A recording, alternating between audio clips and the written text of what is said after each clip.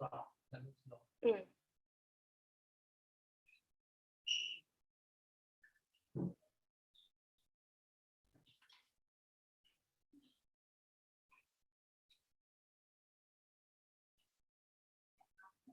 Hello, ladies and gentlemen. Shall we start? Good morning. Good morning and Good afternoon. morning. Good morning and good afternoon, good evening, depending on wherever you are. My name is Christine. On behalf of the organizer, I would like to thank Global Green Growth Institute to lead this session, and thank Ms. Christina Chang for her hard work in bringing a wonderful panel together to address this very important topic. So I'm pleased to hand over to Christina to lead this session. Christina, are you with us?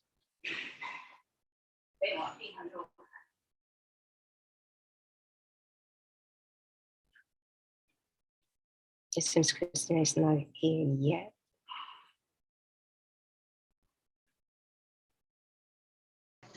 Hello, good morning.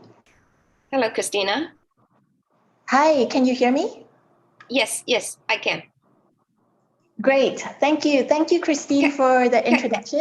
Can you please switch on your video? Because Oh, my video? Sure. I'll switch it from here. Yeah. Oh, no. Wait. Yeah, so that is showing that it's stupid. Let's turn it on from here. Is this okay? Yes. Okay, cool. Yes. Okay, great. Okay, the floor is yours. Go ahead, please. Thank you, Christine. So good morning, everybody. Thank you very much to the Global Forum on Human Settlements for the invitation to GGGI to host this session today. So the session is going to focus on healthy, smart, and resilient cities and communities. And the session will have, well, first off, we will have a keynote address by Mr. Edward Kiaze. Edward is the Director General for Urbanization, Human Settlements, and Housing Development in the Rwanda Ministry of Infrastructure. And following that, we will have two panels with very brief presentations from the speakers and followed by question and answer. The first panel focuses on approaches and tools for sustainable cities. And the second panel, we will hear from city perspectives on digital applications for health and resilience. So we will hear from different sides of the value chain in promoting resilience in cities today. And we also are very happy to have Mr. Arne Janssen from the Urban Environment Specialist from Cities Alliance moderating the first panel. So without further ado, I am going to hand over the floor to Mr. Edward Kiaze to provide a keynote address for the session. Edward, the floor is yours. All right, thank you very much, Christina. And if you allow me, do you hear me? Or Yes. do you hear me very well? Yes, we can. All right. Go ahead, please. Thank you very much. Distinguished guests, ladies and gentlemen, it's really a good, real pleasure for me to be part of this session on health, smart and resilient cities and communities, a very important theme for the era that we are living in. Today, after almost 2 years into COVID-19 pandemic, the re-examination of cities and their contribution to global development is particularly essential. And if I can recall in his policy brief on COVID-19 and in an urban world, the UN Secretary General Antonio Guterres noted that urban areas are ground zero for COVID-19 pandemic, and 90% of the reported cases are found in the cities. So cities are bearing the brunt of the crisis, many with strained health systems, inadequate water and sanitation services, and other challenges, he added. This 16th annual session of Global Forum on Human Settlements and Sustainable Cities is taking place against a backdrop of unprecedented change. An additional 2.5 billion will be living in the world's towns and cities by 2050.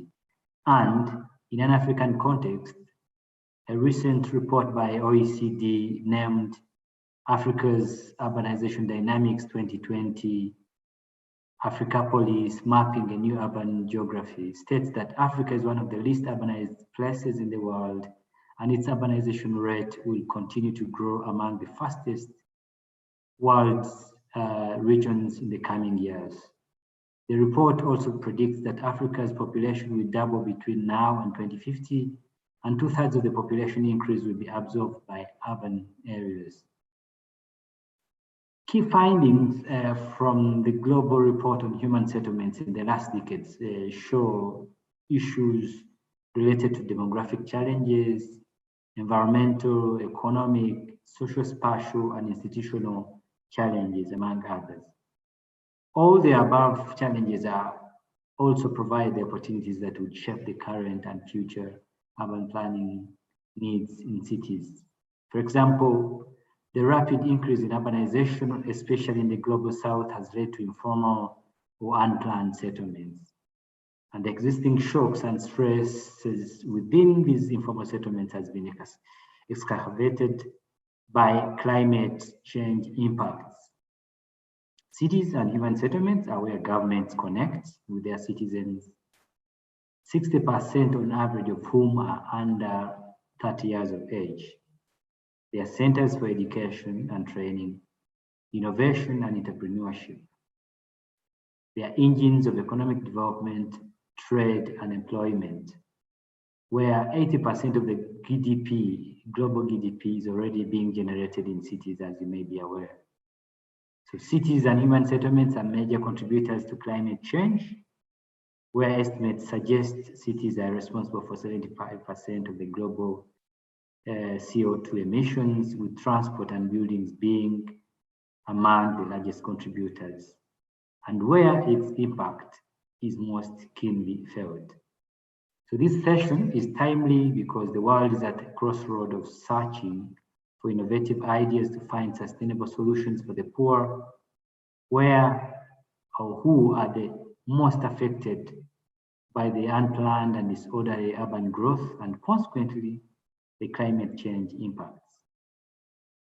The World Cities Report of 2020, as well as the Cities and Pandemics Towards a More Just, Green and Health Future report of the UN Habitat, looked at the value of sustainable urbanization and in 3 angles mentioned earlier, and highlights the opportunities and challenges of sustainable urbanization in post-pandemic era, with a focus on urban economy, society, and environment.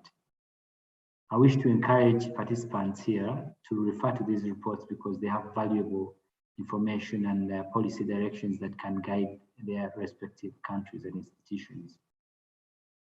I find this session well suited again to this perspective, as it revisits the challenges and solutions of building healthy, smart and resilient cities and communities with multiple and overlapping risks and uncertainties.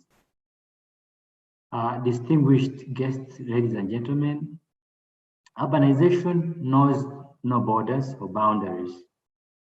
And over the past several years, Rwanda has been searching and has really proven to be a reliable, authoritative and effective in developing networks among urban researchers, practitioners, development partners, and civil society organizations and all across worldwide to ensure its sustainable urban development agenda is achieved.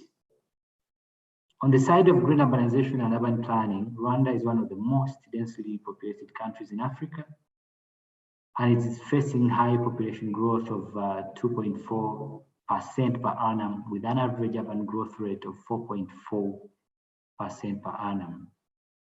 The government, through its Vision 2050, has an ambitious objective of accelerating urbanization and increasing the annual growth of gross domestic product, and with a target of achieving 70% urbanization rate by 2050, and having a high income country status by then.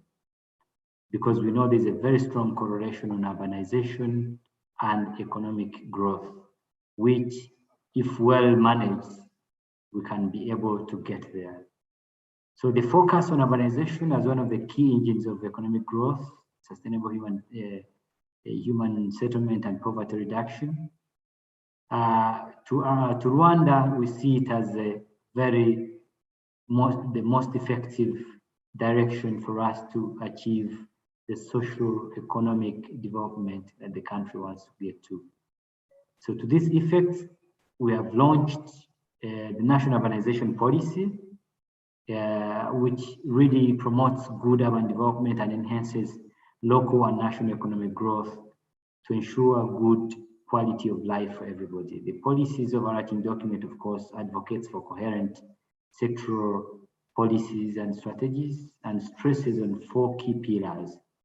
One that brings in institutional coordination, densification, because Rwanda is a small country and rapidly increasing population, conviviality, that's to do with urban inclusiveness in the cities, as well as economic growth. And these pillars, again, are really supporting the government in terms of the implementation and ensuring that nobody is left behind. With the support of our development partner, GGGI, Ministry of Infrastructure has developed a national roadmap for green secondary city development in 2016, a coordination tool and a practical planning instrument which aims to provide a clear strategic guidance for the government and other key partners with green guidelines to ensure growth of the secondary cities that we have right now, as well as the satellite cities that the current new National Land Use Development Master Plan has provided. To this end, the National Roadmap is the direct implementation tool for the green growth and climate resilient strategy also, that also captures in all the commitments, global commitments towards climate change. And we believe this is a very strategic tool that can lead us to get to the healthy, smart and resilient communities and cities that we want. The recently, of course, launched National Land Use Development Master Plan is one of the most prioritized plans stemming from Vision 2050.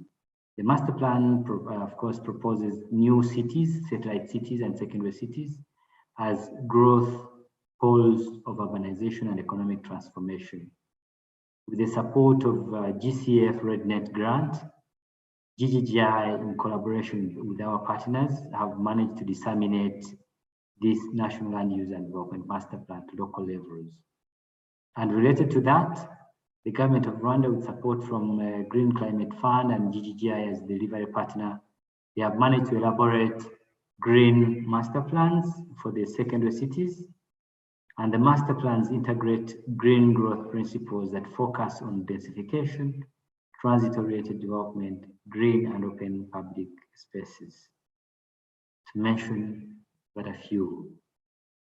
On the side of housing and green buildings, to meet the increasing affordable housing demands, the ministry and the government as well are working together with the different partners to ensure the housing needs are met with focus on affordability, green and climate resilient and culturally appropriate designs, but also not forgetting improving the health of the dwellers of those houses. We are providing infrastructure subsidies and other appropriate incentives to eligible developers to reduce the cost of affordability and also ensure increased access to such green and climate resilient buildings. Of course, the government realizes the benefits of green buildings and multiple economic and environmental social benefits to this effect, elaborated the green building minimum compliance system, a mandatory green building code applicable for all new large-scale public buildings across the country. The Green Building Code is part of the Rwanda Building Code of 2019 and encourages energy efficiency, water efficiency, environmental protection, indoor environmental quality, and green innovation in buildings. On the side of climate resilient settlements, Rwanda is highly vulnerable to flood and landslide impacts, as you may know. And the government, with the support from the Green Climate Fund and Triple GI, as well as colleagues from various institutions, the Nordic Development Fund and the World Bank and different partners as delivery partners, we are really able to implement the National Adaptation Planning Project to build resilience against flood and landslide risks, especially in urban areas, through robust infrastructure and nature-based solutions. Gender responsiveness and social inclusiveness are the key elements of this project. And lessons from this project will be scaled up across the country and the national and subnational entities to build their capacity to address these impacts. Distinguished guests, ladies and gentlemen, as I come to the end of my address, allow me to leave you with this provoking question worth exploring during this the deliberations. One, are we planning our cities and communities looking at the contemporary challenges, but not losing the opportunities that history provides? I'll be happy to hear from you people. Number two, to achieve a health, smart, resilient city and community, do we need a climate action or a systemic action in our approach? I will strongly believe that the debates to follow will advise and inspire new ways to address the threat of risks and contribute to building resilient cities and communities. I wish you fruitful deliberations and health debates. Thank you very much.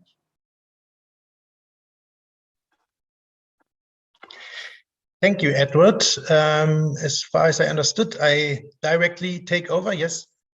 Yeah, thank you, Edward, for providing these insights. And I know that the urban topics are at the heart of Rwandan government for quite some time, and it's really inspiring to see what is possible if the national and the local government and the communities work together there. Yeah, I'm grateful for the organizers to hold a session showcasing approaches and tools in order to build healthy, smart, and resilient cities. Let me briefly introduce myself. So my name is Arne Janssen from Cities Alliance. Cities Alliance is a global partnership to fight urban poverty. We are hosted by UNOPS. And I'm leading a global program at the moment on climate change, resilience, and informalities in cities, where we also look into the various aspects of urban equitable growth, supporting informal communities and local governments to meet the challenges ahead. So it's my pleasure to be here. And like Edward already mentioned, having these kind of platforms for exchanging of experience, I guess it's really crucial, especially in the application of, let's say, new and smart technologies at the city level. I think the panel we are having today here is in an excellent position to exactly do so. So let's hear from our panelists today what tools and solutions are available, what works on the ground. But I also maybe adding to Edward's question that hopefully some of the panelists can take up. So also what makes the technology smart and how can these solutions help us to achieve more sustainable cities? In the panel, I'm moderating here panel 1. We have Ms. Kobe Brandt, who is the Deputy Secretary General of ICLEI, Local Governments for Sustainability, and Regional Director of ICLEI Africa, and Global Director of ICLEI's Cities Biodiversity Center, and also a member of Cities Alliance. It's really great to see a representative from ICLEI, and I know Kobe also for quite some time. Hi. We also have Mr. Ricardo Amoroso, who's from Enel Green Power, Senior Manager and leading the e-city product line at Enel, offering solutions to public administration customers worldwide. So happy to have also the private sector involved here. And the third panelist is Mr. Changsung Yang from the Global Green Growth Institute, where he's in lead of the transport and sustainable mobility section. So we will hear from his experience as well. So as announced already, we would like to have a 5-minute pitch around your main ideas and concepts, and afterwards hopefully have still some time to enter into a brief discussion. So with this, I would ask Ricardo to take the floor and tell us a bit more what is out there as smart solutions, what works, and what can you offer. Thank you. Ricardo, the floor is yours. Thank you very much. Can you hear me, guys? Yeah. Very good. So it's a pleasure being here. Thanks for inviting me and joining this very interesting session on the smart cities and how to make them a better place to live in the future. I'd like to walk you through some examples of what the private sector can contribute in making life of citizens within cities better. If we go to the next slide, we see, just a couple of quick words on NL, a major, a renewable super major with more than 46 gigawatt of renewable energy capacity and more than 70 million customers in the retail energy business. So considering the amount of people in each family, we're talking about almost 500 million of people served around the world by NL in terms of providing electricity. We're also a global leader in innovative retail with the newly formed, 4 years ago, company dedicated to innovative retail, which is NLX. And today, in particular, I'd like to talk about what we're doing at NLX in the city environment. NLX is divided in 6 different business lines. eCity, targeting all the government business around the world, is one of the 6. I lead it. And I would like to give you some real case examples on what can be done to make a better living for citizens around the world. So if you go to the next slide,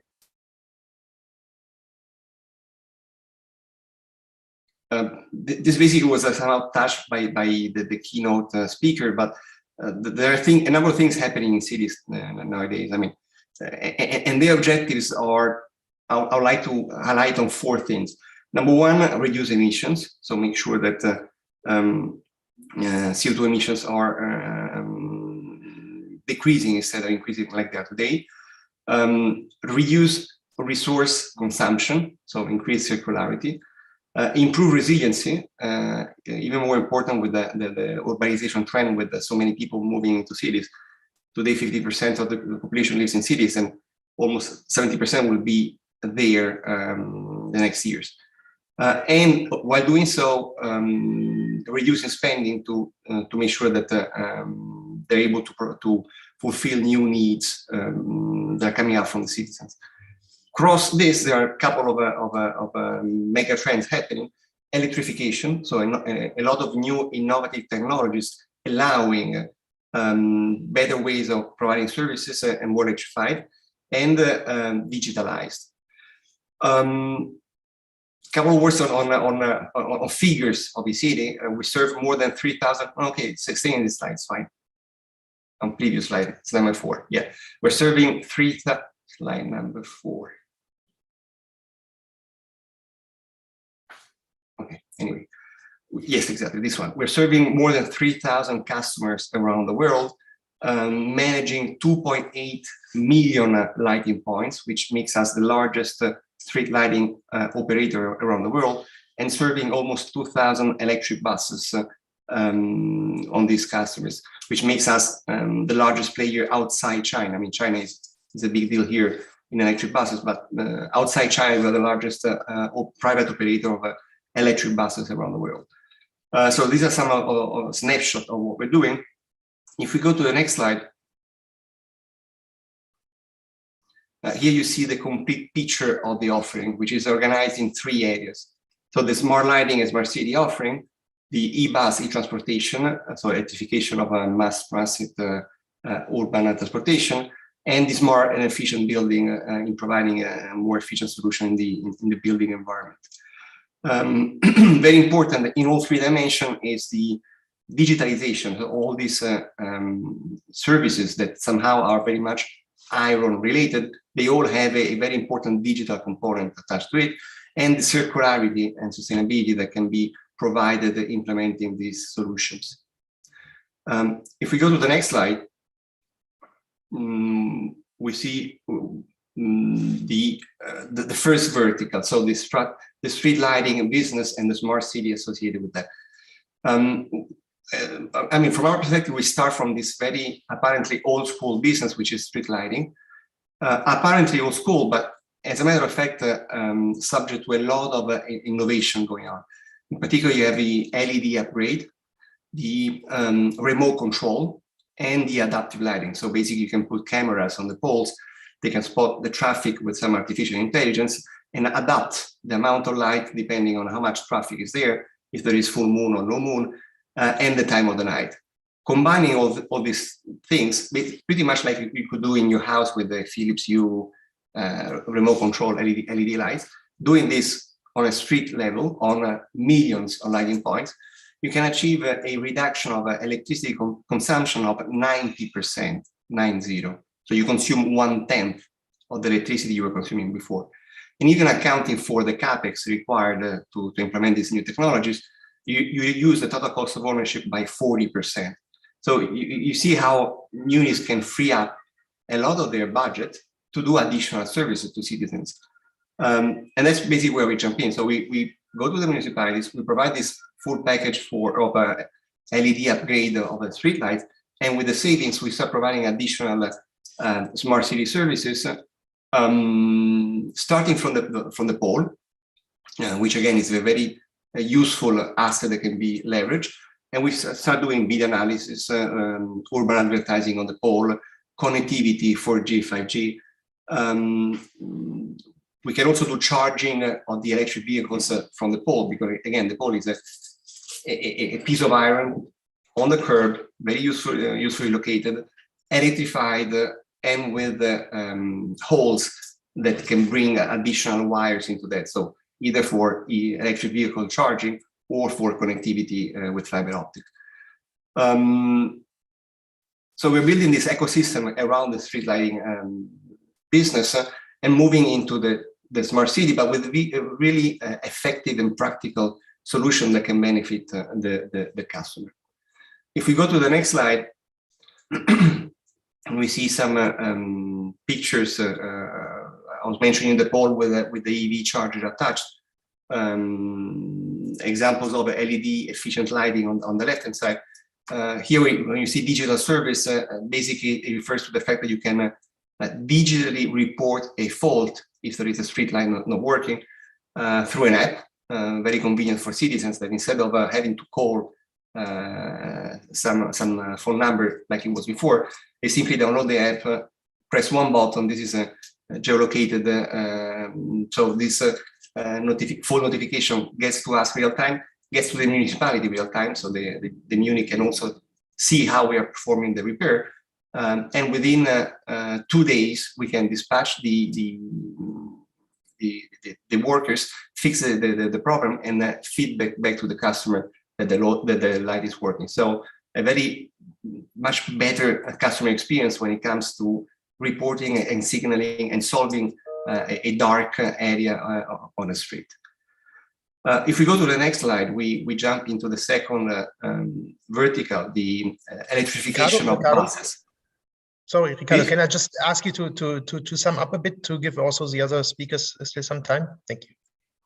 Yeah, absolutely. I mean, very quickly, the second area is on the electrification of buses, where basically we support the municipalities in their journey to electrify their fleets, from selecting the best route, providing the buses, financing the buses, the chargers, the smart charging software, the energy efficiency at the bus depot. So the whole picture of what needs to be done to electrify buses. And again, this is very important because besides being more quiet and no pollutant, because we provide 100% renewable energy, They also are cheaper, and that's a very important thing in terms of cost per kilometer as opposed to conventional buses. So this is very much a disruptive technology coming to citizens, and we'll see more and more of this happening in the next years.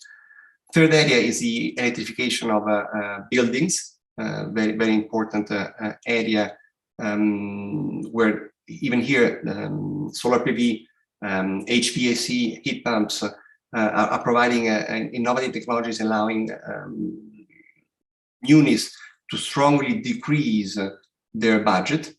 And all these dimensions are very much deployed with digital solutions, in particular a control room where the munis can see how we are delivering.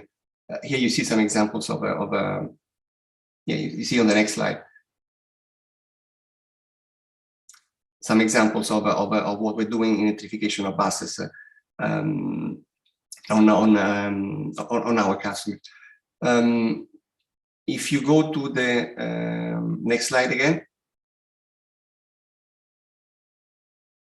here you see the offering in the smart building area to schools, stadium, public offices, stations, hospitals. And if you go to the next slide again, here you can see examples of the control room where the municipality can see all the assets we are serving for them, how they are performing, and have a much better interface in seeing and monitoring how we're providing them the services. So, as I mentioned before, extremely important having a digital component attached to the physical services we are providing to the municipalities. And you see more and more of this happening. And I'd like to give you just a last example. If you go to the next slide. On an example of digital services we can provide to the munis, here you see City Analytics, which basically is a data platform where munis can see the flows of people, obviously in an anonymous way, the monitoring of traffic and the status of the road roughness through devices implanted in the cars, and use this instead information to better plan urban development in the future, in the urban development plans. So again, examples on how the digital component interacts with physical hardware and how we can create this ecosystem supporting the smart city with very clear services, generating a better quality of life to citizens and freeing up economical resources for Muni, thanks to technological innovation, digitalization, and implementing a more sustainable living for citizens. And that pretty much it on my side. Thank you so much, Ricardo. Thank you for this insight into your portfolio of services, I would say. And I also invite the audience actually to enter into a chat with all of our panelists. So if you have any specific questions on services from Ricardo or any further questions, please put them in the chat and maybe the panelists can reply already. Let me move on. Let me go to our second panelist, Mr. Changzhong Yang. Changzhong, what is your experience, especially also having seen now some transport solutions being presented by Ricardo, and how is what are your experiences, let's say, from the ground, and as far as I understood, also from the, let's say, more scientific perspectives there. The floor is yours. Okay. Thank you. I hope you can hear me now. Yeah. Okay, great. Thank you, moderator, and thank you, Ricardo, for your great presentation. So let me briefly introduce myself. My name is Changzhong Yang. It's a leading transport and sustainable mobility in GGGI. So mainly I'm supporting our members to develop and implement sustainable transport. So transport is one of the key technology to achieve the smart city and resilient city. So today, maybe you know that there's transport is a big area contributing, emitting the carbon emission. It's globally 14% is from the transport. So that's why most of country identify the transport is one of the key area to tackle the area to reduce the carbon emission. For example, 86 countries identify the transport as an important source of global greenhouse gas emission. So the rapid and urgent action is needed in the transport sector. In terms of the GGGI member country, also the 80% of the country and member states include the transport sector in their NDC. That means they want to introduce the rapid action for this section. So this is my background, and then in order to reduce and achieve the smart city, actually transport, the key technology is necessary for this area. For example, the smart transport and smart city traffic management system are essential. How cities approach mobility and emergency response quickly. So while reducing the congestion on the city street, and how with the sensor and advanced communication technology and automation and high-speed networks. So in this line, the IT system, intelligent transport system, is one of the key technology to realize the smart city development. So intelligent transportation system, ITS, apply a variety of technology to monitor, evaluate, and manage the transportation system to enhance efficiency and safety in the city. So this figure is one of the key function of the IT system. So the IT system is a monitor and operate and manage all kinds of accident and the cases, and collect the data and send all of the data to the customers or the citizens and the operators. So through the system is quickly respond to any other accident and cases. So this system also the very interlinked to the emergency the system and the disaster system as well. So through the transport management system, it is possible to make the city more sustainable and smart. So the transport management system with the key technology, kind of the unmanned enforcement technology and bus operate technology and road traffic technology and data collection technology, they are providing and monitoring and the managing the all kind of transport situation. And if they get this kind of the information, they are provide the information to the relevant organization or agency and citizens. For instance, the transport management system, they are closely working with the regional construction and management administration, also traffic broadcasting the system, because of if there's an accident, they have to send signal quickly to avoid some kind of serious the accident. And also they are very closely national the weather the administration. So all of the function is quite working together very closely, and that's why that they can manage the all kind of disaster and accident on the road and in the city. So this technology, one of our key technology when we are working together with our member countries. So in terms of the Cambodia, we are supporting the CMNI government, one of the World Heritage area. We actually there is no any public transport system, so that's why we are working together with the government, and we set up the guideline for installing the smart transport system. And also the Ethiopia case, we are working together with the France Development Agency. With the agency, they secured some budget and they installed the BRT system, bus rapid transport system. In the line, we also suggest the bus information system, bus management system, which is one of the function of the IT system. Through that, we support the system more efficiently and safely. They can operate the BRT line. So GGGI has actively support transport implementation in more than 17 countries, supporting members in transition of their sustainable sector to sustainable mode. including e-mobility and smart transport system. So over the world, we are very actively support our government. So I believe that through the smart transport management system, IT system, also the another e-mobility component and the other transport technology is very key, the technology to achieve the smart city and smart resilient city in our over the world. So that's why I would like to share our experience, and then I would like to introduce the smart transfer system for the smart city. Okay, thank you.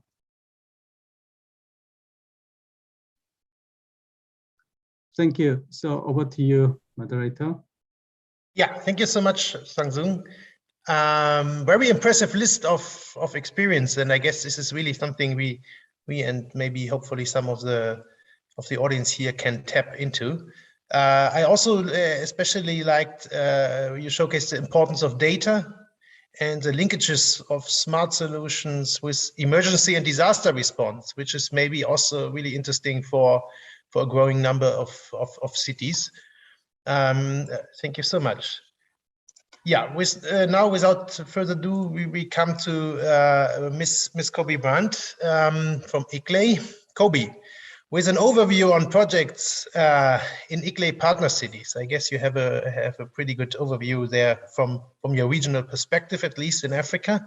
What are some of the highlights you would like to share? Or I also thought maybe you want to run with us a reality check on smart solutions we heard, and maybe some of your experience from the ground. Kobe, the floor is yours. Thank you so much, Arne. As we know, Africa and Asia are experiencing the fastest urban growth rates in the world. With such growth comes strain on our limited resources, which in turn puts pressure on cities to withstand shocks and stresses. Therefore, since over half the world's population today lives in urban areas and is expecting to reach 70% by 2050, the need to build and enhance urban resilience in cities, towns, and regions is indeed pressing. This presents both challenges but also opportunities for cities to capitalize on diverse perspectives and skills, which can, with the right enabling environment, contribute to innovation. This is sorely needed because the systems that are put into place now are the ones which will set the tone for the next century in our new and growing cities.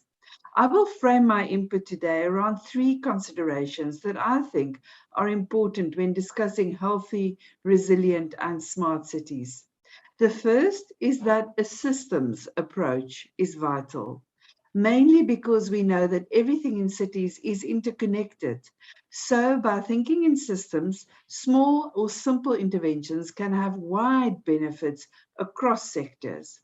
And secondly, technological fixes must consider their appropriateness for implementation in certain contexts and, very importantly, be accompanied by social interventions.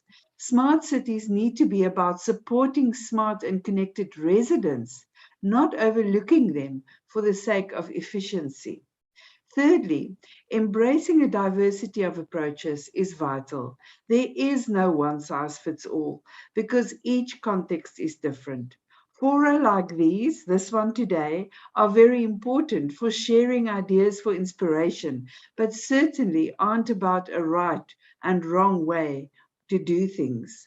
When reflecting on healthy, resilient, and smart cities, I find that a number of entry points quickly come to mind. Here at ICLEI, we have developed 5 key pathways to guide our work towards low emissions, nature-based, equitable, resilient, and circular development in order to create systemic change. By taking such an approach, we are able to support local and regional governments to make resilience a core part of their strategies, plans, and actions. Supporting health through resilient and nourishing food systems is key. The food crisis faced in many cities around the world is also a nutrition crisis. Although we may often have food available, many residents have physical and economic barriers when accessing nourishing food. Supporting the affordability of nourishing foods is therefore vital, particularly to avoid experiences of malnutrition which rob generations of their potential. Water and sanitation have long been understood to be the drivers of good health. Improving access to sanitation facilities can improve health and dignity, while managing the flow of water through our cities is vital for residents. ICLEI has long promoted the value of nature in providing infrastructure services that can complement our conventional water infrastructures. Natural systems regulate our water and air quality and urban temperatures and can make cities very enjoyable places to live and thrive. Supporting citizens to access green spaces equitably and safely is an important consideration. To close my reflection, I would like to emphasize that diverse and context-appropriate approaches are indeed needed. We also would like to note that technology is only as good as the social processes that accompany it. Cross-sectoral, cross-system collaboration is vital, as even the smallest initiatives, such as investing in green space, supporting the monitoring and repair of basic service infrastructure, and ensuring access to markets for nutritious food, can have wide systemic benefits that contribute to healthy, resilient, active, and smart communities. For ICLEI Africa, smart cities are the ones that look at the big picture, using resource efficiency and technological progress, as well as taking overall urban governance into account, to achieve a wider vision of sustainable cities and communities. This balanced approach ensures that the adaptation of smart solutions in cities is people-focused, benefits urban citizens, and ultimately leads to a safe, inclusive, and sustainable future. Thank you. Thank you so much, Kobe, for your insights. And I cannot support this more, what you mentioned in terms of inclusivity and not leaving the social aspects out of it. If you talk about, sorry, they're okay. Yep. They're okay. And what happened with at the council meeting last week? Sorry. Sorry, in relation to what? Okay. So we are back here. There wasn't anything that went to them. So no. Yeah. Okay. So, thank you. Just lining everything up. Okay. So somebody had the mic open, I guess. So we are back. Thanks to all the panelists. I guess we have some. We heard some really good insights on potential solutions and what would work.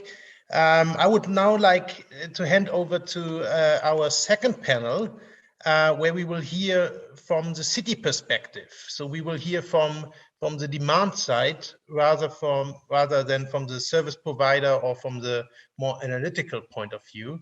So I hope we manage to combine these, and the second panel can maybe uptake on some of some of what have been said in panel one. I understand I give back to the organizers now, right?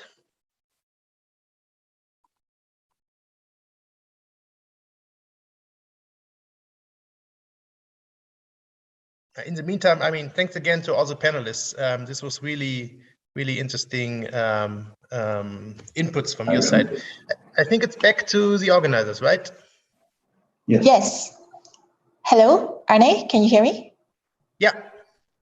Okay, great. Thank you very much for moderating. And yes, echoing your thanks to the presenters, to Ricardo, Changsun, and Kobe for sharing your perspectives and experiences.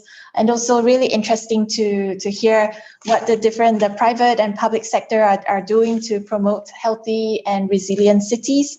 So I think in a way we have been addressing Edward's question right from the keynote address and showing how we are attempting to break away from business as usual to take into account what these current challenges, including rapid urbanization and climate change, in organizing our cities and ensuring that the needs of the city populations are met in an inclusive and equitable way, and sustainable, of course. So now I would like to hand over to Mr. Marshall Brown to moderate the second panel. Marshall is the carbon pricing program lead in GGGI, and he is usually based in the Vietnam office. Marshall, over to you. Right, thank you. So yes, I have the pleasure of hosting a discussion or a few presentations from some of our colleagues who work directly on government initiatives related, or technology initiatives related to smart, healthy, and resilient cities. So in our panel for this part of the session, we have Dr. Andi Harun, who is the mayor of Samarinda City in East Kalimantan province in Indonesia.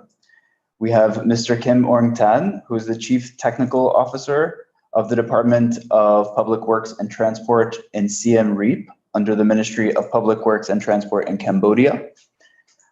We have Mr. Le Vinh Chin, who is the Vice Director of the Tua Tien Huay Center for Information Technology in Hue, Vietnam. And we will wrap up some initial remarks by these gentlemen with a short video from one of our colleagues from the city of Medellin in Colombia. So I would like to start by hearing a little bit about some of the digital applications and technologies from our colleagues in Samarinda. So Dr. Harun, please, the floor is yours. Thank you very much. Good afternoon, everyone. Thank you for the opportunity to share our perspective. And we in Samarinda, East Kalimantan Province, Indonesia, have learned in our effort to create healthy, smart, and resilient cities and communities. But first, allow me to give a brief introduction. Next slide. The city of Samarinda is located in the East Kalimantan Province, Indonesia. You can take 2 hours to our direct flight from Jakarta, the Indonesian capital city, to Samarinda. So we have 71.8 thousand hectares of area, slightly smaller than Singapore, with total population of 827,000 people. Our economic structure dominated by the tertiary sector, consisting of the trade, hotel, and restaurant sector, as well as service sector, which contributes 58.7%. I am to employ Samarinda as the center of civilization throughout smart cities process. That's like the Smart City Plus is defined as a concept to strengthen our communities by rebranding or smart scale enterprises. Then the use of information technology, as well as environmentally friendly and good governance practice. Like the slide, you can see my Smart City Plus program, and the first smart improvement is city greening, Jengrinda. I call Jengrinda in smart improvement in like in Samarinda. Use oil management, so smart economy. I have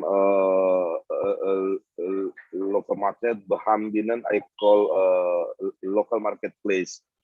And so local tax digitalization and point of sale implementation. So public services mall. Then small government. I have a command center connected to citywide CCTVs and 112 ambulance service 24 hours and my infrastructure fiber optic networks between government agencies. So smart branding. I call in Samarinda Citra Niaga Marketplace Revitalization. Smart branding master plan, smart branding logo, and tourist attraction. I call in Samarinda, the name is Festival Mahakan. Rembuk Pariwisata and Mahakan Travel. Then smart society. 112 hotline as a reporting channel for the public. Integration of students enrollment database and other education related. Then smart living. As well also as present COVID-19 pandemic in this our economic growth. Next slide. Economic growth. However, we found an opportunity to rise during handling the COVID-19 infection in our area. Then Samarinda increasingly equipped with decentralized contact center to support the local government in handling COVID-19 case. Is called in the Samarinda 112 hotline. It was initially launched 2 years ago to act as single hotline to support the dissemination of information on the safety, disaster, and epidemic in the city. This hotline is connected to operators at the Samarinda Command Center managed by the Information and Communication Department or agencies. Then hotline is planned and designed to be connected to all government agencies in the Samarinda to ensure rapid emergencies responses on varied issues. Next. So the hotline 112 is a national program initiated by the Ministry of Communication and Information Technology. 112 emergency call service is local, enabling residents for life Samarinda city to get a direct connection to the Samarinda government's emergency service operator when dialing 112 through smartphone or via landline. Then during period of 2020 to 2021, the hotline 112 has recorded up to around 27,000 indicates the COVID-19 trend is starting to be overcome. In addition to that, we are also implementing 5 strategies in handling COVID-19. The focus of improving health care and health facilities, strengthening the capacity of personnel and institution of 112, web development and community-based handler. So you can see the slide from the starting the March of 2020. So the hotline 112 doesn't morally receive calls, but also coordinate with the relevant agencies and other stakeholders until the callers are properly treated. Next. Next slide. Yeah. COVID COVID-19 response strategy. Economic growth, the strategic first health management, testing and tracking increase. So combination with the vaccination increase, then clinic to serve as quarantine clinics. Then second strategy, 112 strategy, worker training. So 112 infrastructure and equipment procurement. Then COVID-19 response capacities improvement. Then the strategy website development. Data on positivity rate and the order spatial distribution by district and sub-district, include regulation and advice on COVID-19. Beneficiary of support during the pandemic, then data provision for national and provincial government website. So next, the strategic neighborhood, sub-district and district level COVID-19 task force strengthening. Then district level cost handling team. So I have a clinic telemedicine, and then support by district and sub-district.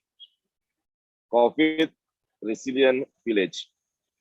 And strategic 5, bed increase in clinic and hospital. Additional bed provision by private hospitals and oxygen tank increase. Only that my presentation to today.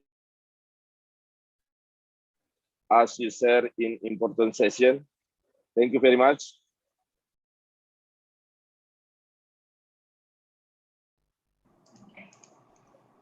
Thank you. Thank you very much, Dr. Harun, for your time and for preparing that detailed presentation. I think that shows a lot of commitment from your city government to continue to evolve the system and adapt to the crisis. And that's exactly the type of response that will probably continue to be needed as we experience more climate-related events. So thank you for that example. I want to turn now to our colleague in Siem Reap, who is going to talk a little bit more about a long-term plan, their electric bus project that they've been working on. So please, Mr. Tan, on to you. Thank you, Marshall, and good afternoon, everyone. First, I would like to thank the organizer, moderator, for giving me the opportunity to join the 16th annual session for Global Forum on Human Settlements. So my name is Tan Kim Ong. I'm from the Department of Public Work and Transport in Siem Reap.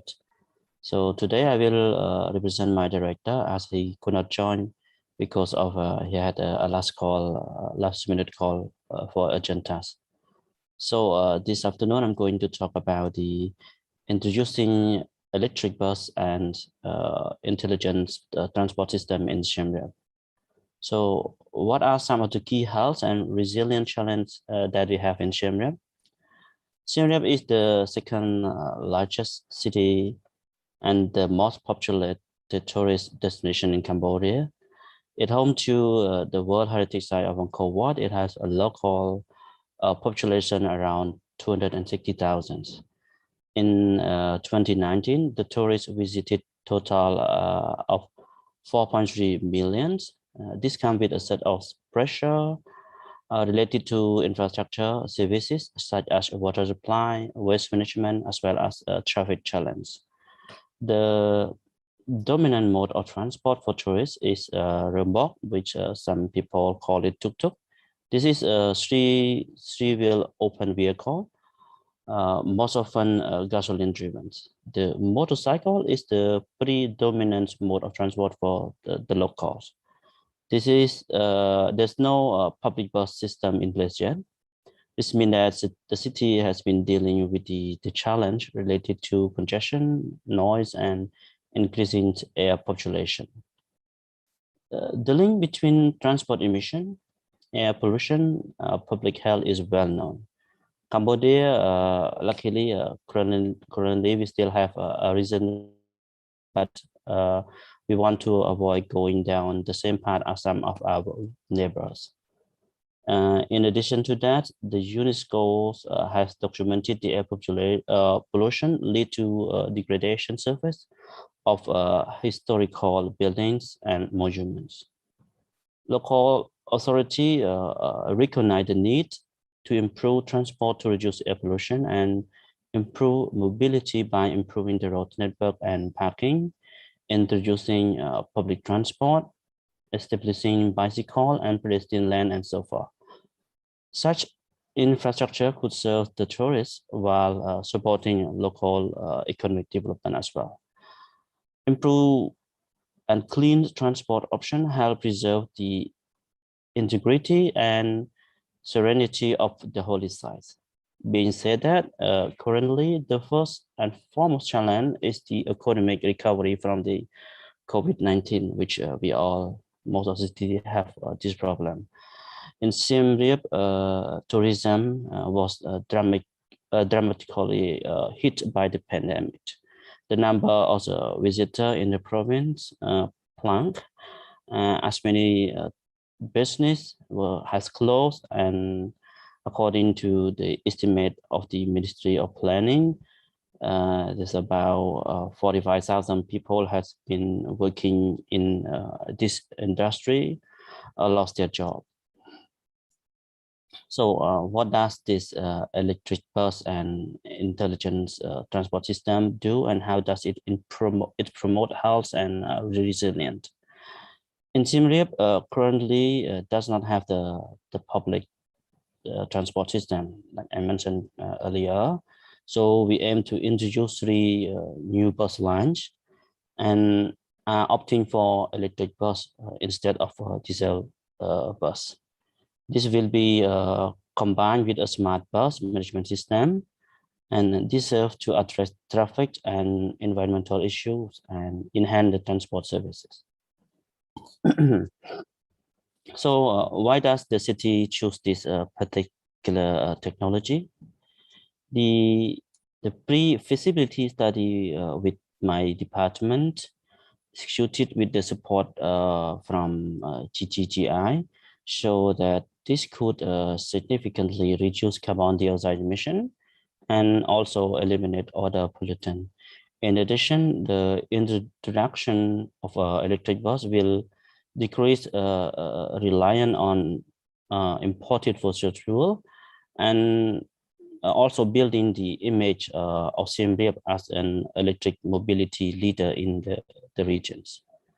The electric bus option would require additional capital expenditure compared to diesel fuel, of course. But operating a fleet of e-bus is financially attractive over the lifespan, because the total cost of ownership of electric option is lower than diesel, because operational savings are high due to the significant cost saving during the operation. Mr. Kim, can I ask you to just maybe wrap up quickly in the next minute or so we can keep the session moving for everybody? Okay, good. Thank you. I'm about to finish that as well. A satisfaction survey we identified that the major transport problem facing a citizen in Siem Reap were traffic congestion, lack of traffic information, and also lack of parking space. So the problem arising in the transport service are absent, and actualization of the service information it also lack of sufficiency and survey as well. So a parking management system may help to solve this parking problem by using illegal parking and efficiently secure parking space. by providing bus information to citizens through a bus information system. User satisfaction could be improved as well, and demand of public transport service could be increased. Thank you. Thank you very much, Mr. Kim. I think that you sound like you're very busy with a lot of different projects to turn Siem Reap into a very smart city. So yes, at the moment, great work. Yeah, great. So the next speaker I'd like to turn to is Mr. Chin, from who's based in the city of Hue. Mr. Chin, are you there? Yes. Okay, great. Yeah. And please, I'd like to encourage any of the participants, anybody who's in the meeting, if you have any questions or comments, you can type those in the chat, and we can continue a conversation over the chat as well. But in the meantime, please, Mr. Chin, tell us about the interesting application that you've created for your province. Yes. So, distinguished guests, my name is Jian. I'm Deputy Director of Thừa Thiên Huế Province of Information Technology. So before I start to talk about the application, I would like to talk a little bit about our city. So our city is Huế City is a ancient capital of Vietnam, located in the center of Vietnam. And the city is the first city recognized as a national green city by WWF in 2016, and also honored as a Asian green city in 2014, and a Asian green tourism city in 2019. So for the topic today, about the showcase approach and tools to build a healthy and smart, resilient city and communities. So I would like to talk about what our city has done, especially the Huế app. Huế is the name. Huế is the name of our city, as stand for smart. And so Huế is an interactive channel between the government and our citizens, and also our enterprise. So it also an effective means to report a local issue in the real time and receive the direct relevant authorities. And then with that app, we have about more than 17 services implemented and integrated into that app. We can think that it looks like a super app, and they do some kind of a real-time feedback, notification and warning, online public service, health record, and information about the city and disease prevention. So for the time of the COVID-19 is spreading now, we implement a COVID declaration and also a tracking tool for that. And also there are some kind of online camera and transportation, tourism service, and so on. And with that app, after more than 2 years of using that app, so now we can come to a conclusion like this: is the apps is a solution that contribute the innovation of management method and work processing of the government agencies, and also attracts the interaction between the citizen and enterprise with the government and increase their satisfaction with the government. And I think technology in the app is not the main point, but the way the main point is that the way the government use the app to satisfy our citizen and our enterprise to satisfy that.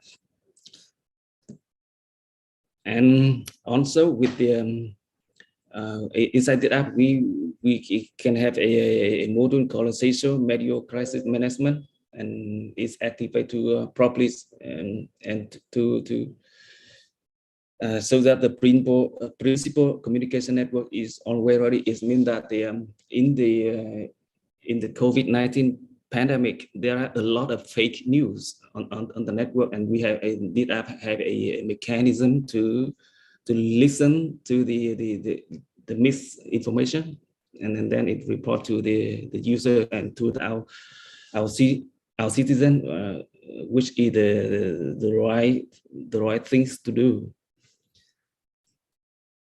And I think time is over, and I think that's all about my presentation about the small app and what our city has done to protect and to help our citizens to have a better life and to save during the pandemic, COVID-19 pandemic.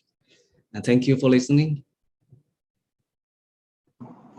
Thank you very much, Mr. Jin. I think that's really great that your city has been working so long on that type of application. Even before the COVID crisis, you had developed this approach to interact with citizens and really looked at how to improve the life of citizens in your city. So they knew where to go whenever they needed information they could trust about the pandemic. So that's really inspiring, and I think we all can learn from that experience. So in a similar vein, so we've seen 2 applications now, and I think the third one that we'll learn about today is from Colombia, from the city of Medellin.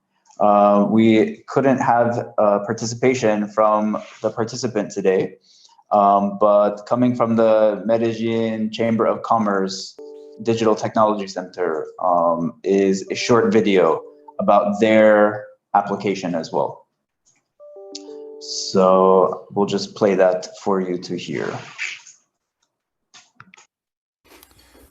Good morning. My name is Ruben Cadavid, and I am a digital business cluster director of Medellin City, Colombia. And I am participating in panel 2. My participation is about the development of a specialized platform based on ecosystem for the cluster strategy in Medellin. Our cluster strategy in Medellin is made up for 10 clusters. We have 6 industry clusters and 4 agro-industry clusters. All these clusters are focused on or based on policy of productive development establish the priority in the matter of product beds. In these productive beds, we have energizing areas like intelligent region, advanced medicine and wellness, green and sustainable territory, inclusive and sustainable industry, and entrepreneurial region is the last one. Talking about the healthcare industry or healthcare needs of our region, we consider 3 fundamental elements. They are the empowerment of our people toward the individual and collective wellness. The second one is the collaboration between agents of our ecosystem, and the last one is use of the advanced technology. What is the best way to integrate these fundamental elements? It is basically developing a digital platform based on ecosystem. Is an excellent solution just to integrate these elements. But why is so important the platform based on an ecosystem for a city? Because the ecosystem finally means co-evolution and collaboration between the regional agent related with the industry.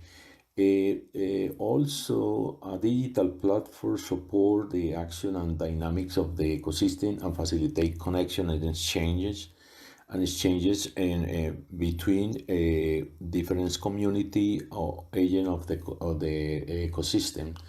It also allows the inventory and consolidate the capacities and related services of the region to be used for different communities, and finally allows or facilitates the future evolution to a hub of innovation for a specific industry. How we can configure an ecosystem based on a platform based on an ecosystem. There are many ways to configure the ecosystem. It depends on the needs or the objectives you are looking for. We can configure, for example, in the healthcare and wellness ecosystem with specific topics like medical service, for example, predictive health, consumer health products, or also include innovation capabilities generation. So these four are related with the needs that we have. But to support the needs, we can provide, using the platform at the same time, provide services to support this subsector. For example, we can provide knowledge and training. We can provide information, useful information about trends and technological surveillance. Relationship facilitates relationship at business among all agents of the ecosystem, but also we can provide a product services portfolio provided for allies or partners in the region, providing services to all the community. So we in our strategy are defining, designing, and implementing some platform right now. Mainly, we are working in Industry 4.0 and digital creative services, but also we have identified several more, like intelligent mobility, advanced medicine and wellness, digital health, and a study center for small and mid-sized enterprise.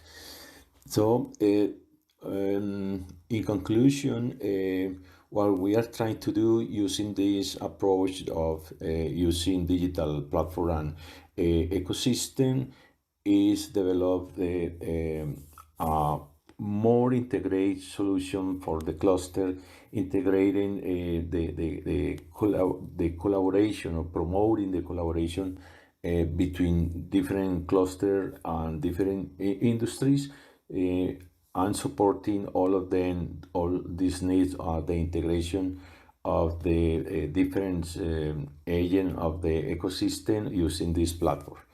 If you need more information about, you can contact me. I'm going to send. I will be sending the information. Again, my name is Ruben Cadavid, and I appreciate for the opportunity to present this information. Thank you very much. Great. Okay, so yet another really good example of how digital applications can help respond to and integrate different challenges, whether they're related to business, related to health, related to environment, or bringing those things together. So I think that was a really great spectrum, actually, of technology solutions. And I actually don't see any comments or questions in the chat. So I think when we're running quite short on time, we have about 6 minutes left. So maybe it's better to summarize and wrap up the session. So unless anyone wants to pose a question, what do you think? Should we open the floor? Well, the floor has been open. Okay, the floor is open, so. Right, so as we close the second panel, I want to thank Mayor Harun and also the other speakers, Mr. Chin and Mr. Tan from Cambodia and Vietnam, and also many thanks to Mr. Ruben Cadavid from Medellin, who prepared the video for sharing with us the message from Colombia. So we have seen in today's session really diverse approaches and tools to apply to improve the living standards or experiences for city dwellers in different countries. And I think we've heard also the underlying considerations in the approaches, and definitely we see that one size does not fit all, and in different countries and different cities we need to employ different tools and different approaches, customize them so that they fit the context and the needs of our people in different cities. And we've seen the application of technology to address health outcomes, to address access to the right information, to address traffic congestion and energy or resource efficiency. And so we see that, you know, the application of technology to improve the resilience or improve the sustainability of cities. And also, I think we heard very interestingly the perspective of moving beyond just looking at environmental resilience, but also to look at the use of applications, technological applications to enhance financial or economic resilience, to create jobs, to diversify our industries. And that's also really important to see that smart technologies or digital applications are just a tool, right? One tool among many for city planners, for decision makers, for politicians to employ to improve the cities that we live in, for the people who are increasingly moving to cities for their livelihoods. So with that, I think we have come to the conclusion of our event. And thank you very much to GGGI partners and also the other speakers who have come to share your experiences. Thank you especially to Edward for your opening remarks and setting the scene really well, posing the question that led to the discussions that followed. And we look forward to working with more partners in the coming years in improving sustainability in cities and across the different industries to promote resilience and health. Thank you very much. I'll hand you back to Christine. Thank you, Christina. You have already done a good summary because we're going to have another report back at the closing session later on. But thank you, Christina, Anne, and Marshall, and our panelists. Well, in this session, I can still recall that Edward from Rwanda has posed a question regarding the climate action, the systemic action which we take. Absolutely, both of climate action and systemic action go hand in hand. We cannot have one without the other. And also the smart approaches and the solutions our panelists have shown can, of course, enable us to move faster and more efficiently towards our end goal. So once again, thank you for the very interesting presentations and the potential solutions. So after the event, we will make all presentations accessible so that all stakeholders, especially our mayors and city managers, can really learn something from the proven practices in other cities and regions. So that's the end of this session. Thank you once again to GGGI. So coming up next is a session on circular economy and zero waste cities. So I'm going to hand over to the moderator, Mr. Mohanty. Mohanty, are you with us? We still have 10 minutes to go.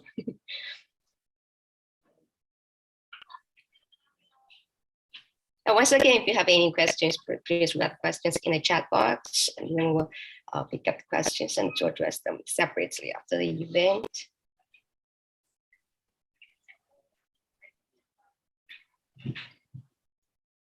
Okay. If I noted that some of our panelists in session circular economy and zero waste cities already here. If you wish to have a quick test, please go ahead.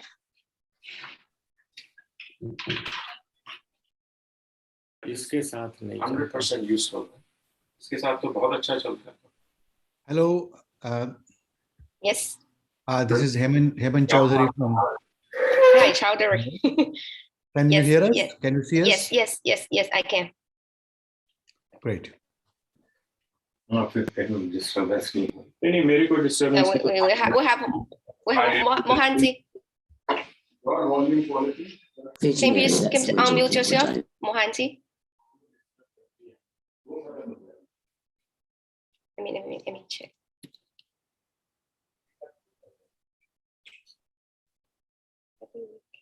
No.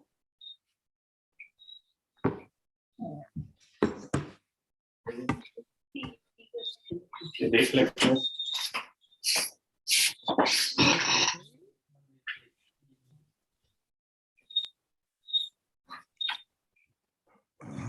वो ਇਹਦੇ ਨਾਲ भी हो जाएगा.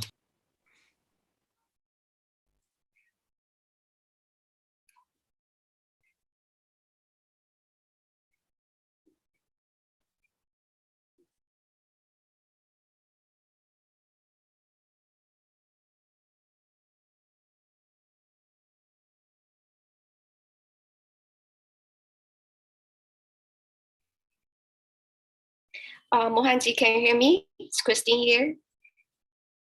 Can you please unmute yourself? Yes, I can hear you, Christine. Cool. Oh, okay, excellent. Yes, how are you? Good. So it is time to start. I can start now. Okay, go ahead. Before starting, I just want to double check. You want me to play the video of me, Professor Visu, from my side? Because yes. I got his video. Thank you. Okay, got it. Okay, go ahead. Okay, thank you very much. I would just like to check whether Dr. Rene, are you here with us? Because you are the first presenter.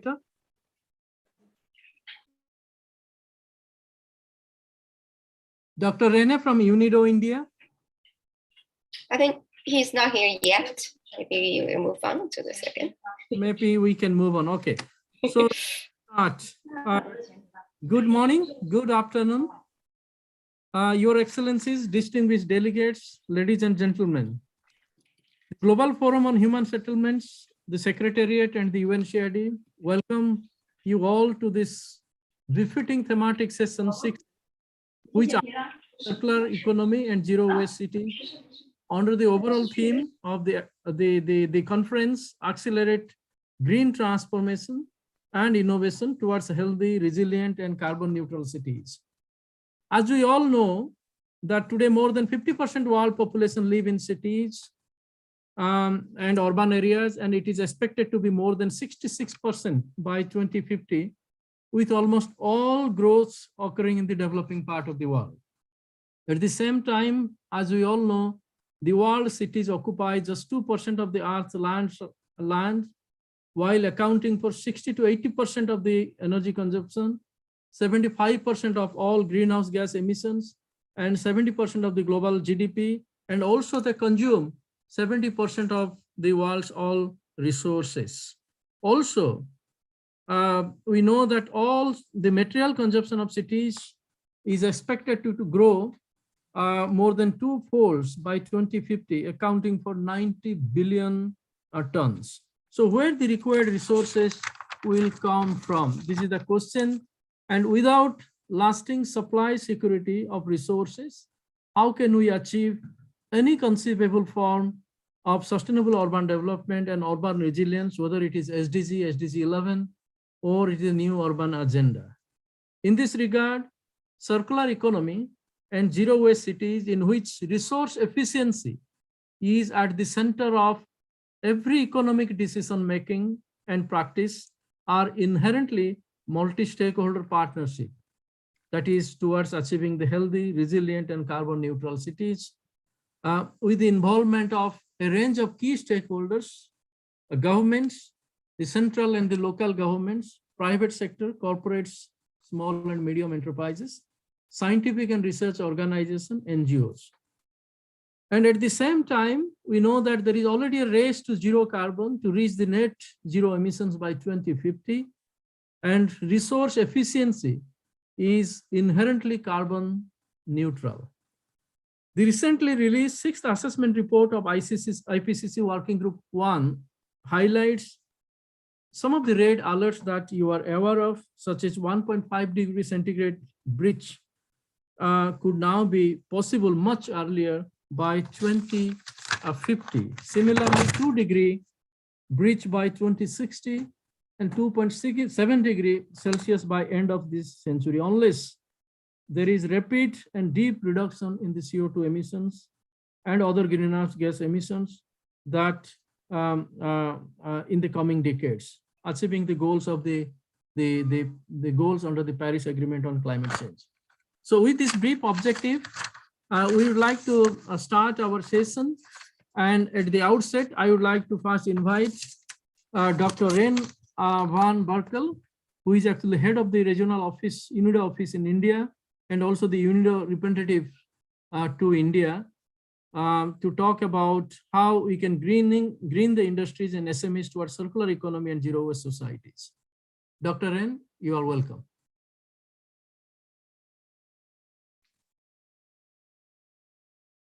Thank you. I think I'm audible right now. Is it fine? You are very clear, Rene. Okay, that's fine. So I wanted to also share a few slides. So thank you, Chair, for giving the opportunity to UNIDO to speak on this theme of greening of industries and the link to the circular economy and zero waste cities. So I think I would like to start with the notion of what is now the triple planetary crisis. So that we're basically seeing that climate change, biodiversity loss, and pollution add up to 3 self-inflicted planetary crises.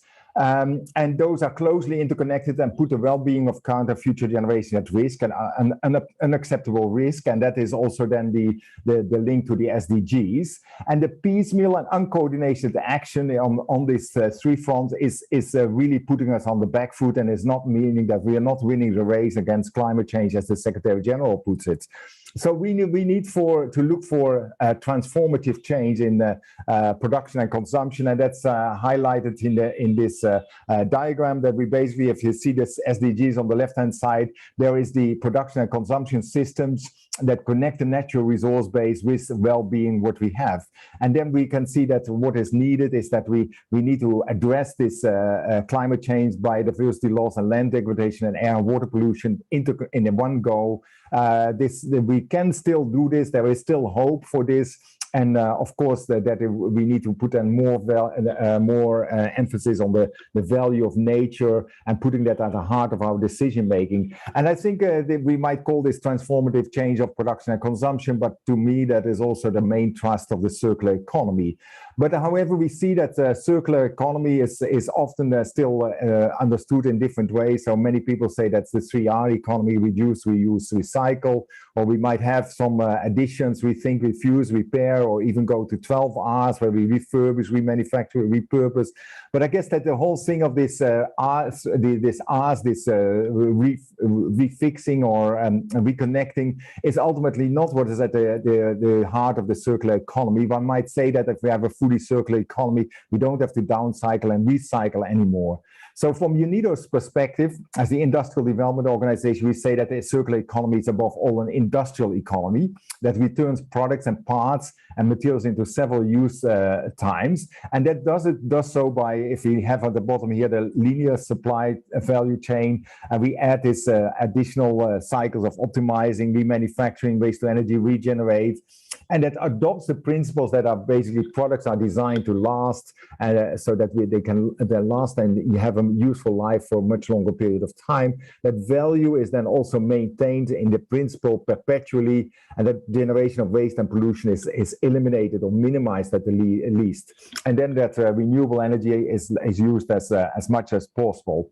I think that if I may take some work from the European Environmental Agency, then maybe we could come to a taxonomy of a circular industrial economy. So it's clear that that it's about innovation in products, materials, and technologies, but also in business models and also in consumption patterns and lifestyles. It applies to all the life cycle stages, so materials, design, use, end of life. And clearly it has, of course, also to do with the enablers of educational and behavioral change, public policy and markets that need to be developed. But at the heart, I believe, is the starting point, which we see there are kind of circular strategies which are implemented. And I go on record to say that basically it's three. So we need to say that we have a resource shift, which is maximizing substitutions of non-renewable resources by renewable resources, or one might say go renewables. And the second one is to improve the efficiency in the use of all resources. That's the agenda of resource efficiency. And then the third one is the resource circularity, value recovery from all waste. And I think it's important that if you want the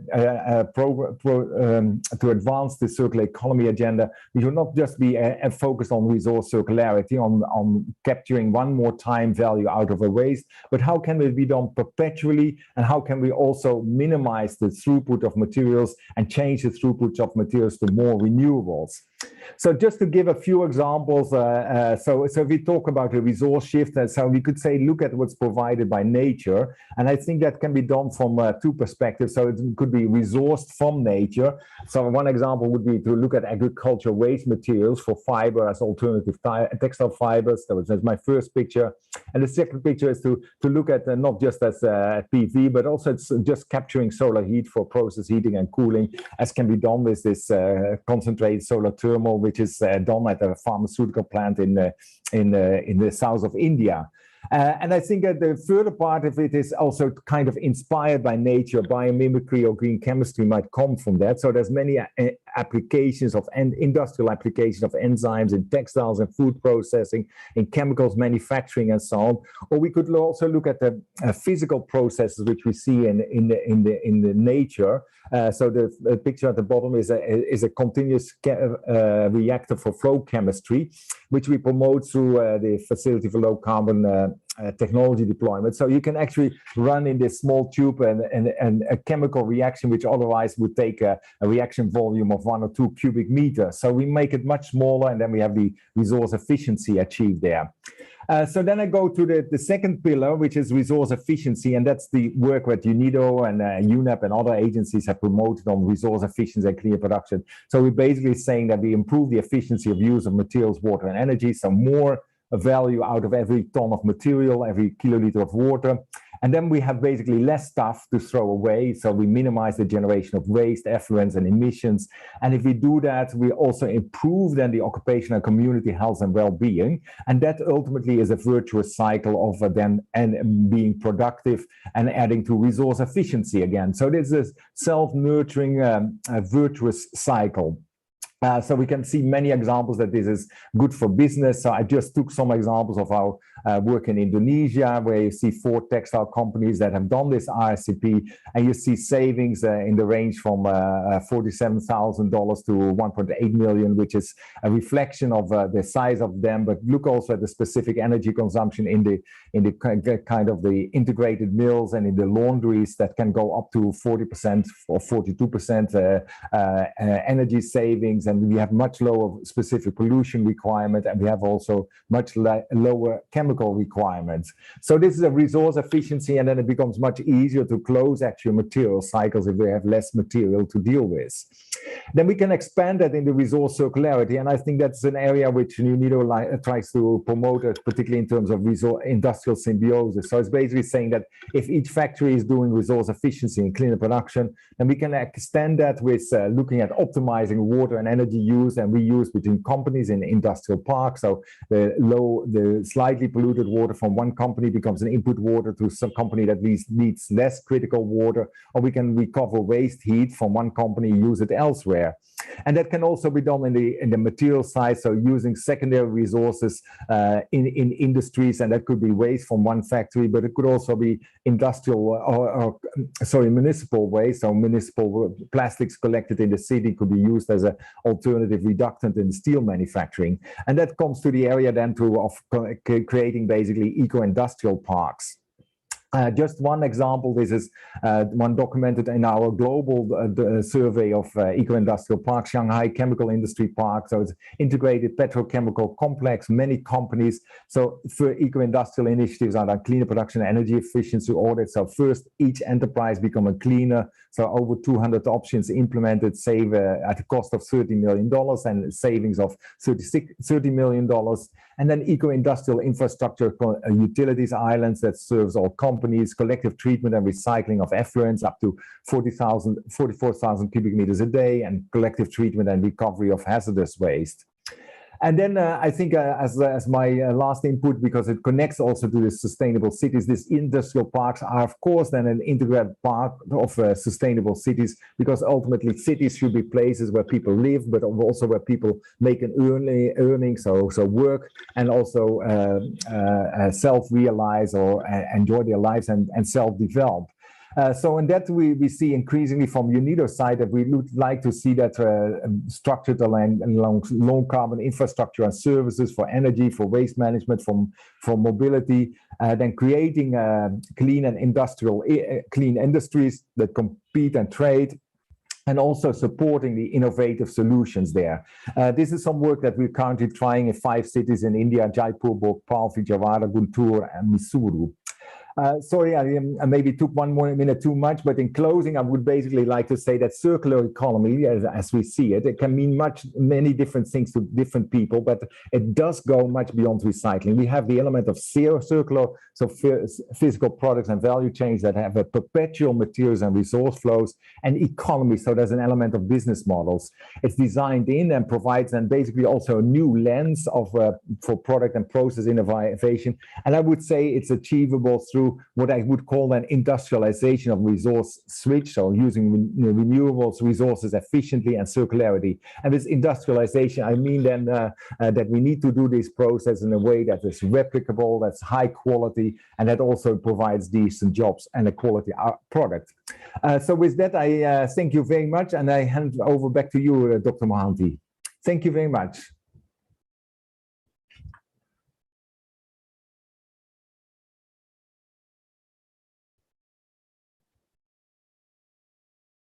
We cannot hear you, Dr. Mohanty. You are. I'm sorry. I'm really sorry. Thank you very much, Dr. Rene. So thank you very much for your enlightening presentation to outlining the industrial circular economy is the basis for moving towards circularity and the zero waste societies. Thank you. With this one, I will quickly go to the second presenter, Dr. Keisuke Nansai, who is the Research Director, Material Flow Innovation Research Program of NICE, Japan. He will be talking about advancing system research towards decarbonizing circular economy. Decarbonize circular economy. Yes, Dr. Nansai. Yeah, thank you for the kind introduction to me. Let me share the screen. Okay. Okay.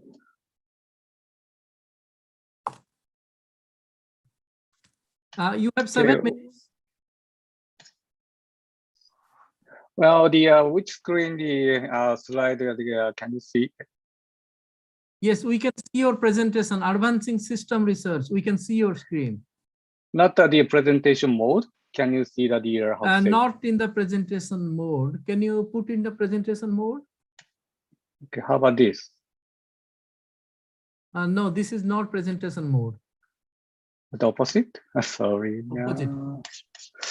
Okay, how about the this? previous one was the presentation mode. Okay, maybe this will work. Okay. Yeah.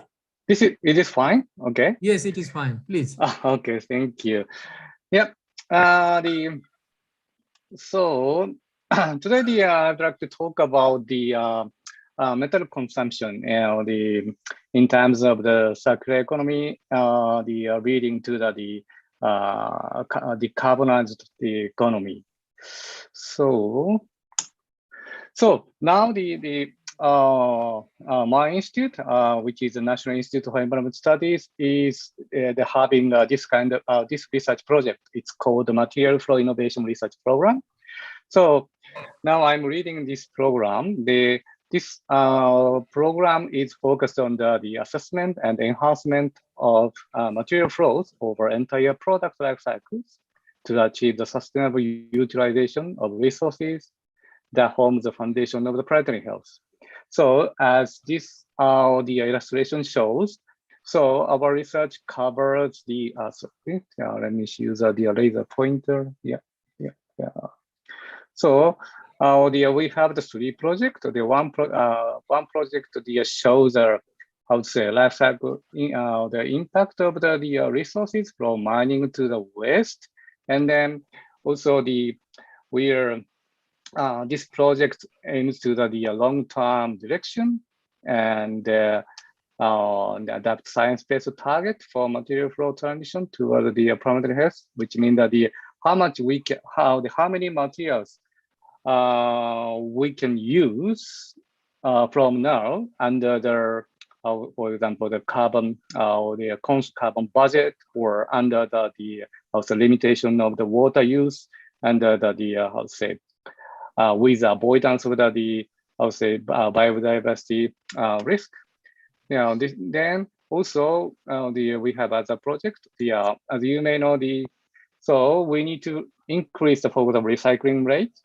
If we increase the how to say the recycling rate, we have to how to say we have to make a new system of recycling. At the time, we may find the I would say other environmental problem. For example, when we mix the plastic and paper plastic, so other toxic the unknown toxicity or other chemical reaction could be made by the new recycling scheme.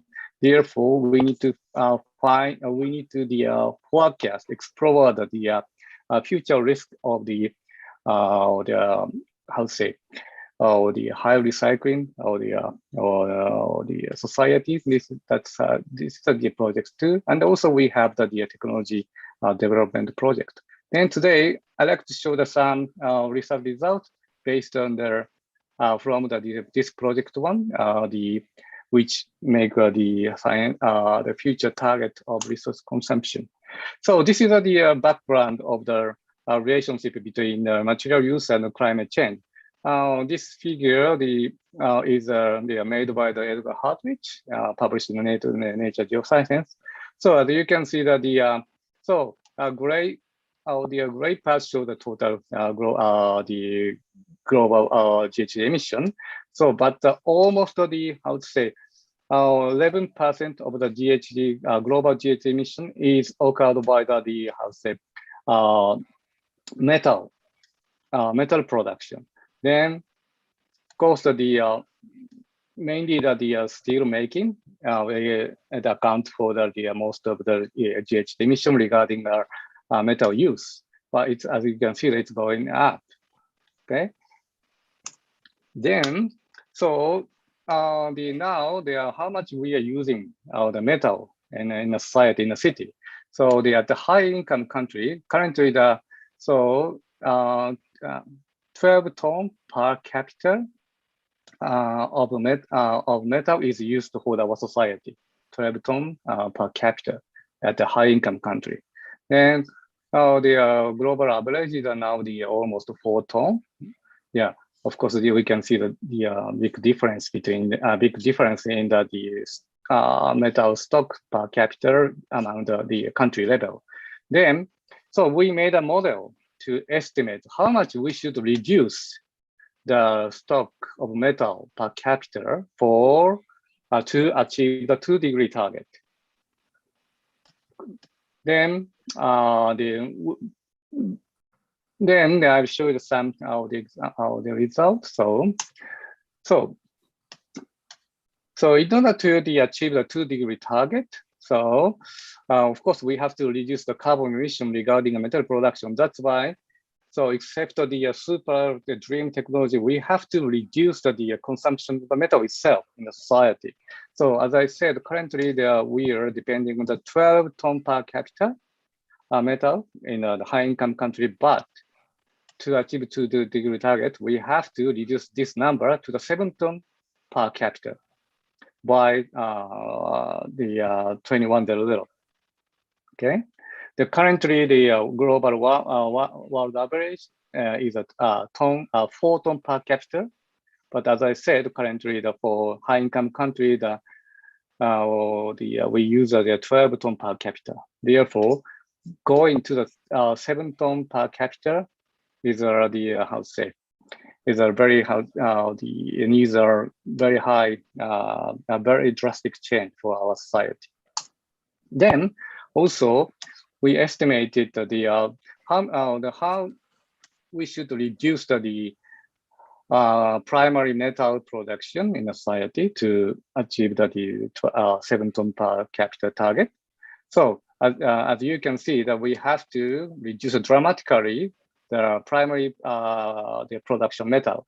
Instead of that, so we need to sustain our society. We have to use a secondary material, which means that we have to promote circular economy to much greatly and dramatically like this.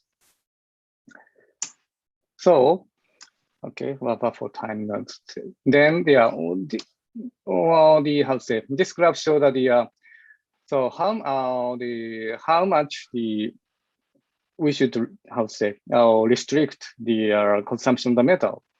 So this is the percentage of the available materials under the carbon emission under the carbon constraint against the total mining available steel.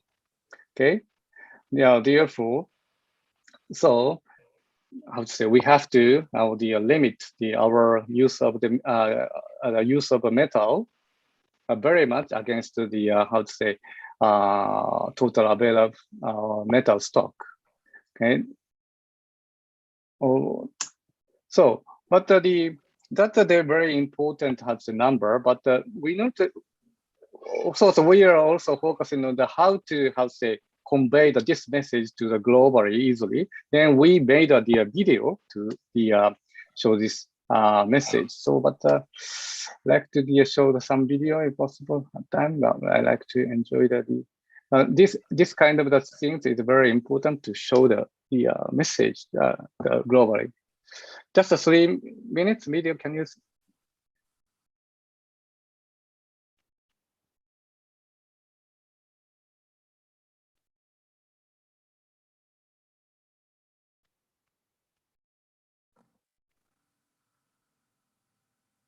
There is no voice in this video?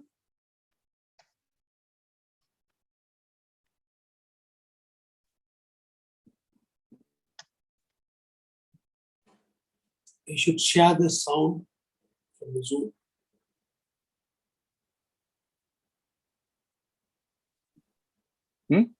Can't you see it? Sorry. You have to share the sound from your Zoom. Sorry, you couldn't see the. Yeah. I see, but no, we could see the video, but not the sound. Okay, sorry. I don't know. Okay. Okay, no problem. I think the participants can see it. I think from the. Okay. Then let me skip this video. Sorry for that. Yeah, maybe. Yeah, but so you have 1 minute. Could you please wrap up? Okay. This is actually the last video, slide, which I wanted to show. Yeah, because I want to show that how we should give those messages to many the audiences. Yeah. Okay. Sorry, thank you very much. Yeah. Thanks. Thank you. Thank you, Dr. Nansai, for presenting us the science-based targets for material flow transition towards circularity as well as the planetary health. I think it is a very scientific presentation. In fact, in the panel discussion, we have a questions related to how we could better engage the scientific community for strengthen the science policy interface towards addressing circular economy. Maybe we can address that time. With this, I'd like to invite our next speaker, Dr. Arthur Huang. He is the founder and CEO at Miniwiz, the Taiwan province of China. He will be talking about the need for sexy straws. Yeah, hello everyone. Can everyone hear me? Yes. Okay, So let me quickly share the presentation. You have 7 minutes.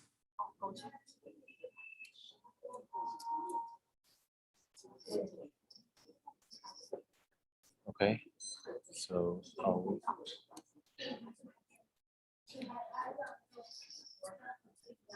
hello everyone. Right now, we all know recycled material is good. We need to do a lot more of that. But unfortunately, many of the technology is missing. So that's what we are focusing on for a long time. We've been around since 2005. Just a quick intro of who we are. We always believe there should be zero waste. So that's mean the way how we design, how we construct, how we mechanically create anything should already design for disassembling, all the way to the material we choose, the energy we use to create those material and systems. And who we are, we basically identify ourselves as a trash material innovation technology company. We specialize in circular construction. So we optimize into 3 simple modules where everyone can understand and make circular economy simpler. Basically on design engineering, all digitized, no paper, nothing is what we call linear flat drawings. Everything is weight-based, so right away can go through LCA analysis, ISO 14040, and all the work we do can directly be translated into embedded carbon footprint. The second thing is we develop modules of construction products where it can be implemented directly into buildings. And the third is we design and actually produce these machines, upcycling smart infrastructure, decentralized infrastructure. So you're able to create materials and these systems on site, decentralized. And of course, our vision is to lead in this ESG construction opportunity. And we have built over 300,000 square meters of commercial spaces worldwide.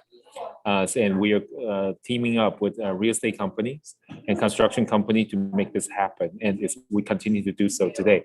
And here's a quick video of what we are doing. We want to matter. We want to matter to the non-toxic future of our world. We want to matter to the sustainability of our community. At Miniwiz, it is our mission to change consumer behavior into a circular one. It is the only way for us as a species to sustainably consume our limited resources. Overconsumption is a complex system problem. There is no single miracle cure. We want to matter by proving human consumption can be satiated with our very own trash. We have dedicated ourselves to turning decades of environmental pollution into solutions that will enable us to live sustainably. We want to matter, so we turn ourselves into magicians of trash, inventing new ways of transforming our everyday trash into high-performance works of art.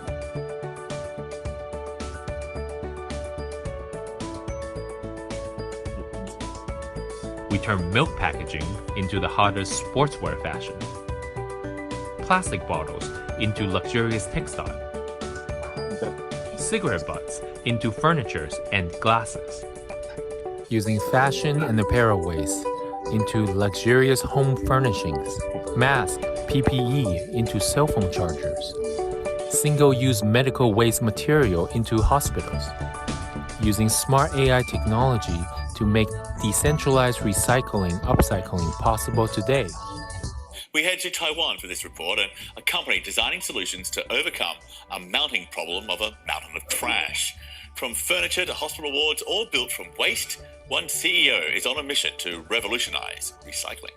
His team has used waste to develop over 1,200 different materials for use in construction, a company turning different kinds of waste, like plastic bottles, into materials for buildings and products across the world.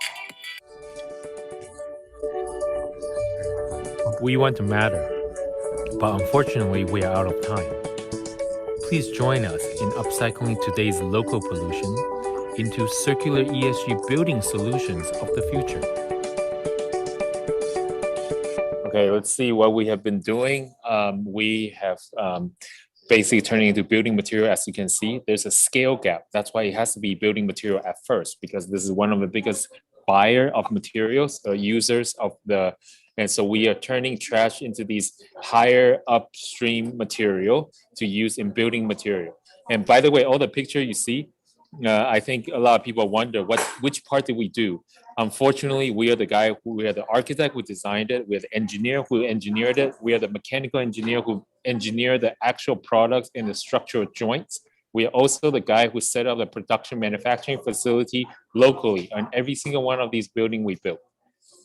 Okay, so I know it's completely crazy why anyone would do stuff like this, because it's just, how can you do a whole streamline, but that's the only way for you to implement circular economy at the moment, because nobody in any one of these supply chain is going to give a, I don't want to use dirty words about you, because they don't care about, because everyone share a business model, right? Everyone has a business model, and to break that business model, you have to cut straight through across every single industry. That's how we can tie things together.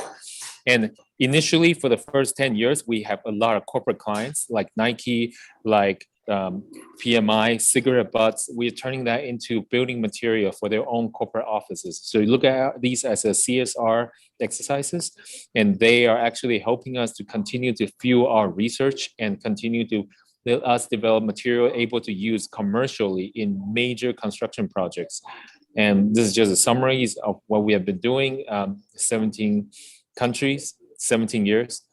Here's a typical life cycle value chain and how many of these modules are implemented into the every single little process. And if you notice the red is what ties what the consultants are talking about, which is a decentralized recycling platform. Okay, and just a quick highlight, so at least you know what we did during the pandemic. Pandemic has one very interesting fact: resources around the world are trapped. We couldn't ship anything. We couldn't buy anything from Japan. We couldn't buy anything from the US. And we have to be able to build our machines, build our buildings, or build whatever project we have with local resources. And what local resources we're going to get? This is what we did in Singapore. We did a PPE recycling plant, basically turning medical waste into medical grade PPE again. And on top of that, we turned that also into building product when there's no pandemic requirement for an additional PPE. And in 2021, we also built a series of hospitals. That's a COVID-ready hospital, all using local waste. And so basically, you see these hospitals are modular in constructions. They are actually made from local aluminum trash and polyester trash, and they actually click together to create a modular ICUs. And these are all smart integrated. All kinds of new sensors are all built into the wall system, all modular. And this is just how it works. And then if you think about modular hospitals, we're also doing that for classrooms, hotels, and these are the mobile recycling, which you already saw, and we have already done many of that around the world. We have 7 of these machines. It's all designed to have zero secondary pollution footprint, trying to use only 7 kilowatt hour of energy. This is the earlier version, was using 14 kilowatt energy. Now it's using only 7 kilowatts. So we're trying to optimize the using 100% green energy, trying to have as little secondary output coming from a production process as possible. And one of them, the first project that kickstarted the project is that we actually took the machine to 5,000 meters at the foothill of the Tibetan plateau of Himalayas. This is where the river glacier source of all the 3 major river systems, Meigong, Huanghe, and Yangtze. These are the where it's also being polluted by modern plastic trash, and we are taking the machine and to take the material we collected locally and using that as a building material for the school. And then you see the system gets smaller and smaller and smaller and smarter and smarter and smarter. This is a 5-year journey. And then now we can do, now it's going to be in London. And these are some of the material that can produce right away on site: the chair, the joints, the mosaic, the tiles, and any of a final product, including a cell phone charger. And these are all auto-ejected molds. The process is 2.5 minutes. You can see trash transform into new generation of products, durable products for generation to come. And this is where these things are going. Thank you so much. Thank you so much. Thank you so much for sharing with us various technological interventions by your company, how actually they are transforming various waste into resources. Thank you so much. With this one, our next presenter, actually it will be jointly by Mr. Hemant Chaudhary, who is the founder and executive director of Circular Economy Alliance, Australia, and Mr. James Trail, who is the chief executive officer, the city of Coolgardie, Australia. So you have 7 minutes, Hemant.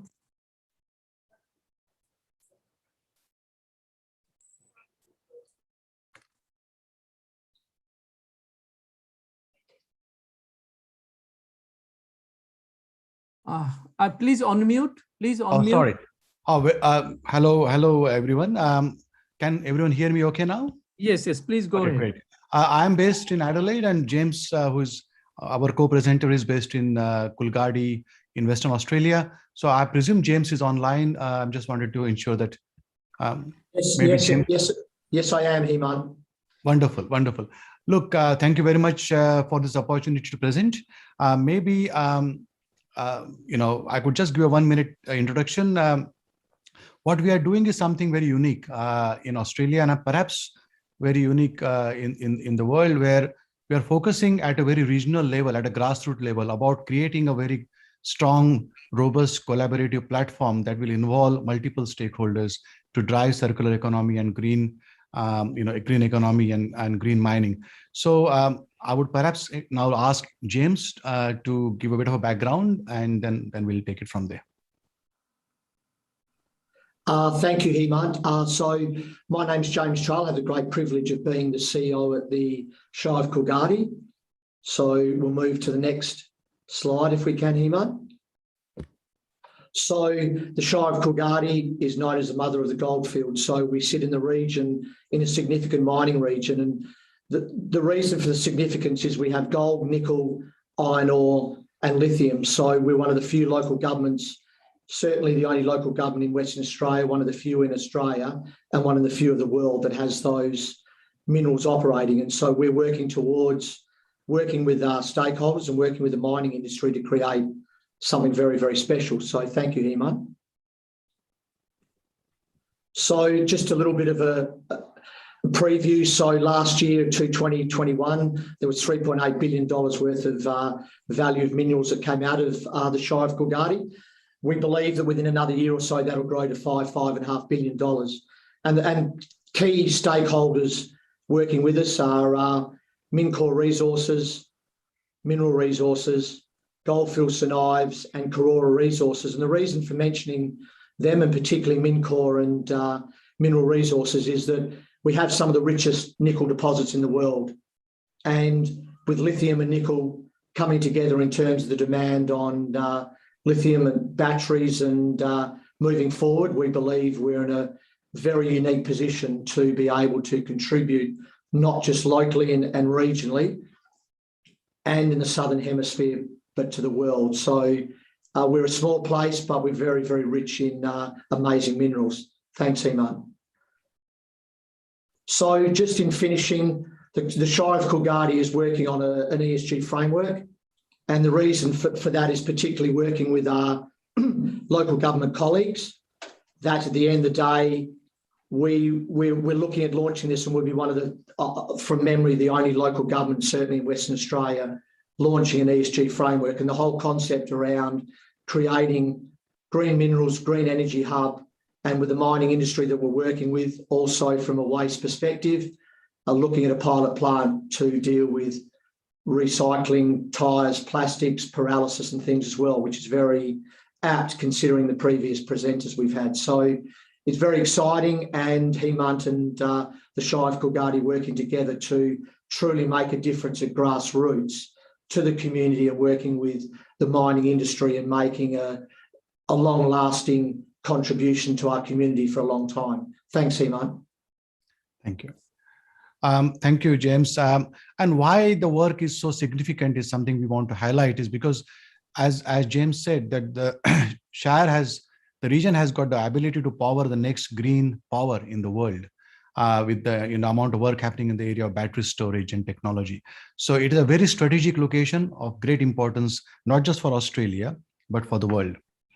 Just quickly about ourselves, we are one of Australia's most pioneering and leading agencies, impact agencies, and we basically focus on international collaboration and partnerships predominantly. We focus on institution building, technology, knowledge transfer, thought leadership, capacity building. And we worked on extensive work with agencies like the UN agencies, World Bank, with Australian government, both at federal level and state level, doing some interesting work at the moment. I think one of the previous speakers mentioned about eco-industrial parks. We are perhaps working on one of the largest eco-industrial parks at the moment, consulting the Saudi government. And obviously, I originally come from India, so I got very strong ties there, and we do some work there as well. But this partnership that we are trying to forge is very, very important because we are looking at the first principles here. What we realize, and everybody would agree with me, is that if we all work in silos, nothing is going to happen, nothing is going to change. And we have to break those silos. And the only way we can advance circular economy and make a quantum change is when we all collaborate. And everybody's playing to their strength. Everybody has an agenda and a vision, and we need to find a way to collaborate. And we need very strong collaborative platforms. So the kind of partnership that James and the leadership of Coolgardie is providing is basically looking at the council, the shire, the mining community, the allied industries, the government agencies, which is the state government, community groups, universities, and we are very proud to be helping in that process. So this is perhaps, in my view, at least, I could be corrected, but one of the first regional multi-sectoral collaborative platform that we are building. Obviously, green mining is very important because this is a mining belt of Australia. And this is about transforming the economic circular economy towards circular economy for the region. And there are multiple objectives, and when you start circular economy is a social reengineering sort of initiative. It's economic development, employment for the Aboriginal community, responding to climate change, improving the environment, allowing the mining community to operate under social license, achieving the SDG goals, much better collaboration between various entities, how we can leverage financial and intellectual capital, promoting regional achievements. A hub like this can provide a focal point for engaging both nationally and internationally, and it puts Coolgardie on the world map and builds strong communities. So the hub kind of, at the moment, the way we are conceiving this development is that it would provide training and capacity building. It could provide a funding nexus like a hub. It would do advocacy and policy both at a local level, national level. It will focus on some impact initiatives, behavioral change programs, so how we can engage better with the community, how they can engage better, and also international alliance. And that's what we are here to present, because we will be wanting to engage more and more with the world community, especially UN and other agencies, so that they can see what can be done at a grassroots level, because that is where the real action is. And so if these are early days, we are working towards the whole development, but we see some long-term sustainable benefits of building this hub and this community, because we believe that Coolgardie, it will allow Coolgardie to connect, be on the world map, and it will not only export so-called green power, but it will also import green knowledge. So that's the kind of journey we want to start. It will allow multi-sectoral collaboration. It will leverage financial and knowledge capital, integrate various aspects of environment. It could be a focal point for everybody, miners, the community, everybody to come together and collaborate, build capacity, create employment opportunities, and basically help Coolgardie transition to circular economy. So yes, I always believe that why is very important, why we want to do things, but the how part is more important sometimes than the why part. And this is the how part of building a sustainable community. Thank you. Thank you. Thank you so much, Hemant and Mr. Trail, for sharing what is happening in Coolgardie region, and also how the Circular Economy Alliance in Australia is taking off the drive for circular economy. I'd just like to add here that in 2016, the 7th Regional 3R Forum, it is a high-level intergovernmental forum, had adopted the Adelaide Declaration on how to advance circular economy in Asia Pacific. And as a result, so many things are being unfolded, including, what Hemant was talking about, the Circular Economy Alliance in Australia. Thank you very much. With this, we'll quickly go to the next presenter by Professor Viswanathan, C. Viswanathan, from Asian Institute of Technology, Thailand. So he will be talking about emerging circular economy technologies in some of the selected cities. Professor Viswanathan. Okay, thank you very much, Mr. Mohanty. Okay, ladies and gentlemen, let me take the next 7 minutes and make a very short presentation on the emerging circular economy technologies which are adapted in different cities, which leads towards the pathway of sustainable cities. Okay. To start with my presentation, let me try to sort of explain to you the difference between linear economy and the circular economy.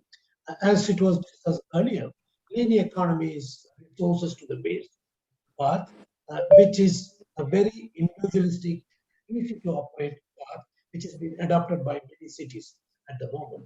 And what we need is a circular economy path. And this presentation will bring essentially the major waste management issues across various cities and where emerging innovative technologies have been adopted as part of the circular economy and which takes these cities towards the sustainable cities. Now, in terms of circular economy, and what we need is a complex system as we shown in this wheel.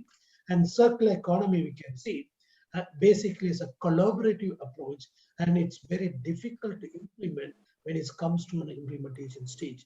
But there are a lot of interesting positive examples, and that is what I like to highlight here. Let me start with the first one. Let me take you to the city of Jakarta, the capital city of Indonesia, with 10 to 11 million people, with one of the mega cities, with a population of around around 7,000 tons of garbage produced, out of which 13 to 15% of these are considered as a plastic waste. One of the big problems on the plastic waste management here is they were looking for alternative solutions like biodegradable plastic, which could be utilized, especially for the building sectors. So that will put less pressure in terms of waste management. In this regard, they have succeeded working with a private company and a US-based Crown Holding, and they have started a new facilities in Jakarta, and they are considering biodegradable plastic being used as part of the packaging thing. This is considered one of the successful case studies, and many cities are looking at it alternative materials as part of the designing for sustainability approach in the cleaner production. Let me take you to the next one. Let me take now to Europe, Brussels and Belgium, where this city produces construction and demolition waste, a huge amount of it.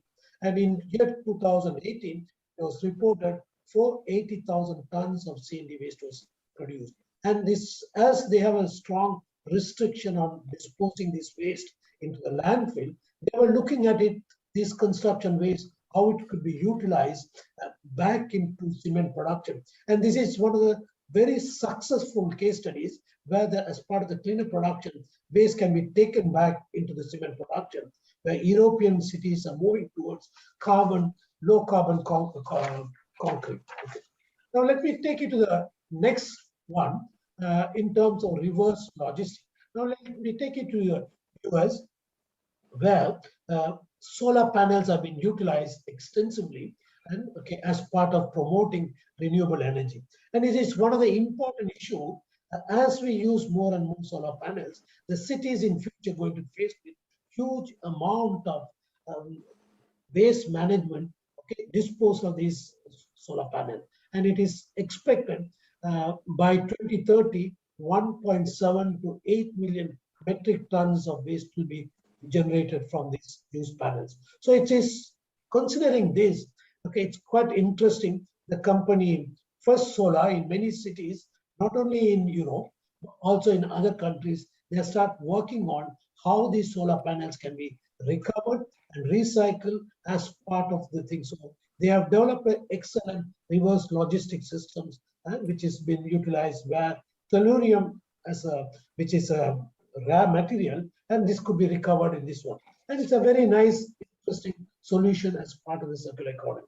Now let me move into this industrial ecology concept, where the city or many cities in US and Canada, and they have a large amount of waste. Around 50% of their waste goes to the landfill. So today they have nicely developed Android-based an application, and which is called Rubicon. So the waste generators can be linked into the thing. So many of the waste can be linked into the people where the waste could be utilized by somebody else. So this sort of a software, a huge database, essentially helps to reduce amount of the waste which has been generated and etc. Okay, so it's becoming another very interesting activity.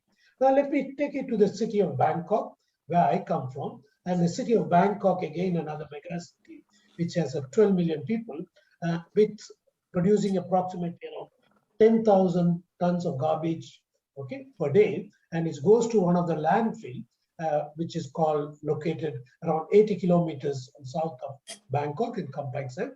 And here, the landfill gas is being collected, and you can see, and is converted to electricity. It's one of the very interesting and very successful energy efficiency projects as part of in Thailand. Now let me take you to the city of Singapore. Again, the city of Singapore uses as part of the waste management. They have a crunch in water resources, and they have an excellent technology, a membrane-based technology, where the wastewater has been recycled and reused, and it is called a new water. A beautiful and excellent technology. And similarly, Singapore depends extensively for agriculture product from the neighboring countries. And today, as Singapore is moved into developing a vertical farming system, again, an excellent and innovative technology, and they want to make sure at least 10% of the Singapore's food need to be grown locally and within an urban context. And it's a very, very innovative, excellent technology. Good afternoon, ladies and gentlemen. Let me take. Thank you, Mohanty. Thank you very much for this opportunity. Thank you very much, Professor Visu, for sharing with us various circular economy initiatives of 7 cities or regions of the world. Thank you very much. This takes us to the next presentation by Professor Sadan Kumar Ghosh, who is actually the president of the International Society of Waste Management, Air and Water, who is also coordinating IPLA, International Partnership, expanding waste management services of local authorities, that is IPLA, which is also SDG partnership that is located in India. Professor Ghosh, you will be talking about institutional issues in advancing circular economy.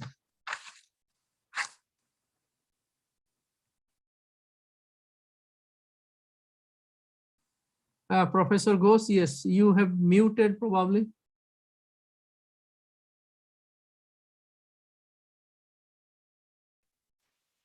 Professor Ghosh. Thank you very much.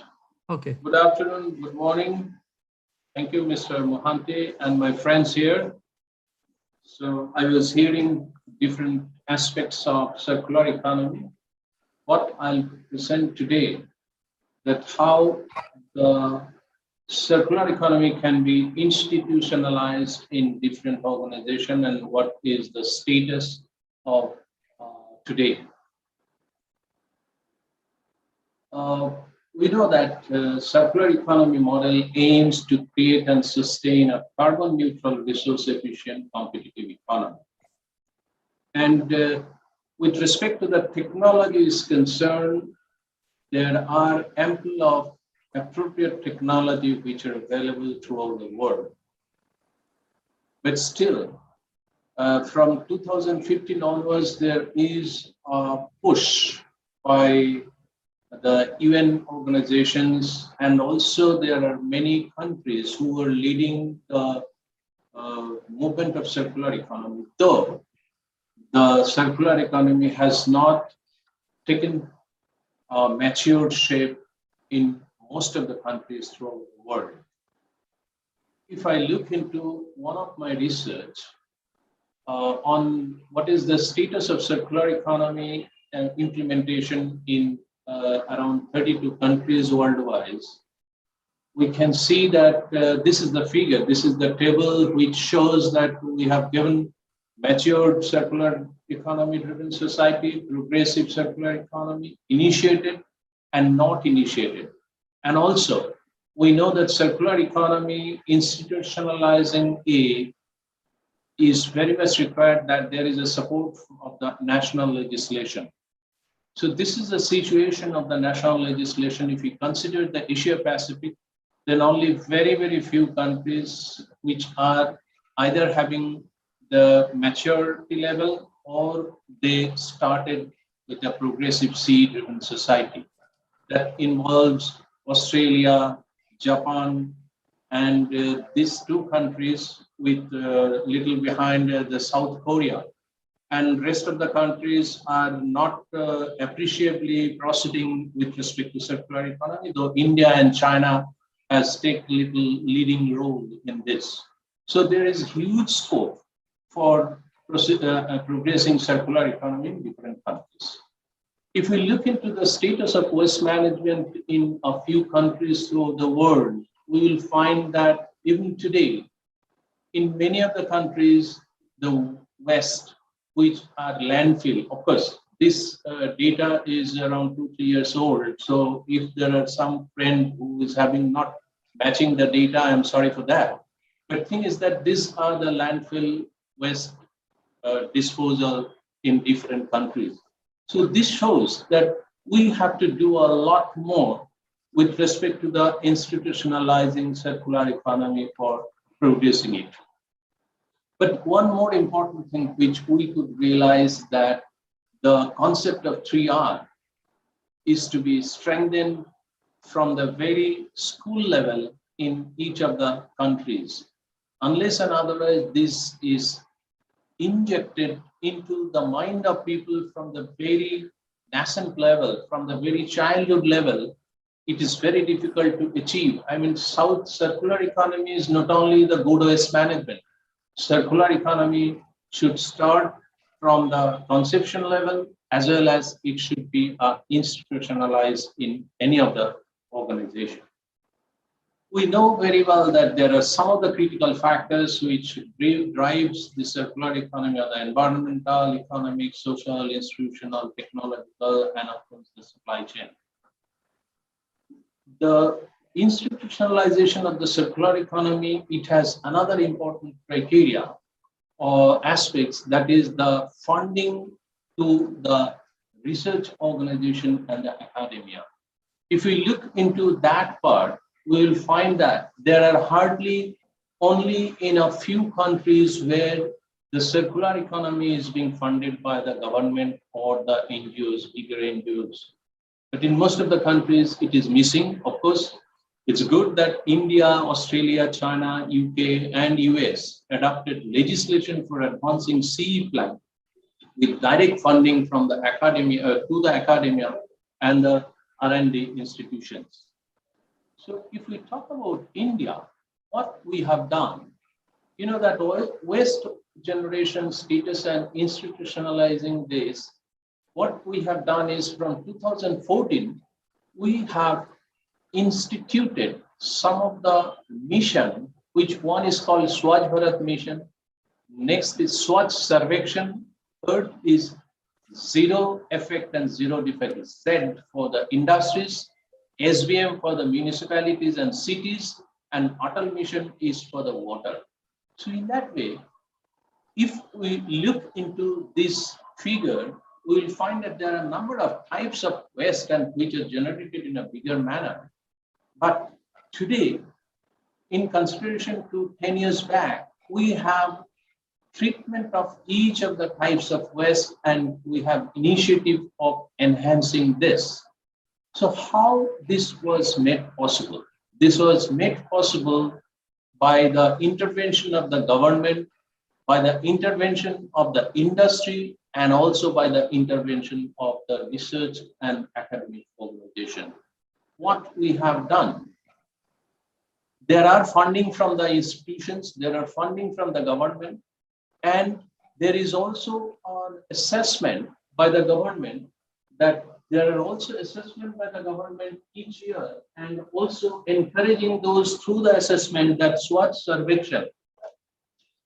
When in 2016 we started it, there were only 75 cities which participated in the SWOT survection. But today, in 2020 end, we could manage to involve 4,242 cities in the country to be involved not only in the waste management, but also they are segregating it, they're going for circulation, they're reducing the waste generation and all these things. So today, this has become institutionalized system in each of the cities.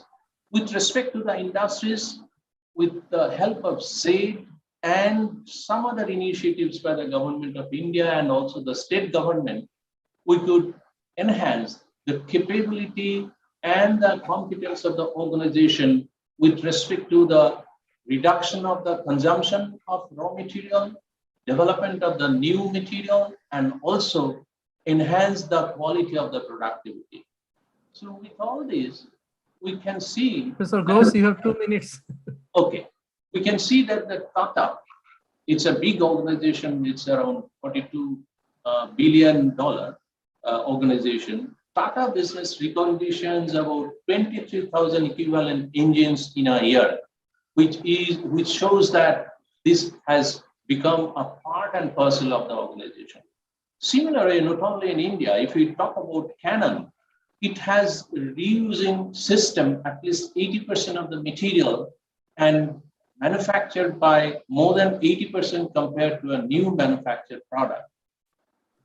So as I was telling about the India's system in cities, this is showing a great and very robust system with respect to institutionalizing different systems for circular economy.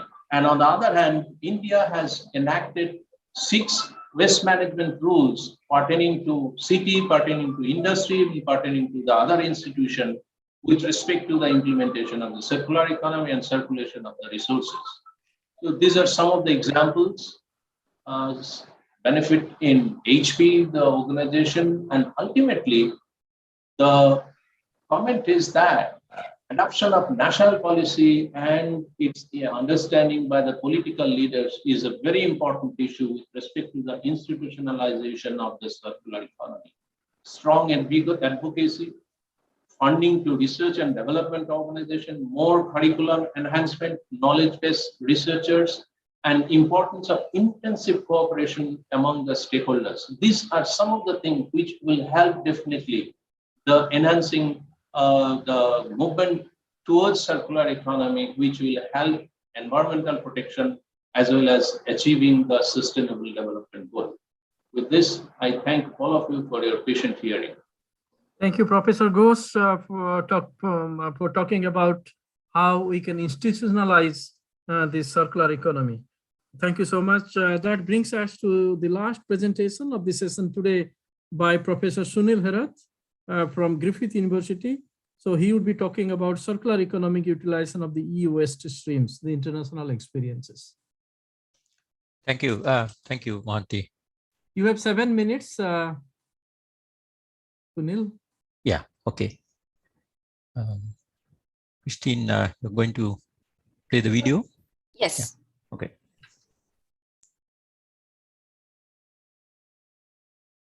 Good afternoon, ladies and gentlemen. Thank you very much for inviting me to make this presentation on circular economic utilization of e-waste, international experiences. So first of all, I just want to talk about some of the facts related to e-waste. As you see from the screen there, this is the data coming from the Global E-Waste Monitor. In 2019, the world generated around about 53 million tons, and the estimate is to double that amount by 2050.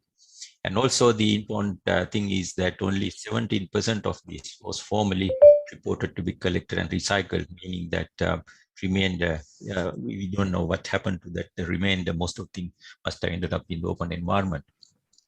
And the Asian region produced the highest amount of e-waste, as you see there, with 24.9 million tons, so nearly 50% of the total. And within the Asian region, you can see also the 3 countries which produce the highest amount of e-waste: China, India, and Japan. So the most reliable document I have come across is the Global E-Waste Monitor, published by the United Nations University. And sorry, it has very valuable data on what's happening at the moment, and also some predictions for future. So the why we have to worry about e-waste is that if you look at the problem side of things, as you know, the electronic items are made out of a number of compounds, and especially you know, in the older computers we have lead, chromium, cadmium, and so on, mercury, the brominated flame retardants to in the plastics. So there are quite a number of compounds which needs to be handled carefully when it comes to the recycling efforts. So that's the problem side of e-waste. But also what you have is the opportunity side. As you see there, e-waste contains valuable materials like silver, gold, and palladium, for example, copper. And the United Nations in their Global E-Waste Monitor has estimated that in 2019, the value of e-waste amounted to US $57 billion, out of which iron and copper and gold has the highest value. So you see there is a major business opportunity apart from the problems. There is also a major business opportunity as well. So let's look at how we can implement this business opportunity by looking at the circularity of e-waste. And of course, the reduce and reuse is the first things to look at. The properly recycling the e-waste without any harmful impacts on the environment is the next thing we can do. Design the products with less toxic material input is another way to deal with it. But by far the most popular scheme has been the extended producer responsibility, the effective product take-back schemes, where the producers are physically and or financially responsible for taking the product back. So, given that at short time, I won't have a lot of, won't be able to go into a lot of details, but I have given a couple of examples here, the examples from Australia, where the National Television and the Computer Recycling Scheme has implemented the EPR concept, mainly utilizing what you call the PRO, the Producer Responsibility Organization, which handles the scheme, and all the importers or the producers will have to will have to pay a fee based on their sales, and that fee will be used by the PRO to properly recycle the products. And a similar example is available from Singapore as well, which was implemented very recently. And again, a PRO is appointed to handle the scheme. So there are various other schemes as well. And in my research, I did some research recently on what's happening within the Asia Pacific region, because that's supposed to have the highest amount of e-waste. And you can see only few countries have full implemented EPR schemes, like Australia, China, India, Japan, Singapore, Korea, and so on. And there are some countries which are in the process of developing EPR regulations. And also there are some countries which has no EPR regulations at the moment, but the e-waste is handled by the existing regulations. So to talk about the way forward, what I thought was that, there are various things we can do, but I think the most important thing now is to look at how we can move forward with some linkages to the SDG targets, because as you know, it is very important to look at those targets and connect them to the e-waste situation. So for example, the elimination of hazardous substances from electronic devices, which is related to SDG target 3.9, and the formalization of the informal sector to create a decent working conditions, which relates to SDG target 8.3, establishment of proper institutional infrastructure for collection and storage, transportation relates to 11.6, and so on. Eliminate open dumping and open burning, and also the design the products with circularity in mind to prevent e-waste generation at the end of life, and EPR systems, which has a strong connection to 12.5. So that's a very short presentation about the e-waste current situation and the way forward. And I am now happy to answer any questions. Thank you very much for listening to my presentation. Thank you so much. Thank you, Martin. That is perfect timing. So that gives us exactly 25 minutes for a panel discussion. If you look at all the 7 presentations, they address all important aspects of the circularity, the circular economy. Some of the presentations, they address policy and institutional aspects of the circular economy. Some addresses the technological dimensions of the circular economy. Also the industrial circular economy, how we can promote industrial symbiosis. Partnership aspect, I think some of the presentation made by the private sector initiatives that shows also how the PPP is extremely crucial. The multi-stakeholder partnership is extremely crucial in advancing circular economy. And also we heard various cases, city cases, worldwide cities, how they have been promoting the circular economy. With this thing, I have 3 questions here. One is about the institutional aspect, the first question, including of course PPP. Then the second question is how we can better engage the scientific community to create a science policy interface towards advancing. And the last question is what is our policy and scientific insight to the role of circular economy in protecting the urban ecosystem and enhancing the resilience of the cities.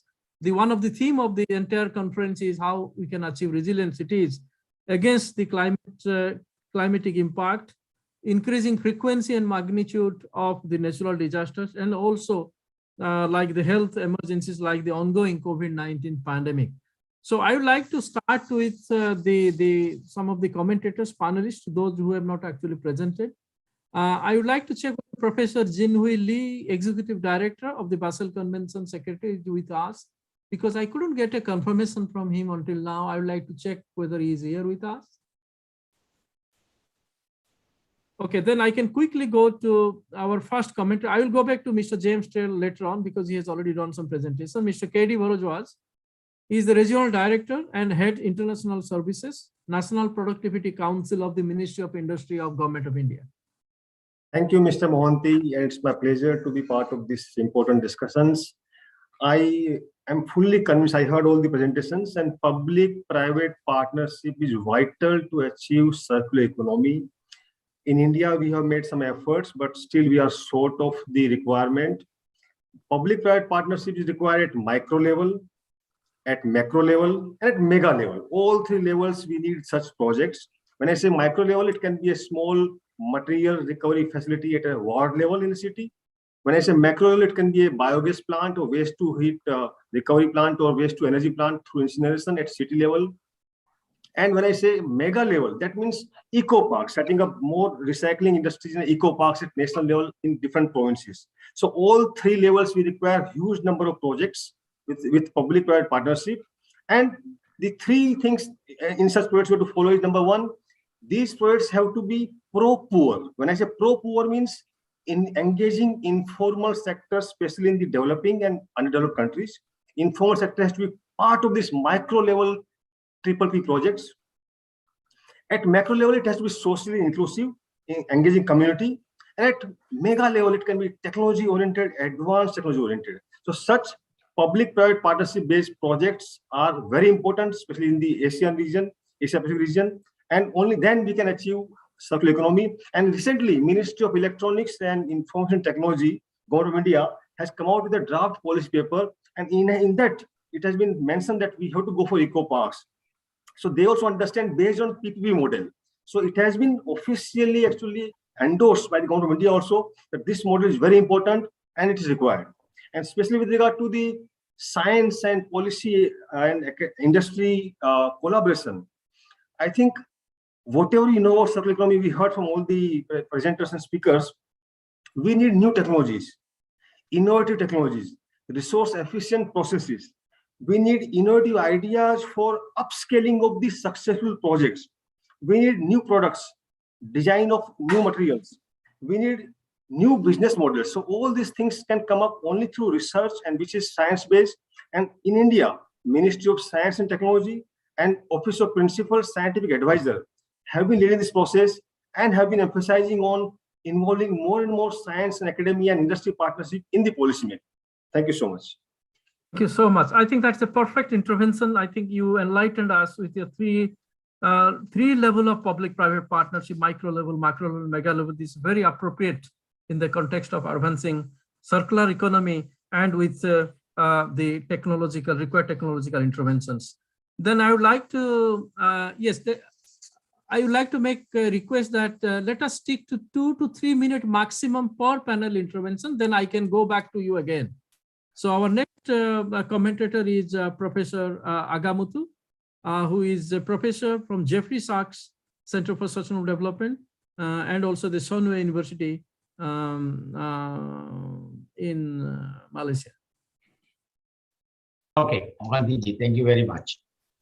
I will take the question one. There are a few parts here. So part number one is, what is interagency cooperation? I think this is very essential for circular economy because as we talked just now, we can't do things unilaterally and isolated individuals. I think there must be interagency cooperation. So basically, what we are trying to say in the interagency collaboration actually is the art and act of promoting the active working relationship among multiple agencies with a view to improving the process outcomes at a reduced cost.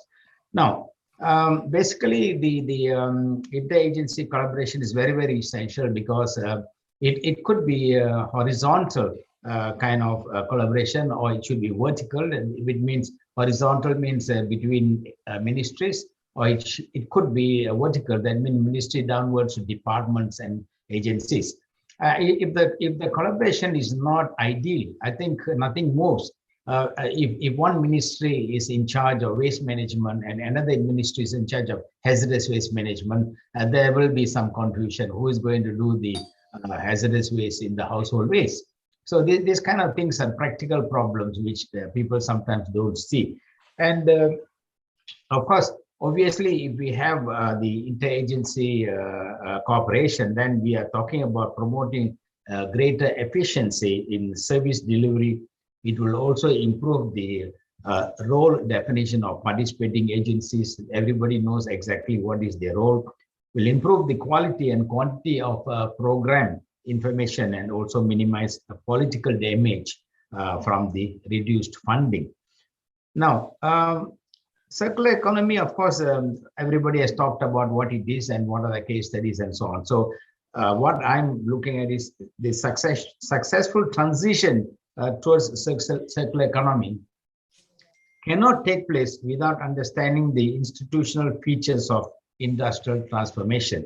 And here we also should talk about industrial symbiosis, because I mean, one industry cannot do circular economy completely within that industry because the products may be useful to another industry. I think this is one of the essential features of industrial collaboration and industrial symbiosis, which is very, very essential in circular economy towards zero waste. And I think we cannot also ignore the importance of tackling the climate change and transitioning to a circular economy so that we also do not exclude the importance of circular economy towards climate change impacts. And Bharatwatch has already talked a little bit about public PPP and circular economy. And I would just like to state one case study here, that is the Baltimore, where the PPP has effectively reduced the waste by as much as 80% increase in the recyclables. And this is a classical example of PPP and circular economy in Baltimore. So I think with that, I would stop here first, and then if there is necessity, I will come back later. Thank you very much. Thank you. Thank you. Thank you, Professor Agamuthu. You very rightly said about these two cooperation that are indispensable in advancing circular economy, the horizontal cooperation and the vertical cooperation. I would like to invite now Dr. Kulwant Singh, who is the CEO of the 3R Waste Foundation in India. Thank you very much, Mr. Mohanty. Am I audible? Yes, yes, audible. Yeah. Yes. Thank you very much. I think a lot has been said by the previous speakers. Professor Ghosh really made a mention about the institutional aspects of the circular economy, particularly, and I would say that during the last 4 or 5 years in India, very specially, several steps have been taken to promote the whole idea of circular economy.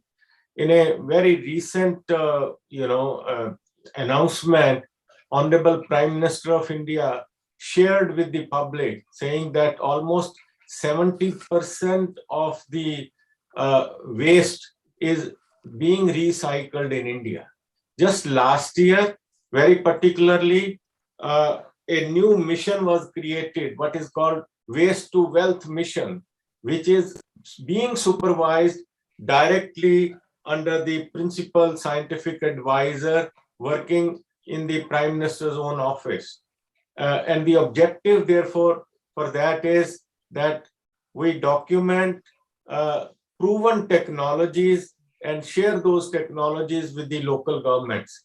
And very particularly, there is a greater involvement of the private sector in this case. Those who are actually bringing out those technologies are recognized, they are verified under this mission, and they are shared, and they are available also on their website for, I would say, that use not only our own, I would say, local governments and others, but also by all other countries also. There is a very famous institute, what is called Niri Nagpur. They are working very particularly on the liquid waste and also solid waste management, and they have come up with several technologies and facilitating this entire process. So what I would like to say that, during the last 4 or 5 years under the Swachh Bharat mission, very particularly, the focus is now on all cities of India, big or small, large mega cities in particular, but smaller cities also, so that they are able to become what we call zero waste cities. I think the conference that UNCRD organized in the city of Indore, soon thereafter, there has been a larger focus on small and medium towns for recycling. And in this case, I would particularly like to mention that now there is a kind of good interaction between the private sector, the non-government organizations, as well as the scientific community in this regard. And this is how I think it's very promising. I would say that most of our cities now are trying to really, focus on this. And for this, the involvement is also that of the people themselves, because, the focus is now on segregation of waste from the very beginning. And there is a private sector involvement of picking up the recyclable waste, e-waste, or even other kinds of waste, so that they can monetize that. This monetization is also very, very important. I would like to give an example of a very well-known industry, what is called ITC. And ITC is in the business of various industries, also paper industry in particular. They are working in the program, what is called WOW program, wealth out of waste. Wealth out of waste program is a direct focus, and they are working not now, they are working for the last about 10 years, but now they are expanding it in several major cities of India, basically, where they are just collecting those waste and then they are recycling them. And then those who are employed in that waste, they are able to generate a lot of money out of it. And it is also creating what we call green jobs. That green jobs concept now, particularly with respect to the waste management, has come in vogue very specially. So what I feel is that circular economy from top to bottom, and also I would say that from bottom to basically on a parallel level, it is really spreading so far as India is concerned. And there are a lot of documentation which is available, which is shareable. And very particularly, I made a mention about the mission which was started just in August 2020 on what is that called Waste to Wealth mission. And this Waste to Wealth mission, there's a website which actually presents various technologies now being utilized in the country, and these are all proven technologies available for this purpose. Thank you. Thank you so much, indeed. Thank you, Professor Ghosh. Sorry, Dr. Singh. Sorry, my apology. So our last commentator is Mr. James Strell, the CEO of Surrey of Coolgardie, Australia. Thank you very much. A very quick 3-minute intervention. Thank you. Thanks very much. It's very humbling to be able to speak, given we have doctors and professors who have significant experience and skills and knowledge. And I suppose the comment that I would make, and I'm privileged to be here with my councillors, is that local government is at grassroots. And I think the difference that can be made at grassroots in collaboration, working with industry, government and others, is really significant. And it was very exciting to be working with Heman to be able to provide his skills and expertise. And I think it's interesting around the circular economy, because listening to the colleagues and professors that have been speaking before and doctors, is that the difference it can make in people's lives and the difference in the community. And we're very lucky here that we're in the middle of the mining industry, and the significance of the difference that it can make in the mining industry in relation to working with us and making a difference in the community. And I think it's interesting around waste management. And one of the things we're working with the mining industry is how we can take their waste and create something different. So we're looking at I was privileged enough to go to Europe 2 years ago, or a year and a half ago, to see a tyre and plastics pyrolysis plant operating. And one of the things we're wanting to do here is to take mining waste and commercial waste and do something different. So I suppose I'd just like to leave with the expertise around the table, the difference you could all make at a local level to be able to help us and provide expertise and educate the community and educate the mining industry and industry about what can be done. And being able to, the biggest struggle is for local government and communities to find funding and activities to be able to do the things and to make a difference. So what we're hoping to do is to do that. And it's been a great privilege and honour to be able to present our story at a grassroots level in a small place in the back of WA, but we're making a massive difference and being able to contribute to leaving a legacy in our communities and really making a difference. So thank you for the opportunity. It's a great privilege. Thank you. Thank you so much, Mr. Srill. CEO, I think mining sector is a very crucial sector very critical sector when we talk about the circular economy, considering the vastness of its operation and the amount of waste that it also generates. I think the circularity in the mining sector is definitely an important. In fact, we can take some of the lessons that we learned from this session. Our next, the 3-hour forum, the 11th 3-hour forum is expected to be hosted by the Russian Federation. I think we will continue to address with the Asia-Pacific governments, some of the issues that has been raised. During the deliberations, I think one thing that came out very strongly is about technology, about the technological interventions. When it comes to circular economy or society, which is inherently a mostly stakeholder process where the government has a prominent role, the central government has a prominent role, the local government has a prominent role, the scientific communities, NGOs that we talk about. At the same time, the technological interventions are extremely crucial, whether it is IoT, Internet of Things, 3D printing, the Industry 4.0, the robotics, cloud computing, blockchain technologies, nanotechnology, the green chemistry. All this technology has profound implications in advancing the circular economy. But one key challenge I would like to outline here for your attention is that, but access to this technology remains as a key issue in the developing countries. There was a study by UNESCAP, if you take about just information and communication technologies, in 18 ESCAP member countries, UNESCAP member countries, only 2% of people have access to information and communication technology. But we are talking already about all these various technologies that I just mentioned before in advancing circular economy. So raising productivity will be key to reduce inequalities as well as to enhance social, economic, and ecological resilience.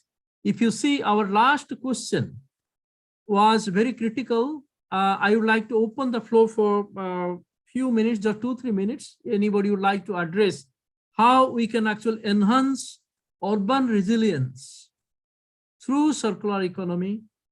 Resilience means against the climate impact, increasing frequency and magnitude of natural disasters, and also the health emergencies like COVID-19. I would like to just open one intervention from the entire floor of the conference. Dr. Mohanty, just one comment on that. I would just break it down into two simple things through good communication and collaboration. When people would understand what is at stake, they will be having the motivation to collaborate. And when they collaborate, things will change. I will just quote one example where one of the large multinationals, I will not name them, they spent $500 million on making their packaging recyclable. But after spending so much of money on their packaging to make it recyclable, 85% of the packaging still goes into landfill and into the ocean. So there is a disconnect between the work they are doing and the community and the councils. So this is where it becomes very important for, and we all talk about collaboration, but how do we collaborate? And the way we collaborate is by communication and creating a strong collaborative platform, which allows people to come together and collaborate. So this is my— Thank you. Yeah. Thank you. Certainly, the collaboration and the awareness will definitely translate in some of the strategies into concrete actions on the ground. We have still 2 minutes to go. I would like to invite one intervention from the floor, not from the speaker and the commentator now, from the floor, from the entire conference. Mr. Mohanty, can I say something? Professor Ghosh? Yeah. So I would just, actually, I wanted to give a floor to the general audience, but okay, you can just talk about, take a 1 minute. No, I just, not 1 minute, maybe 10 seconds. I mean, okay, that within this collaboration, we have to think one thing, that is the participation of the media. Because in this today's concept, participation of media make a big role in the community as well as the government. With just an example, yesterday, there was a fish which was stayed in a bigger lake in our city. And you know that each of the media was showing only 2 fish which are floating. And there was a hue and cry. And ultimately we could see that there is nothing. But they were saying all nonsense things, that plastics, contamination and all these things. So they have a big role to play in positive way, so that unnecessarily this type of chaos doesn't come and it helps the society. Thank you, sir. Thank you so much. I think, Kristen, I think it's exactly the time to conclude. Am I correct? I think we have 5 minutes to go. We can take 5 minutes to go. Yes, yeah. actually, I was very keen to listen at least one intervention, 1 or 2 intervention. If you are generous enough to give us 5 minutes, at least a couple of intervention, I would request from the floor. Yes. Or any question to any of the commentator or the presentators. Oh, by the way, I saw a question in the chat box from Mr. Lu. His question is how to change urban traditional wastewater system to promote metabolism in cities. Can any of the speakers or the commentators share one case study in this regard? Professor Bisu, would you like to, because this is about the urban wastewater and in cities?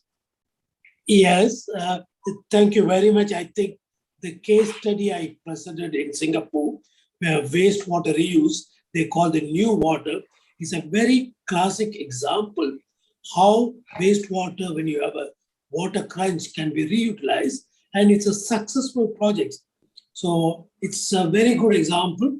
Maybe the technology is expensive, but when you don't have an alternative, then it's a beautiful example where water could be reutilized. And that is what I picked it up. So in my presentation, I think I summarized that. Yes, thank you.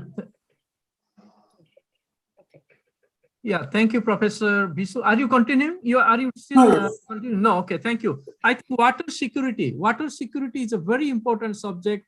Without water security, we cannot achieve any conceivable form of sustainable development, any of the SDGs. So water security is extremely crucial. And in this regard, the circular economic utilization of the wastewater is extremely important in achieving the water security. I think many of us know that many countries in the world have already water stressed. Many countries are already heading towards water stress. When I say water stress, when the availability of freshwater resources per capita is less than 1,000 cubic meter per capita per annum, and we call that region or locality or countries water stress. In this regard, what Singapore has been doing to transform the wastewater into new water resources is an exemplary case of circular economy in wastewater sector. Any other? We have couple of minutes still left. We cannot. We cannot also disregard urban stormwater. Correct. In South Australia, we are utilizing nearly 15 gigaliters of urban stormwater, which is stored into underground aquifer and then used for industrial and agricultural use. So it's very important to not disregard urban stormwater. Certainly. All form of wastewater, including the urban runoff, stormwater, etc. Professor Dr. Lu, are you speaking? Are you asking something else? Can I?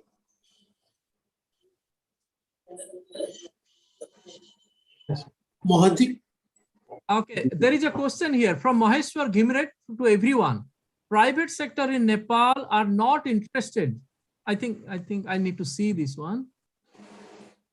Private sector in Nepal are not interested to collaborate in drinking water supply besides small urban water project. How could we streamline to them in circular economy through? So anyone would like to address this question from Nepal?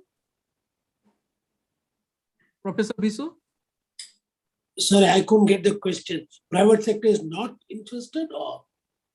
No, it says the private sector in Nepal are not interested to collaborate in drinking water supply.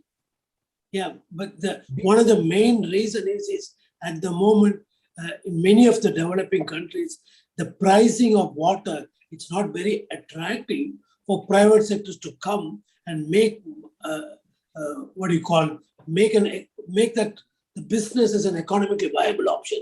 So in the case of Singapore, it's exactly opposite. So in Nepal and even in Thailand, we do not pay the actual cost of it. It is being subsidized. So it is the private sectors to come, the public-private participation to come. The pricing structure has to be done. So until you do that, you can't have that. You cannot have chicken before the egg. Please. Certainly. The proper water pricing is a prerequisite for private sector participation. Thank you, Professor Bisu. Okay. Yeah, can I say something? We still have time. Yes, please. Okay, I think we discussed a lot of things about innovation and circular economy. I think Mr. Chaudhary pointed out very importantly, many of the innovations were carried out not looking at the whole system, especially in circular economy, which creates more problem.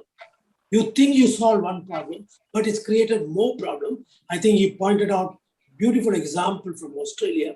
I think we need to emphasize this, looking at it, the whole circular economy as a system thinking, not only individualistic. There are plenty of examples showing where innovations create more problems. Okay, I think somewhere we need to emphasize this issue. Thank you. Thank you. Thank you so much, Professor Bisu. I would like to check with Kristen. You still give us time? Yes, or I think we'll have one more question from the audience. So Okay. how that could be viable in African context when there is health affordability and the limited capacity there? This question is about wastewater again for Africa? Yes. But in African context. Okay. So the question is how it can be viable in the context of Africa.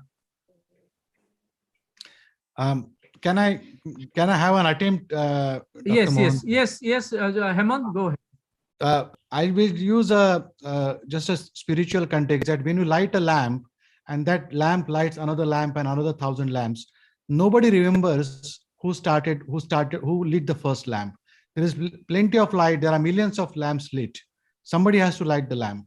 So the same logic goes that somewhere, as Professor Vishwanath said, that you have to bring commerciality and money into this. So price on water, price on waste has to come in. Polluter pays has to come in.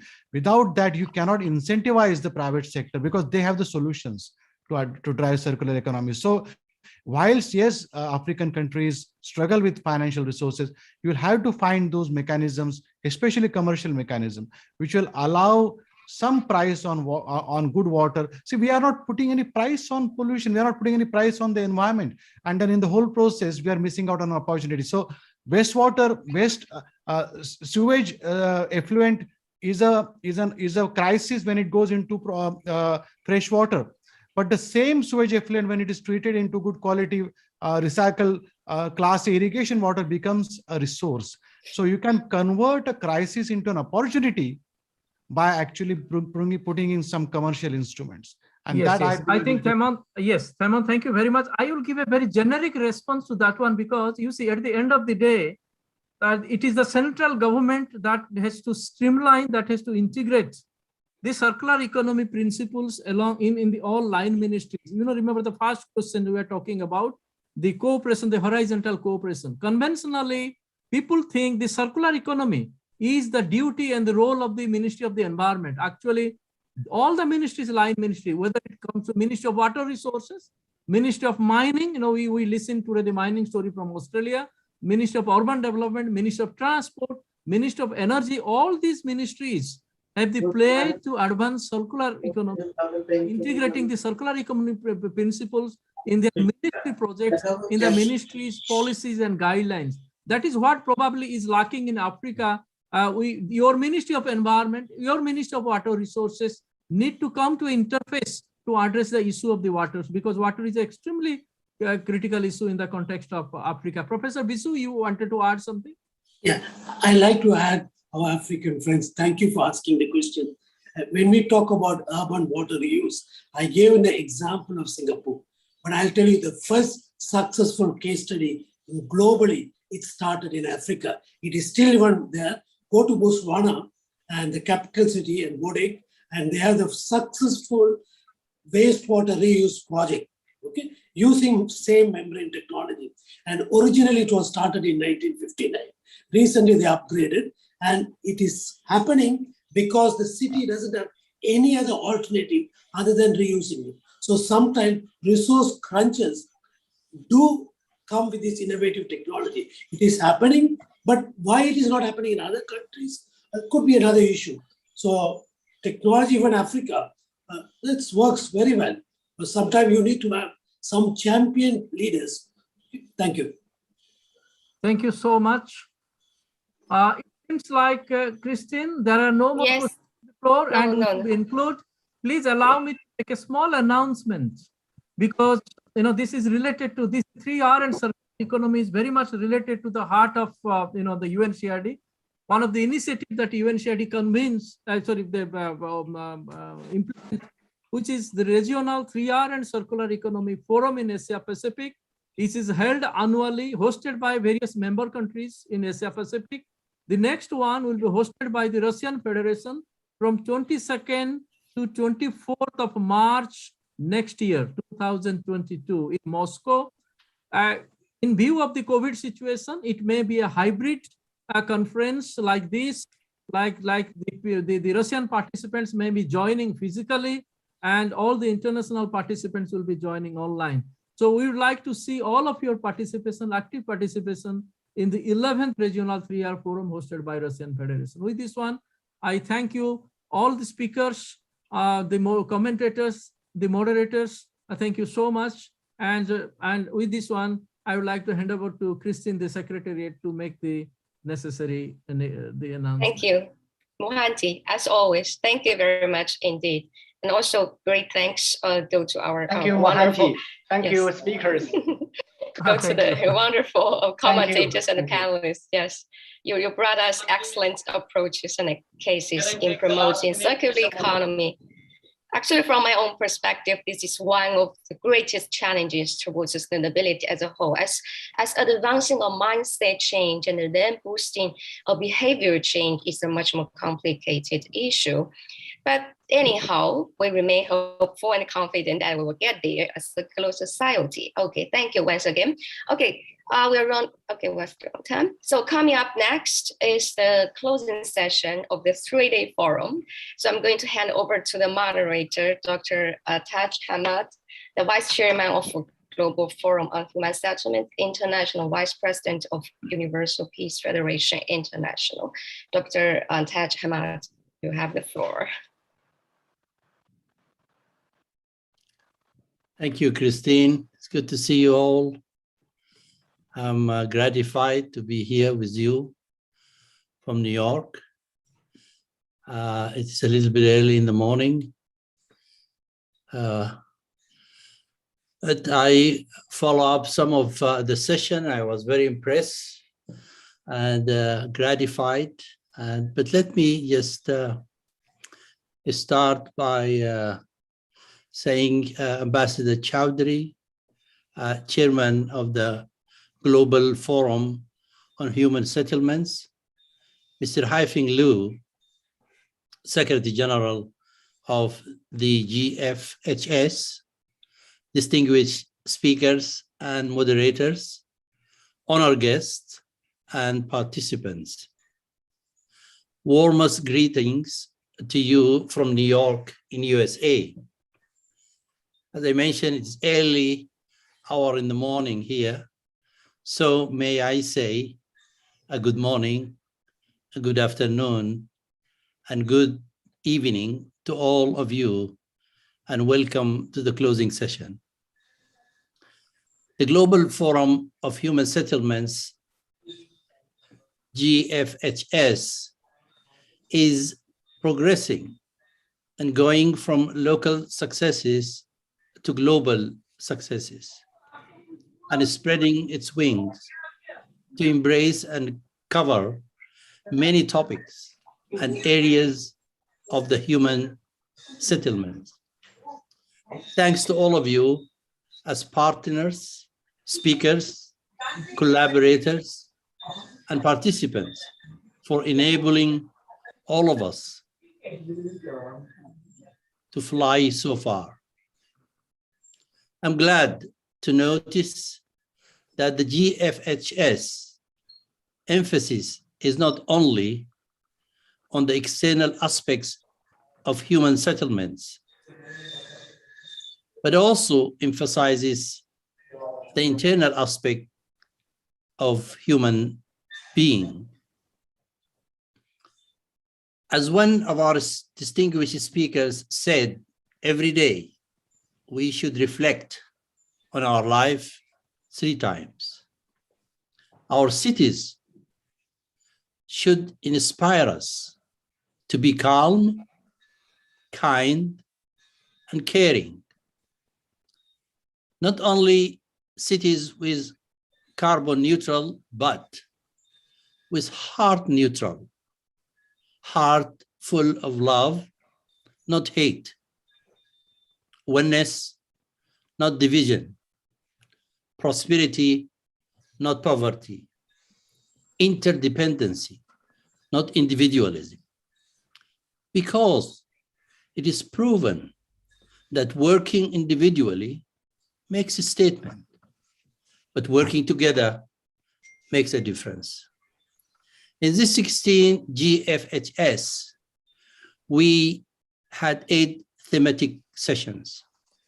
I will not mention here the title of each thematic session, as I trust that the moderator will do so in their reports. Now, I would like to call on the moderator of each session to give a 3-minute summary, which is a challenge, 3-minute summary reports and recommendations with deep appreciation for their skillful efforts and knowledge.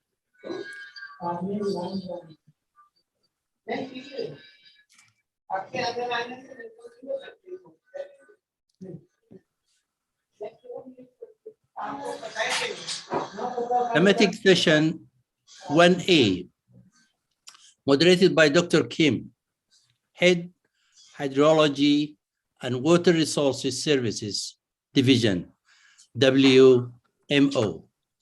Dr. Kim, you have the floor.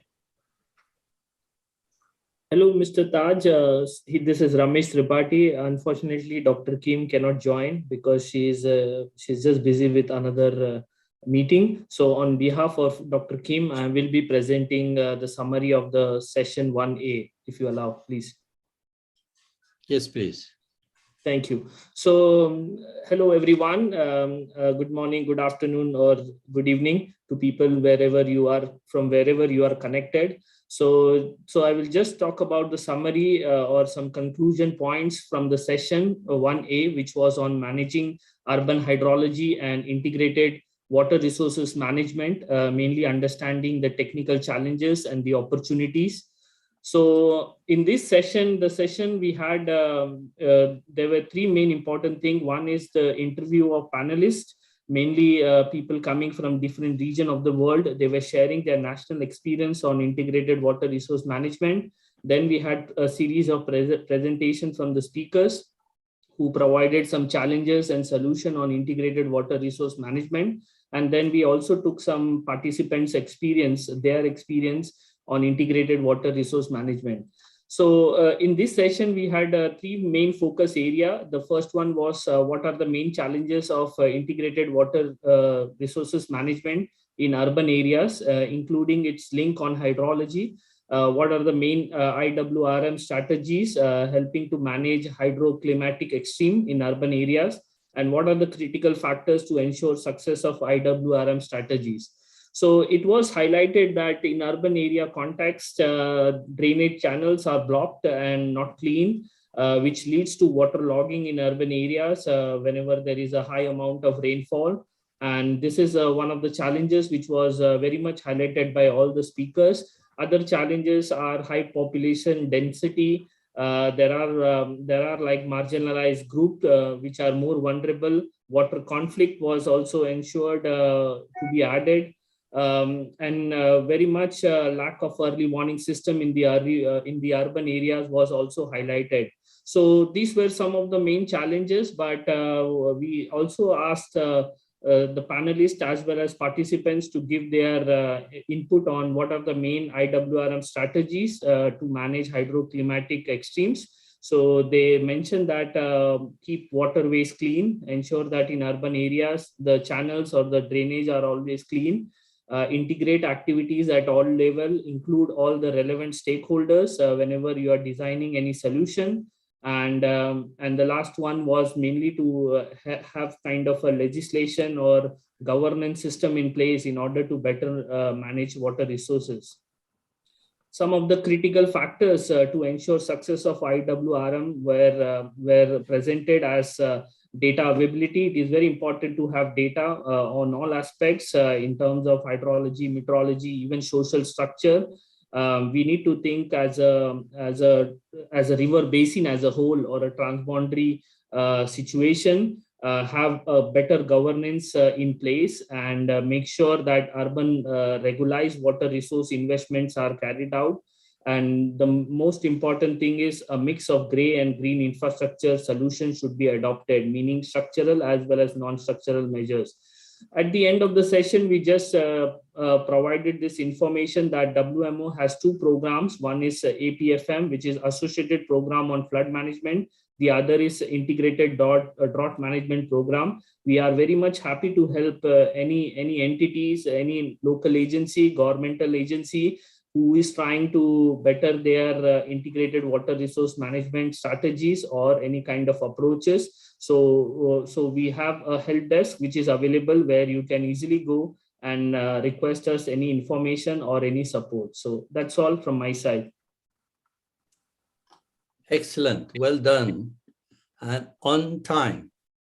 Thank you. Let us move to the next one. Thematic session 1B.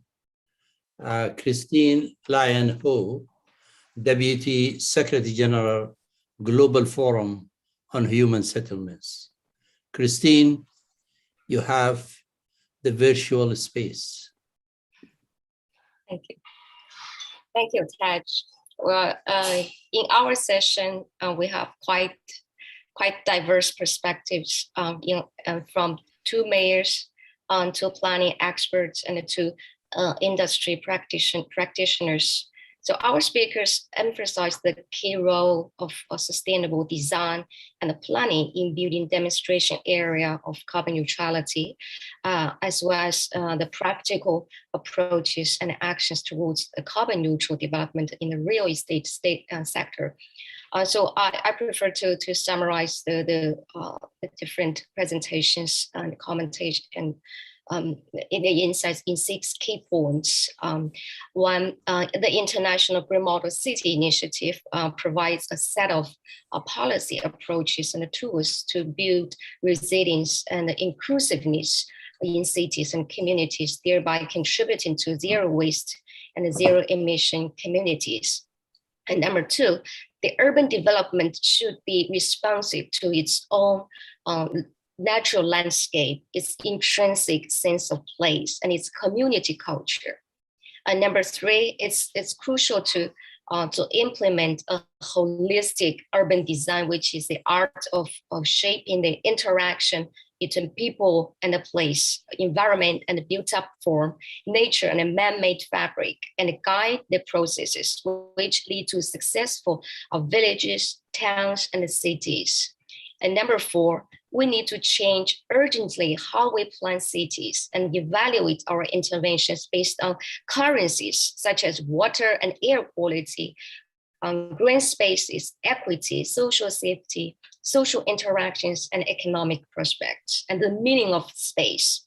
And they need to be made part of a transition management, and it can be done through tactical approaches, also known as DIY approach urbanism. And next one is the successful creation of a sustainable green city requires so many years of actually decades of action. So the environmental policies must be shared by all political parties and society as a whole.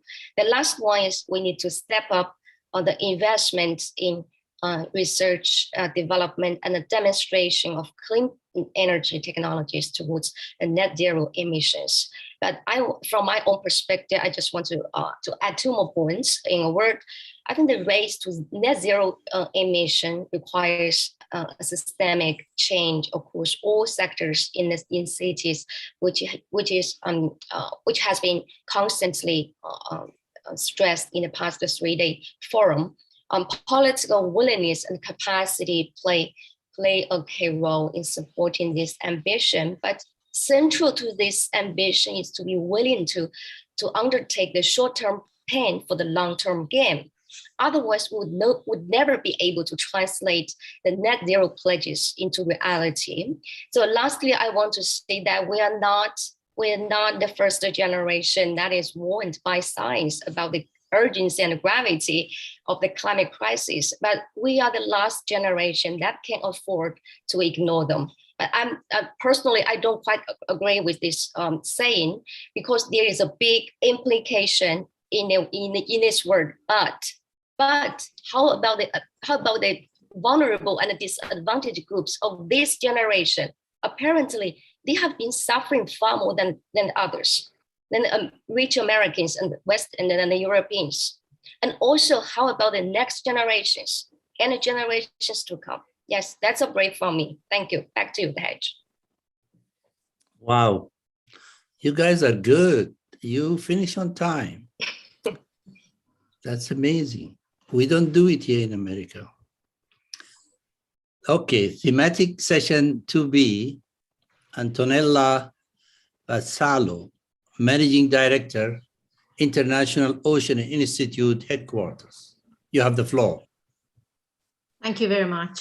I was privileged to be the moderator for thematic session 2B, which was titled A Sustainable Blue Economy to Support the Green Transformation of Cities.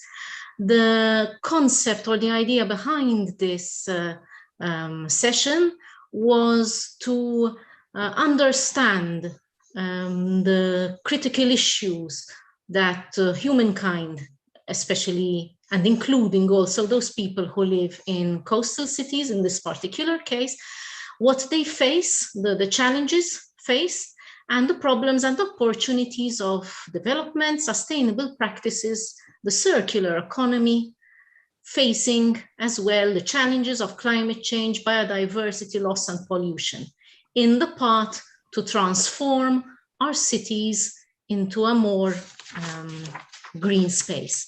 Our speakers brought up many points. Speakers were asked to address threats, opportunities, and challenges, and speakers spoke on such items as diverse as the global threat of sea level rise, which is especially pertinent to coastal cities. They spoke as well about powering green cities with renewable energy from the ocean. They spoke about trade, especially ocean-based trade, maritime transport and ports, and their vulnerability to climate change and the climate challenge. They spoke about small-scale fisheries and also marine genetic resources. Final outcomes, or maybe notable messages coming from this session, were the following, and I will read them in point form as Christine headed before me. So, point 1, mitigation, adaptation, and resilience to eventual economic, social, and environmental consequences of sea level rise demands an alternative capacity development through genuine international cooperation, transfer of technology, and fair global access to finance. Notably, the recent experience of the COVID pandemic is indicative of the magnitude of the challenge that we shall be facing, even if we are to combat the perils of sea level rise to coastal cities and human settlements.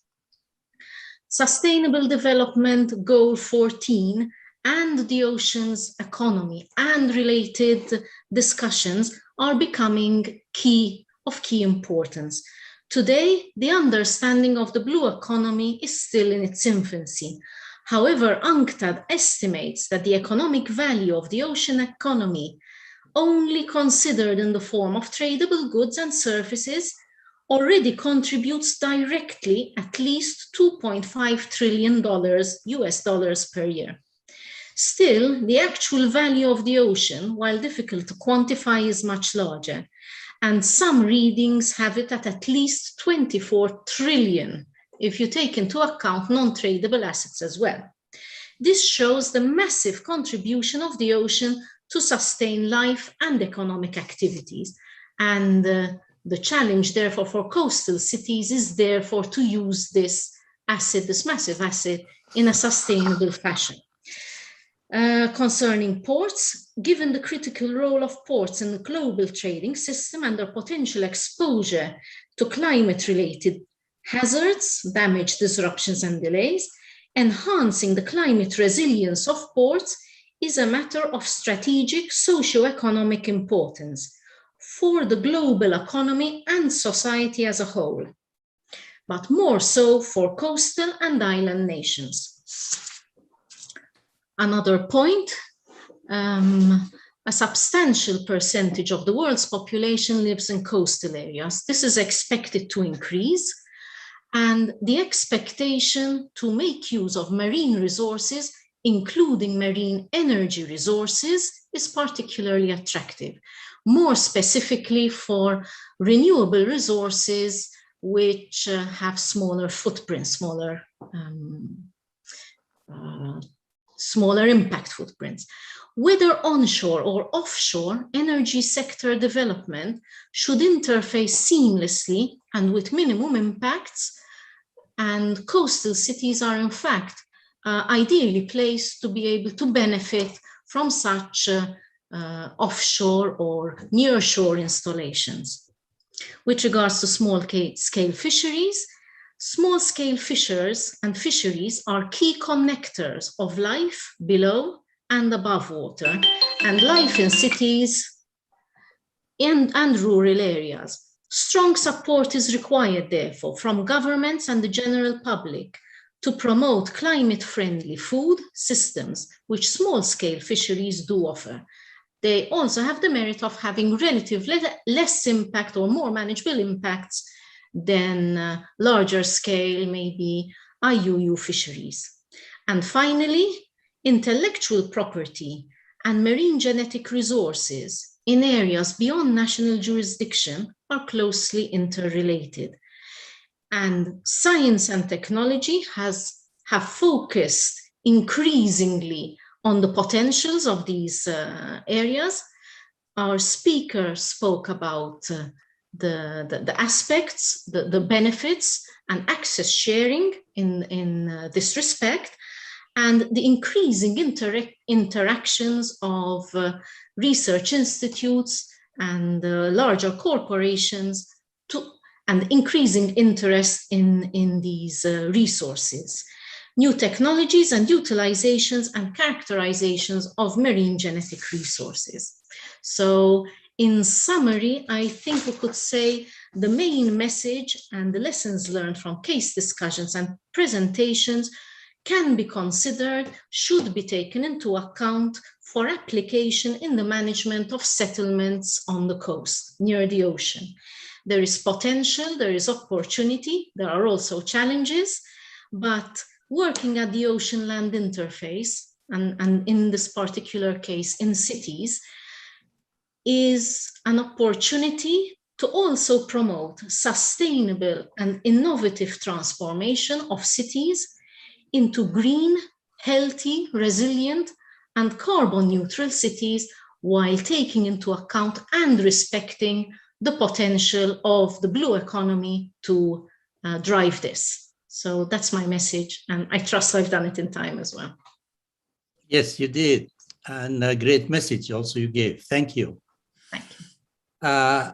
Thematic session 3B, I would like to call upon Ralph Wahin Shaft, Independent Advisor on Sustainable Development Policies, GFHS.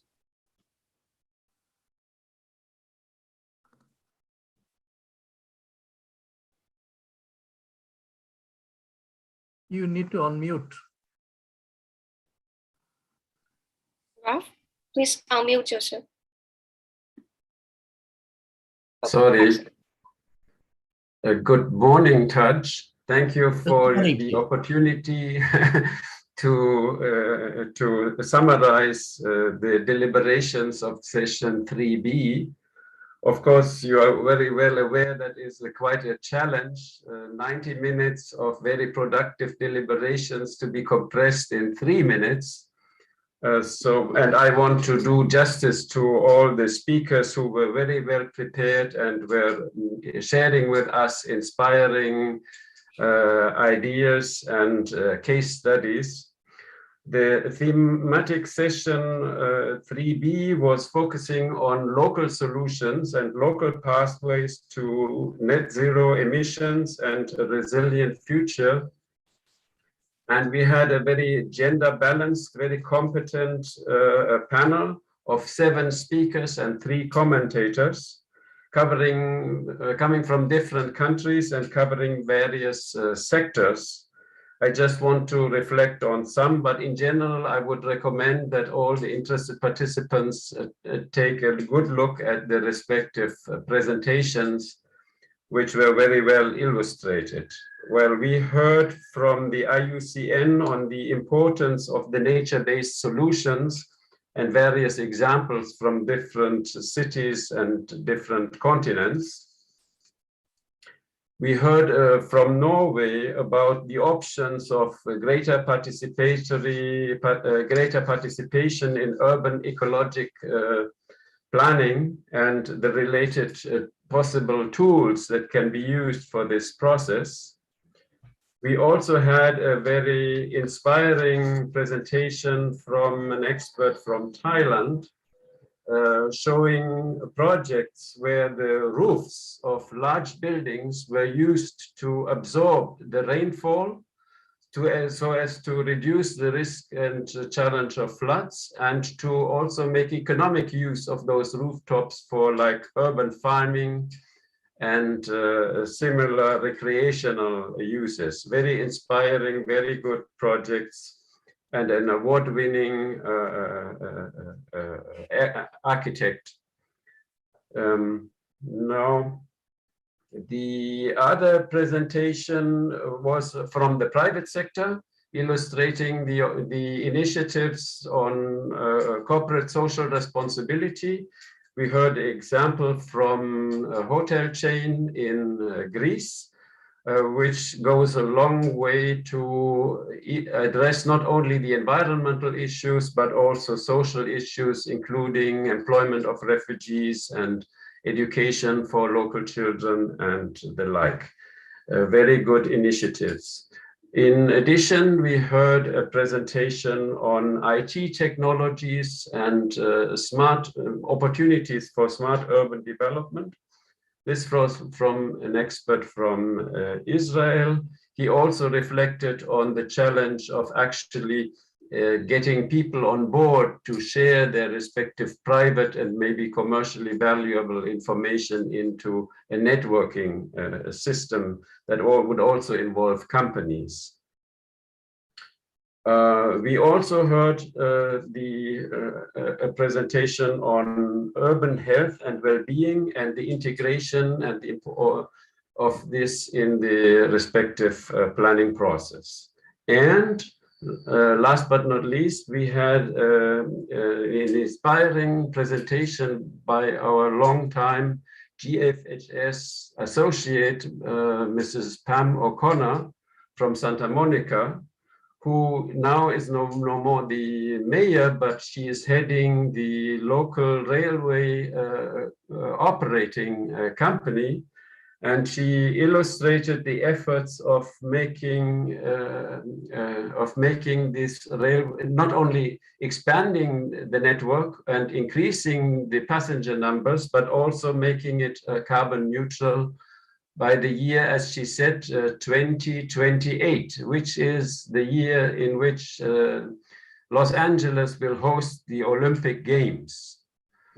So I found this initiative and this effort very inspiring, and knowing that Ms. Pam O'Connor has been with the GFHS for a long time, the idea also came up that GFHS may have its own forum at some point within Santa Monica or in Los Angeles in the future, in 2028 or sometime before that.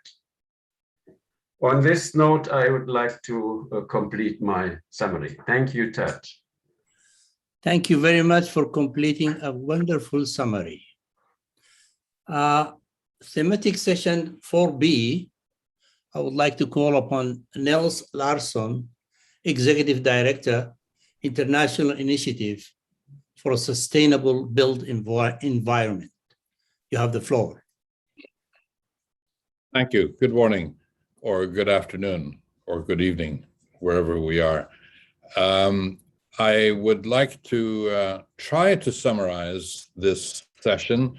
It's difficult because, of course, all the participants had too much material, as is common, and so we ran out of time to have a discussion to really integrate all the thoughts together.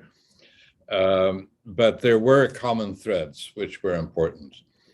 We had, first of all, what I'll do is I'll tell you the actual speakers.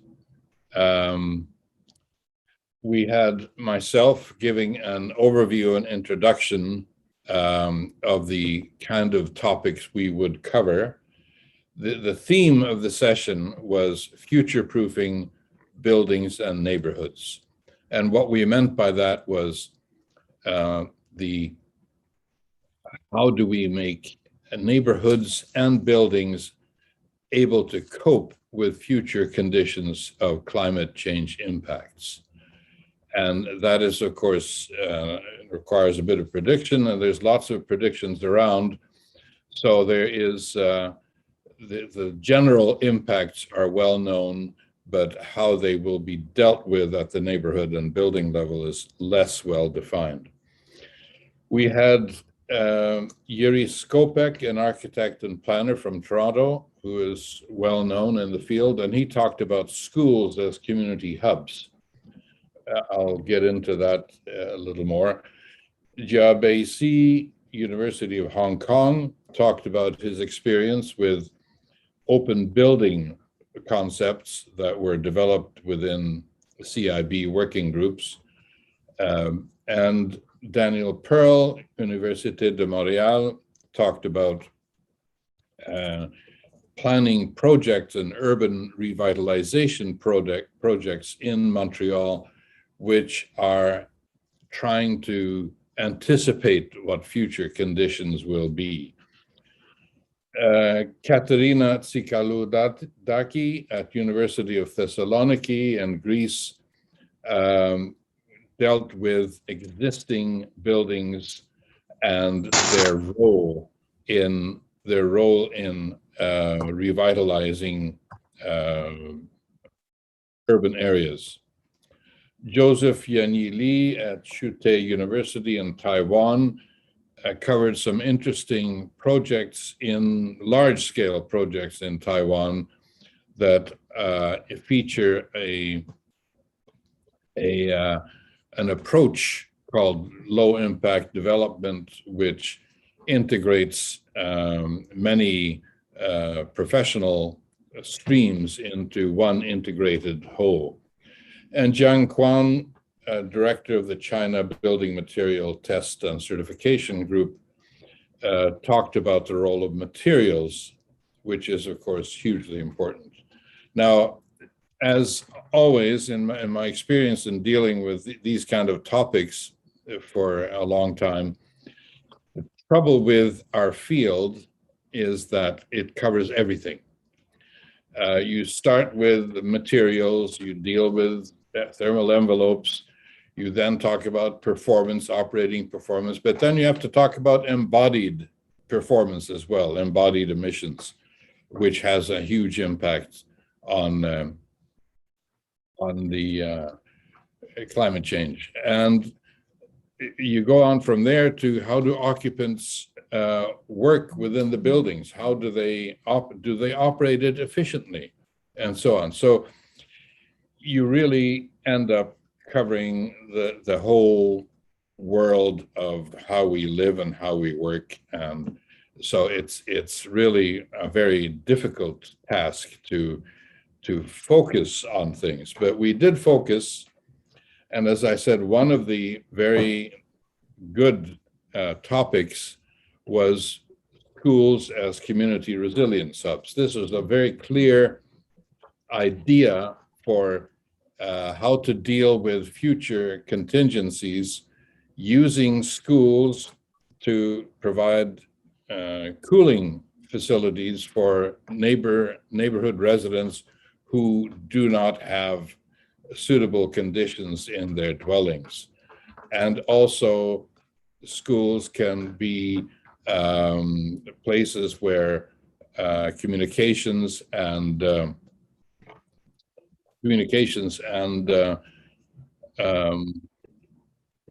I'm just going to find you here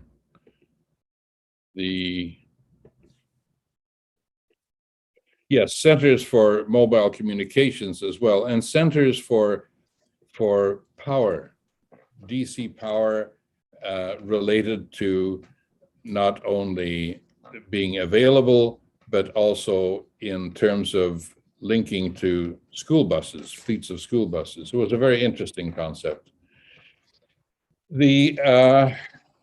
In urban areas, we have, talking about the broad scope of things, we have, of course, the huge problems of private vehicles and the infrastructure associated with them, which has a huge impact not only on land use, but on embodied emissions and energy.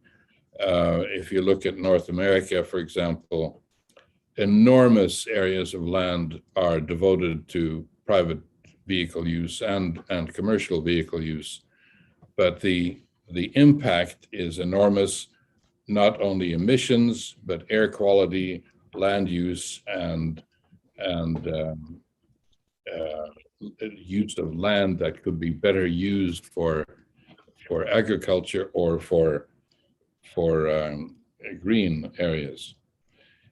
Getting to buildings, and that's the other thing about our field, you have to deal both with the urban area and with buildings and with materials. At the building level, we had, Katerina talked about reuse of buildings to reuse of buildings as a hub for future development, which was, in other words, we have to preserve, of course, existing buildings. We must make demolition very difficult to do. We must reduce the incentive for demolition and increase the incentive for retaining buildings. And we had, as I said before, the cooling issue with schools. We have in Montreal experience, the thermal envelopes are enormously important. And that, of course, has to do with climate, which is another, like the existing climate, where you have very hot periods during the summer and very cold periods during the winter. And so we ended up with, I think, a good feeling that we had covered the bases. We didn't quite have time to knit them together into a coherent whole. We'll have to do that in another session, but we certainly were on a very good track, and we had some very interesting ideas tabled. And of course, all these are available on the website that Christine has arranged. So thank you very much. Thank you very much, sir. I know it is difficult to summarize in 3 minutes what these wonderful people have said. And now actually I'm on the challenge of, we have about 12 minutes and still we have 4 people to speak. So I would like just to, if you don't mind, I would like for you to be concise so we could finish on time.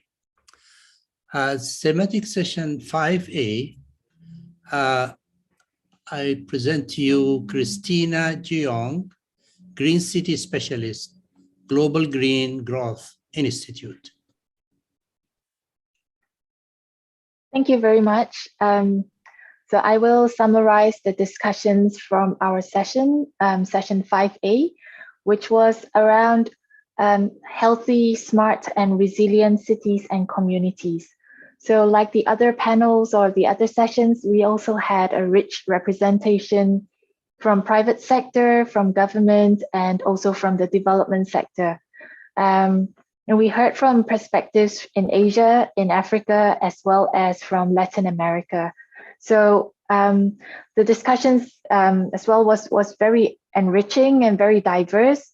And I'm going to, in the interest of time, consolidate into a few points. So overall, the discussions followed the track of discussing how do we plan for resilient cities in the face of climate change, the impacts of environmental degradation, yet increasing global population growth and urbanization. So in the face of so many different concurrent challenges, how do we plan for resilient and healthy cities? So presenters were requested to frame their interventions around the application of smart technology, and they did talk about how they use digital platforms and smart technologies to promote health and well-being outcomes, to address traffic congestion or to reduce pollution. Some presenters also talked about the use of digital tools to improve urban governance, to increase civil participation, and to increase civil society satisfaction of government services. I think that was also very, very innovative. And then, of course, in the current context, there were also a few presentations that focused on the use of digital tools to address the current COVID-19 pandemic, how to improve access to information, access to medical care, as well as to improve access to emergency response. So all these different applications were designed in different ways, of course, in different contexts across Asia and Latin America. And I think in summary, all the presenters agreed on a few principles. Firstly, to look upon digital platforms and advanced technologies as a tool. Yeah, it's one tool in a suite of many to promote sustainable urbanization. And in the application of such tools, we want to focus on the people. So there should always be social interventions accompanying any technological intervention. We want to promote comprehensive, holistic, systematic solutions, and not just a one-off that may lead to other problems. And also, we want to end off with the message that smart cities are those that can apply the appropriate tools to promote human and ecological well-being. Thank you. Thank you. God bless you. Very good. Let me go now to thematic session 5B, and I would like to call on Anthony Pierce, policy lead for WWF cities.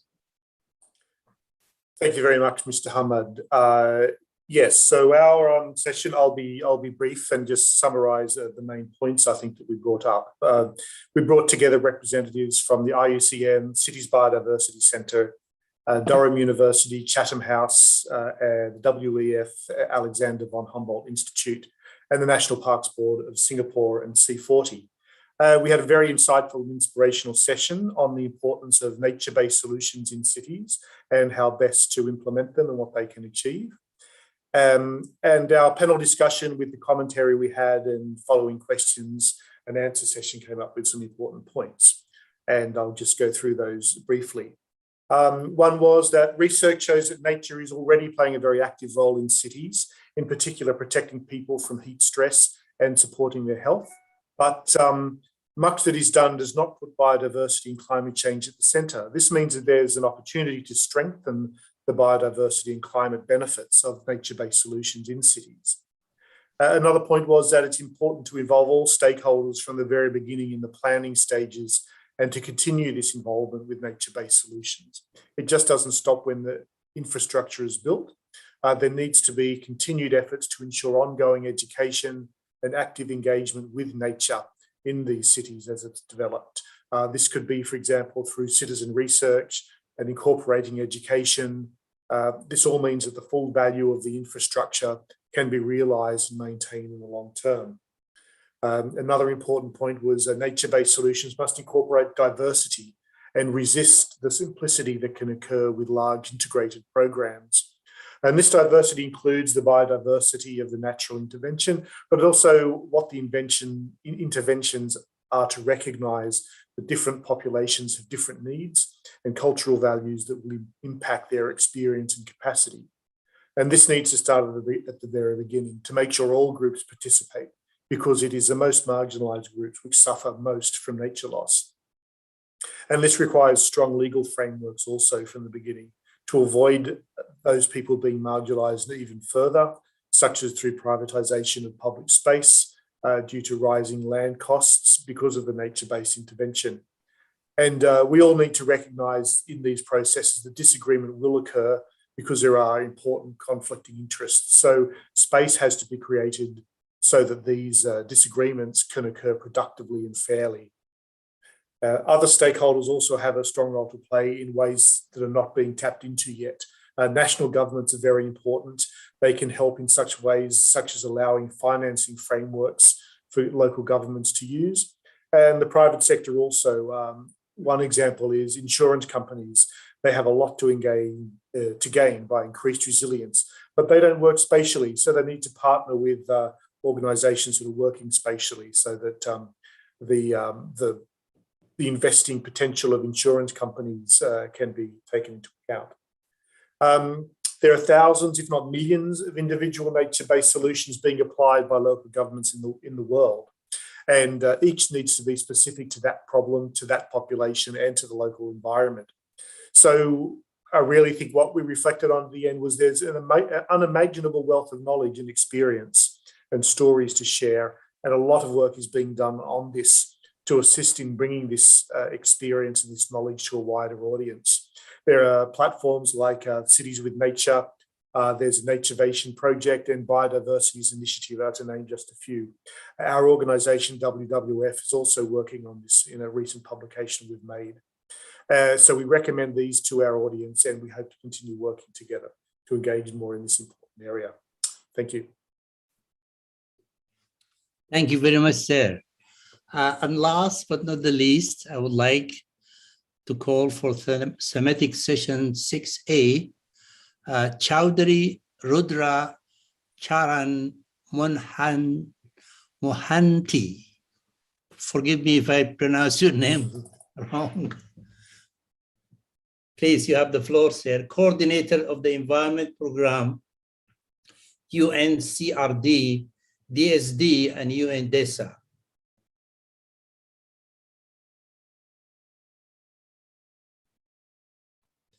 Sorry, Mohanty, please unmute yourself.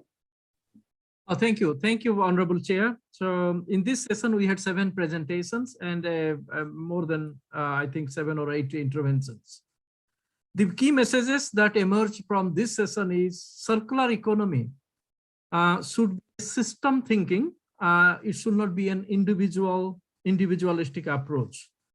And moving towards circular economy and zero waste societies or cities is inherently a multi-stakeholder process that needs systematic involvement of the government, the private sector, media, NGOs, scientific and research organizations.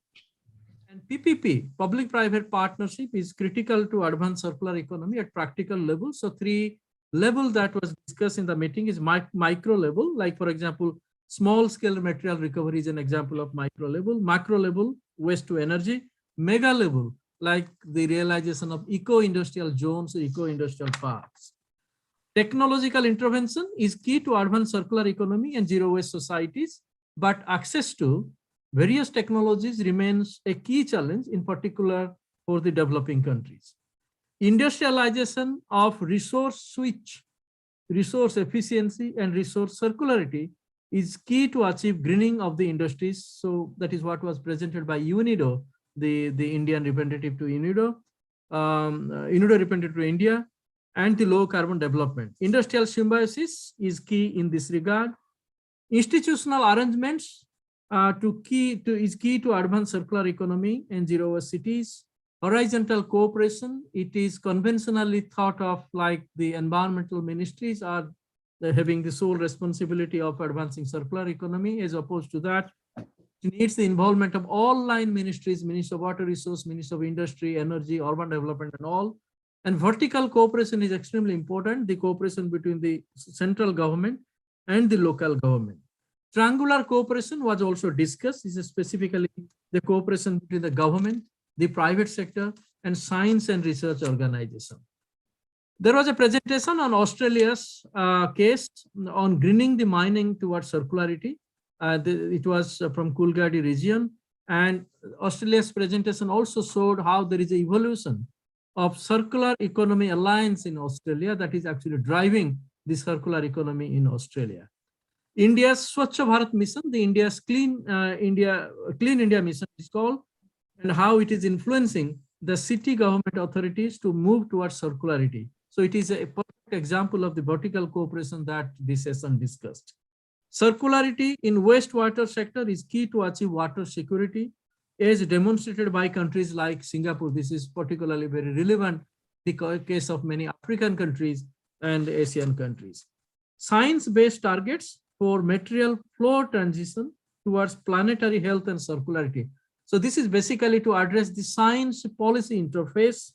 And for example, the material production, the material use needs to be under sustainable level to address the low carbon development. So it was also presented. So in summary, the supply security of resources is key to achieve healthy and resilient cities. That is the overall theme of the entire conference. And in this regard, there need to be a cyclic relationship between resource efficiency that leads to waste minimization, and that leads to human well-being. So this cyclic relationship is extremely critical in achieving the resilience of the cities. Thank you, sir. Thank you, sir. Thank you very much. And thanks to our moderator who have done an incredible job. I know 3 minutes is not that much. However, we are beyond the time and we're supposed to finish at 7:40, but we have a very important speaker who are going to come.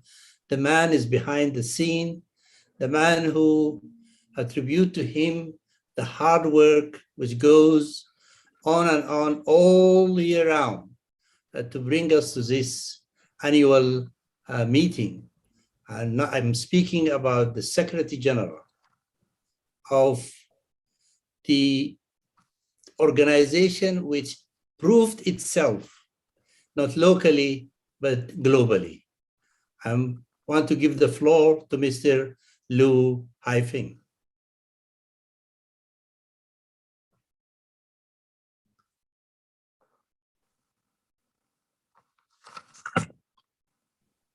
Dear Vice Chairman, Dr. Taji Hamad, dear moderators,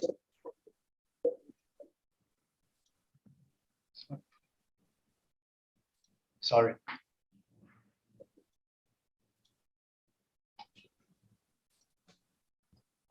Dear Vice Chairman, Dr. Taji Hamad, dear moderators, hello everyone. Thank you for your active engagement, wonderful exchanges, and great support. On behalf of the Global Forum on Human Settlements, GFHS, I wish to extend our heartfelt gratitude to all our partners who have contributed to this annual session. And sincere thanks to all speakers, moderators, and participants. My speech title is Uniting Global Cities to Tackle Climate Change Towards Sustainability. Under the theme of Accelerate Green Transformation and Innovation Towards Healthy, Resilient, and Carbon Neutral Cities, with the goal of uniting global cities to address climate change towards sustainability. This year's fruitful session contributes positively to the anticipated outcomes of the United Nations Climate Change Conference COP26 to be held in Glasgow, United Kingdom in 2 days. The success of GFHS 2021 attributes to all our partners and participants. This year's session has seen more participants and exchanges than ever before. A total of 25 authoritative co-organizers, including 10 major UN agencies and a number of well-known international institutions, have worked on the smooth running of the event. More than 110 outstanding speakers, moderators, and commentators from 6 continents of various fields have engaged in discussions with informative insights. More than 20 cities from 5 continents have officially assigned representatives to deliver speech. The forum attendees in-depth discussions, feasible solutions, and suggestions for policy making in relation to over 10 key issues have been shared simultaneously with an online audience of more than 100,000 via live streaming. Another highlight of the session comes in about an hour.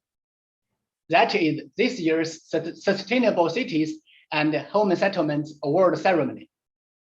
I bet you and the online audience look forward to congratulations the winners later at 8:30 p.m. Beijing time.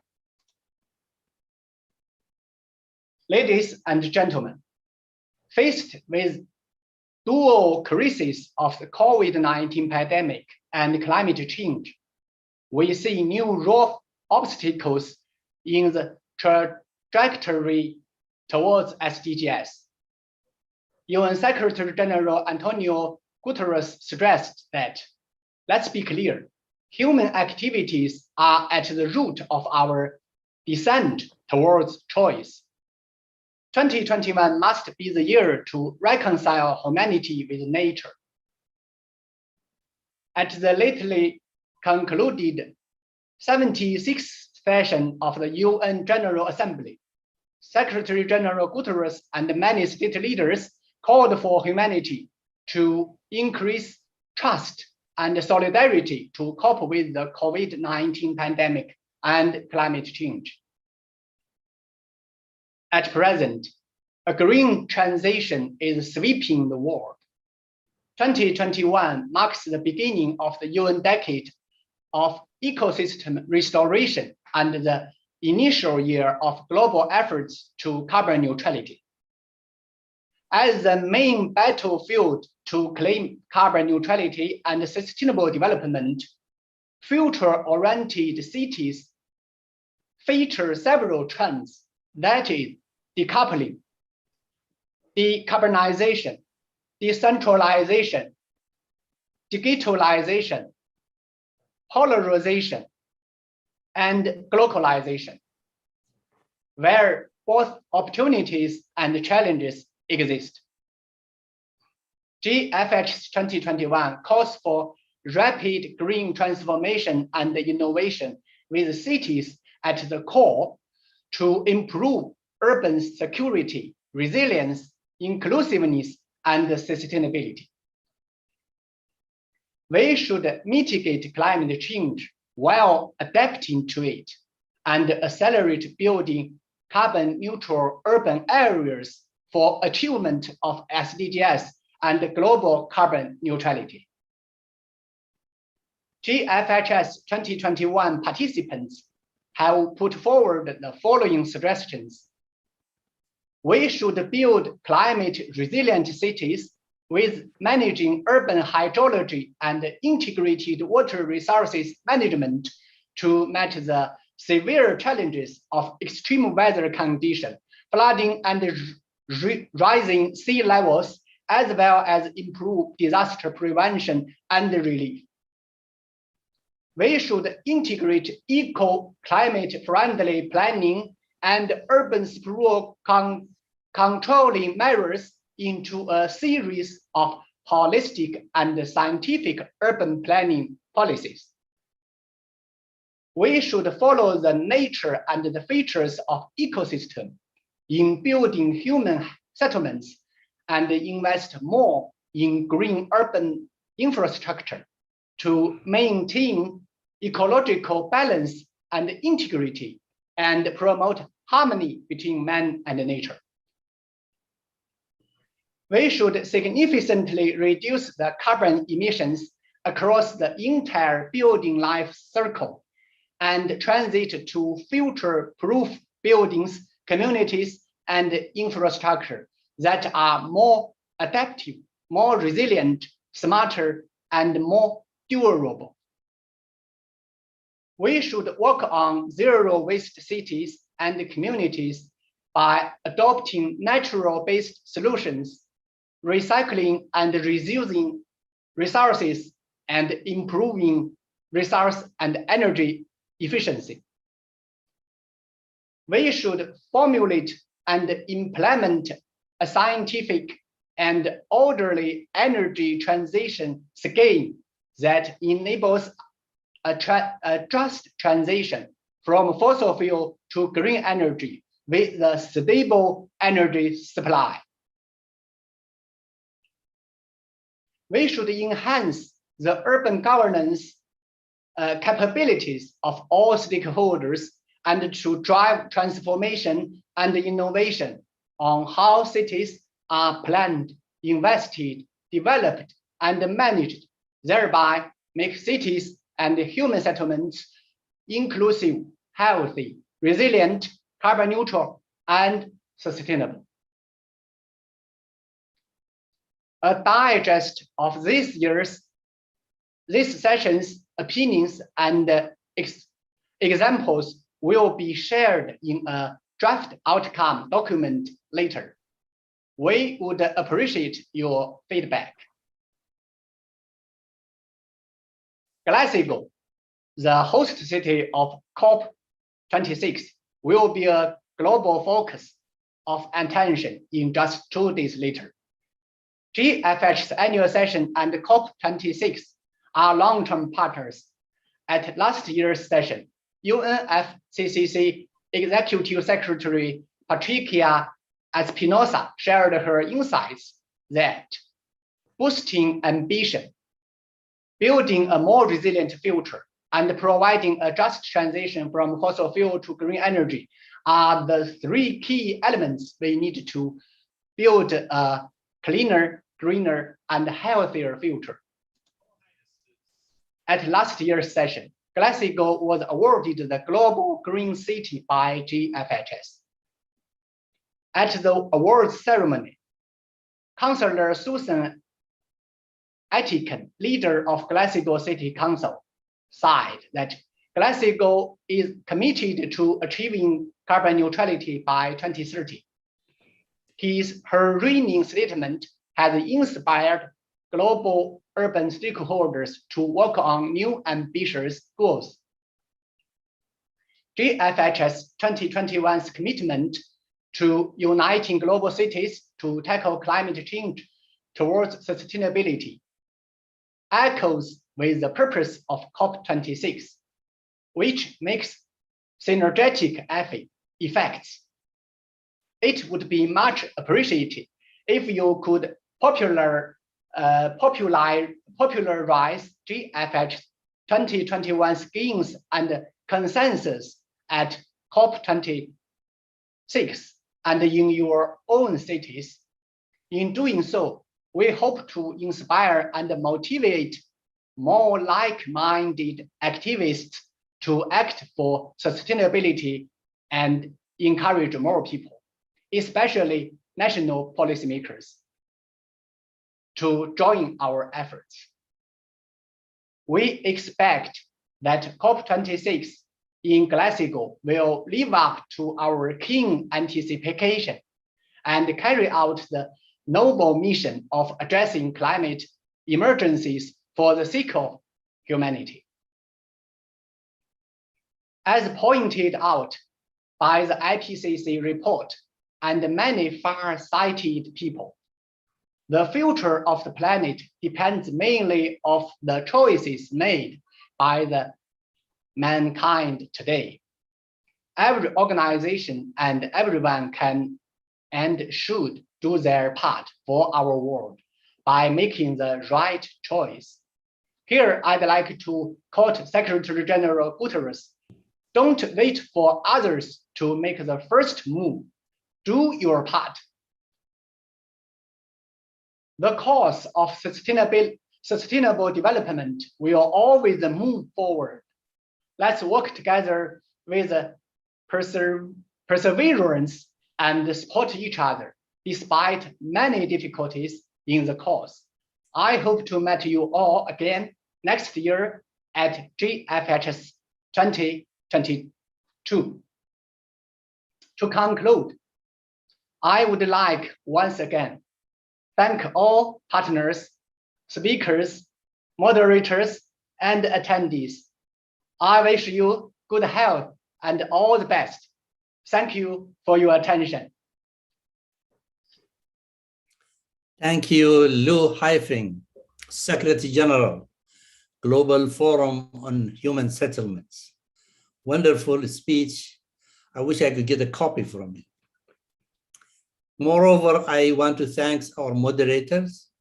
I know it was a difficult task, but you did a great job, to the degree that I regret I couldn't attend all the session because of the difference of time. Because now time is over, I would like to conclude this session and thank you again, our moderators, the Secretary General, and I turn the microphone now to our very skillful and very alert Christine. Thank you. Thank you, Taj. Thank you very much. As Mr. Lu mentioned, we can't say how much appreciation we owe to our more than 100 speakers and commentators whom I was communicating with over the past two to 3 months. Thanks to all wonderful moderators and chairs who led amazing discussions. Of course, our heartfelt thanks must go to our long-term associates and friends and the global participants. But conversation doesn't end here. We will surely carry on and look forward to hearing more from our city members, from the organizations and the private sector, because we are uniting both public and private sectors in addressing sustainability challenges. Well, that's just a very brief word from me. Okay, now I think that's the end of the closing session. Now we'll have a 30 minutes break. Please remain with us because coming up next is the final, but most importantly, a ceremonial part, 2021 Sustainable Cities and Human Settlements Awards Ceremony, during which 2022 awardees will be revealed. So please stay connected and come back to join us at 2 2:30 p.m. Central European Time, 8:30 p.m. Beijing Time, 9:30 p.m. Japan Time, 8:30 a.m. EST. So before we take the break, should I just require all the participants switch on the camera? Let's get a look. Yes, please switch on your. Cheers. Yeah, switch on your. Yeah. Yeah, we know it has been crazy the past 3 days. We don't have much time to say hi to each other. Yes. Okay. Thank you. Thank you. Thank you all. Yeah, please just stay connected. Thank you, Taj. Thank you. So the ceremony will start at 8. See you later. Yeah. See you. See you in half an hour.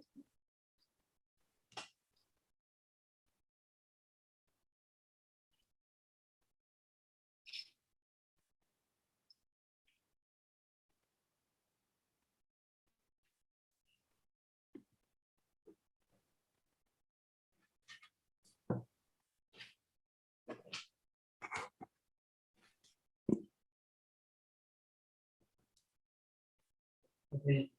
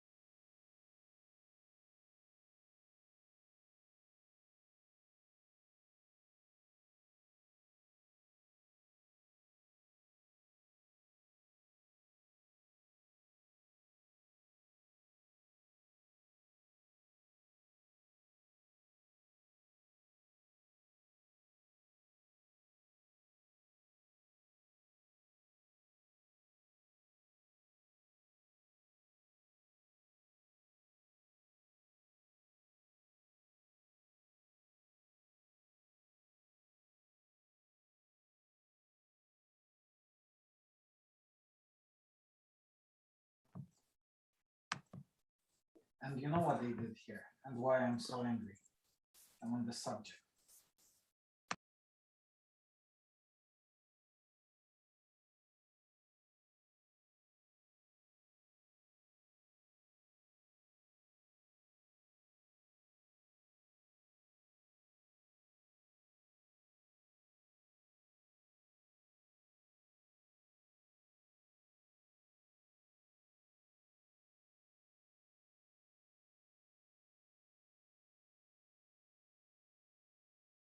You know, even over a badly paid job. Now those people due to the pandemic, they left. And there's no more competition over badly paid jobs. If you don't pay, you don't get the work. It's very simple. By the way, it's going to start, huh? But no, it says that I'm muted, but it's not muted. Can you look what's happening? Yeah, sure. No problem. I can't hear anything.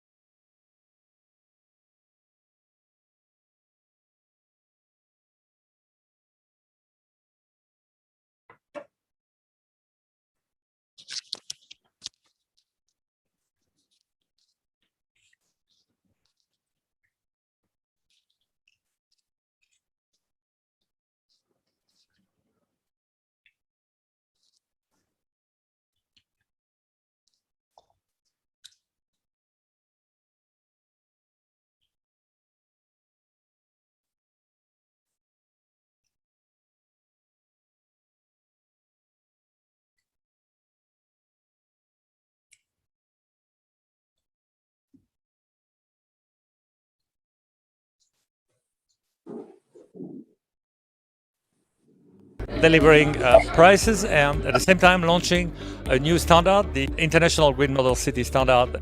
So altogether, a very productive event and very fascinating event.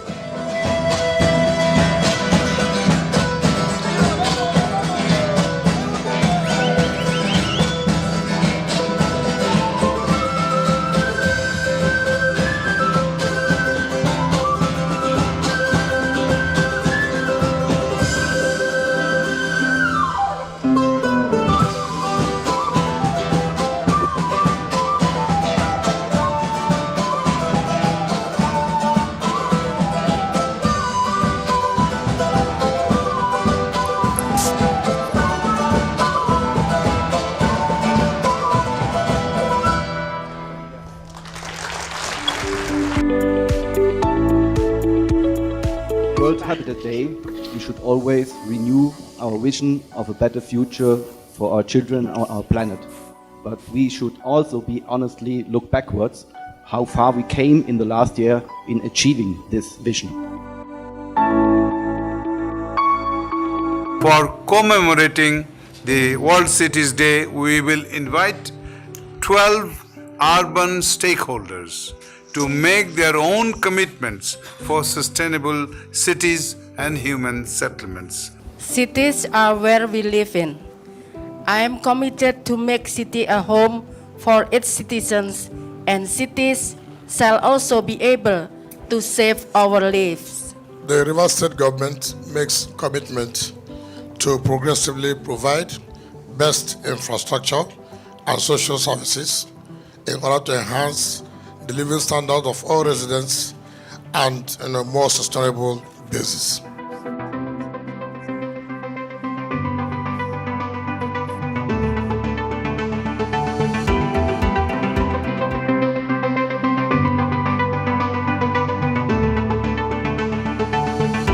Implementation of sustainable development goals through the construction of forest city.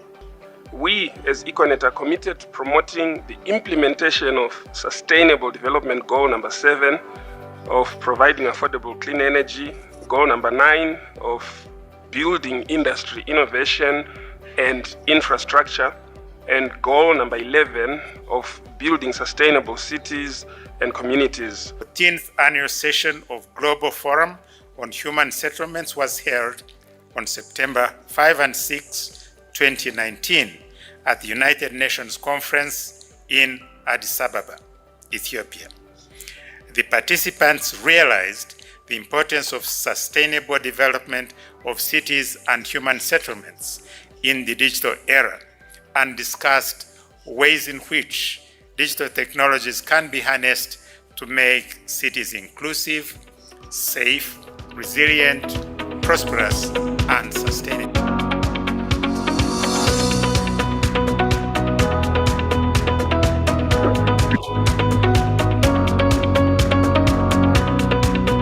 欢迎大家出席我们2017可持续城市与人居环境奖的颁奖典礼。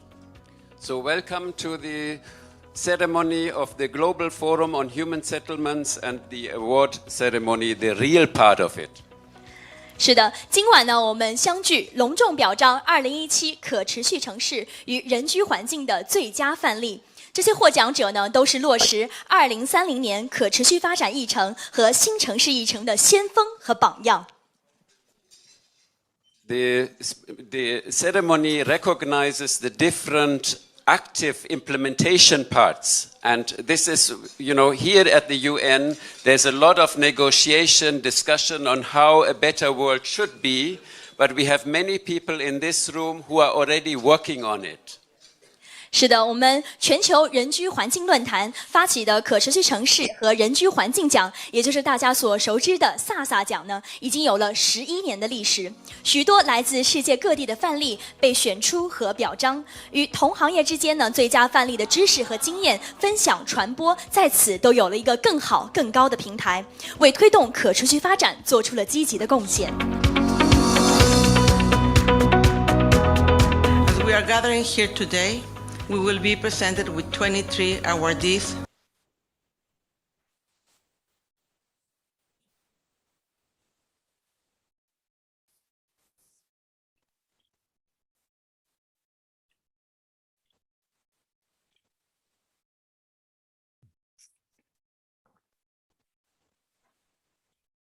那各位来宾，我们的颁奖典礼马上就要开始了。感谢配合。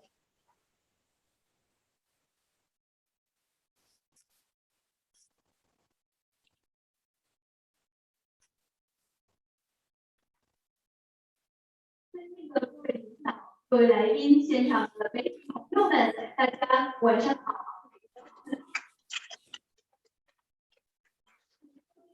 在颁奖盛典现场，我是小田，又和大家见面了。掌声在哪里？那在我们颁奖盛典之前，我们要进行一个简短的科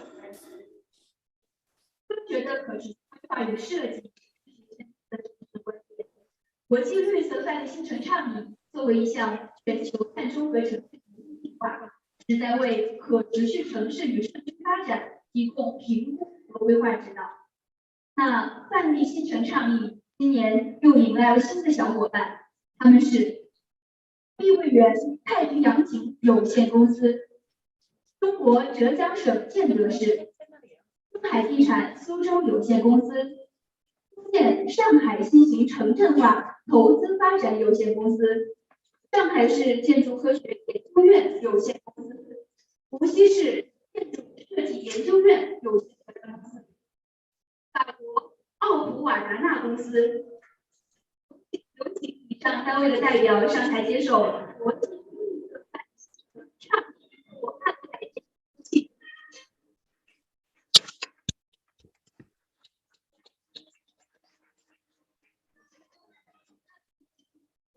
好的是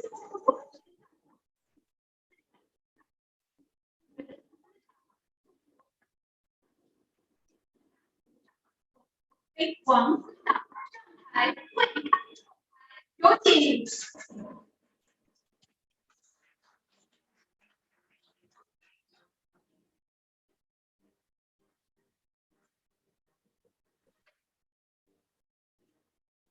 有请王司长。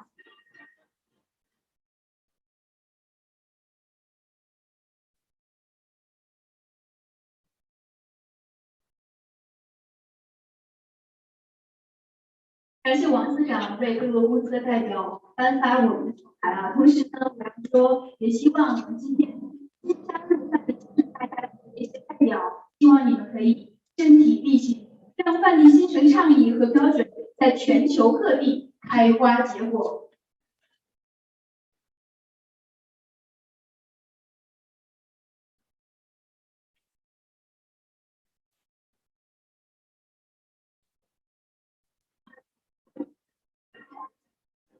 好，请我们的王司长站在我们的中间，与进行一个大合影。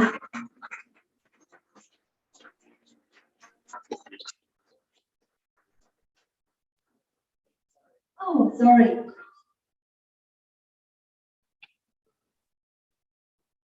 好，我们还差一位成员。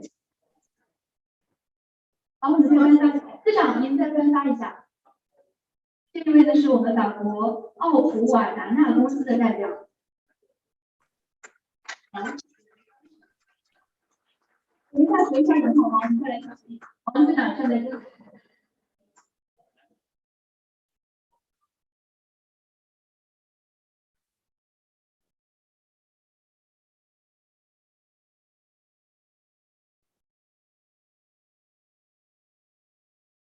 好，感谢各位，请各位来谢谢。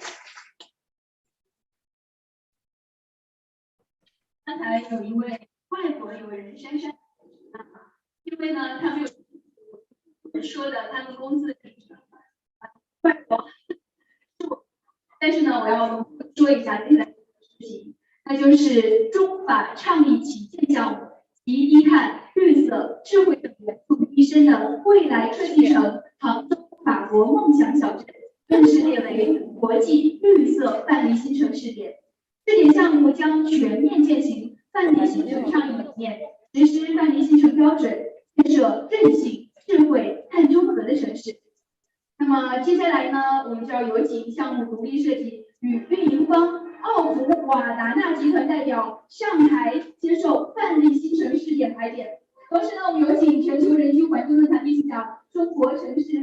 研究会可持续城市专业委员会会长于海峰先生上台为其授牌，有请。C'est Julien.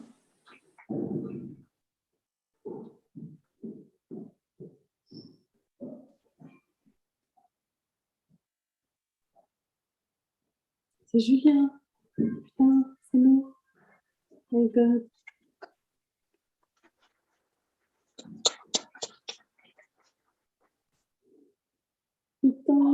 感谢吕秘书长，请到水下休息。来，我们有请外国留步。我听说您请您留步。我听说您的中文很好。Tu le vois, c'est Julien. 您刚才让我在场上稍微Ben c'est Julien. 您没有上来。我以为我是晚一点才会上，不好意思。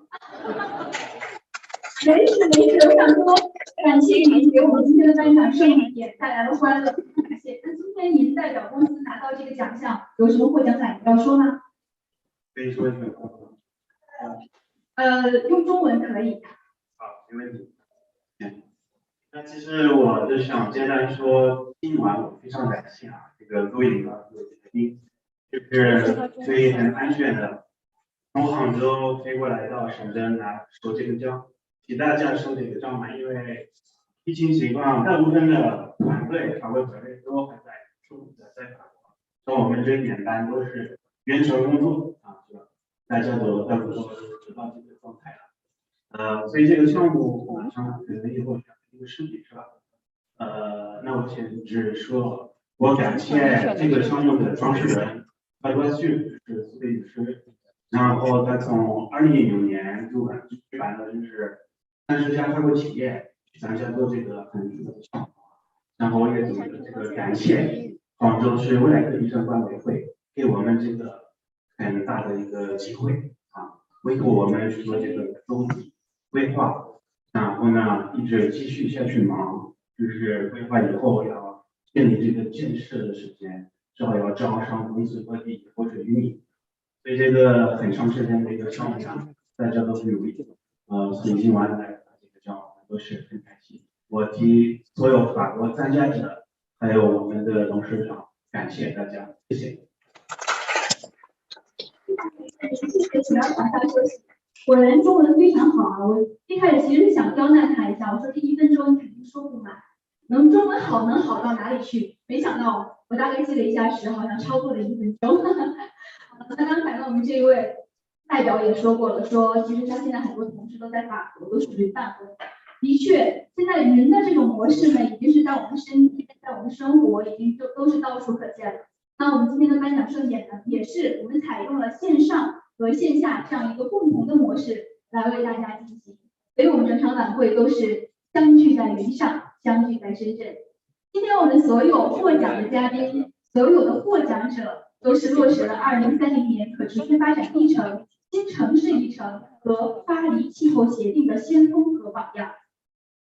由全球人居环境论坛发起的可持续城市和人居环境奖，简称萨萨奖，已经是走过了16年了。许多来自世界各地的杰出范例被选出和表彰，为同行业之间的优秀范例知识经验分享提供了一个高规格的互动平台，为推动可持续发展做出了积极的贡献。那么接下来我们有请全球人居环境论坛秘书长、中国城市发展研究会可持续城市专业委员会会长吕海峰吕秘书长致欢迎词，有请。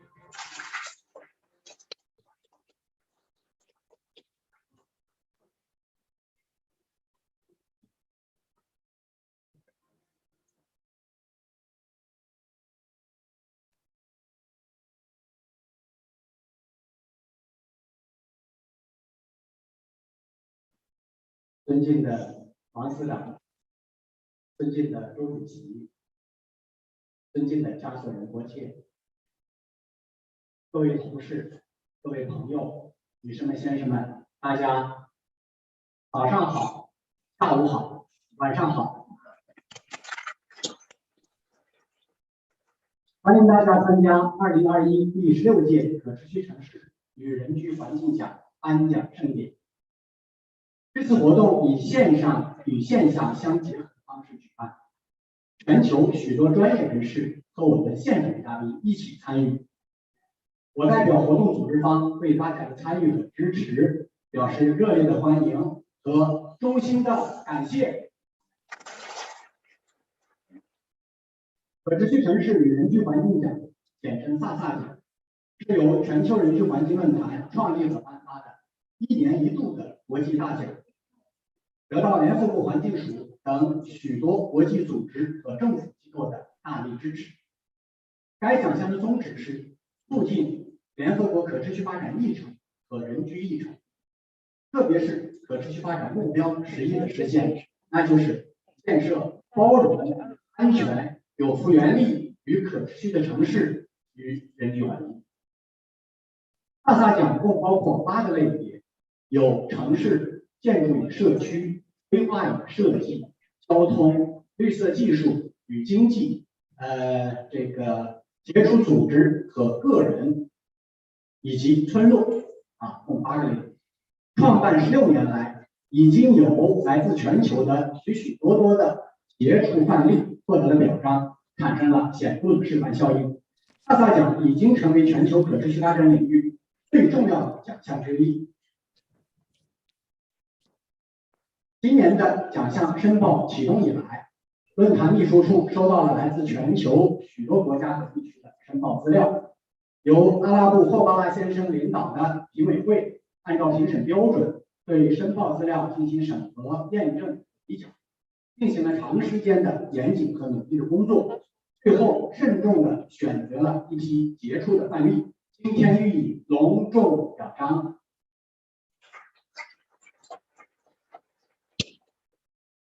我相信接下来奖项的名单揭晓，一定会让大家眼前一亮，看了他们的业绩，大家一定会为之一振。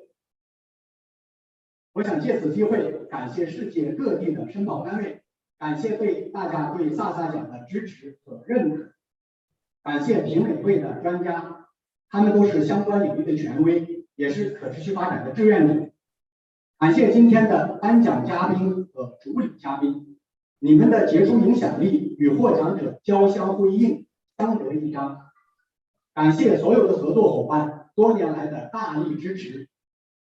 我也要感谢秘书处的工作人员，他们进行了大量的沟通和协调工作。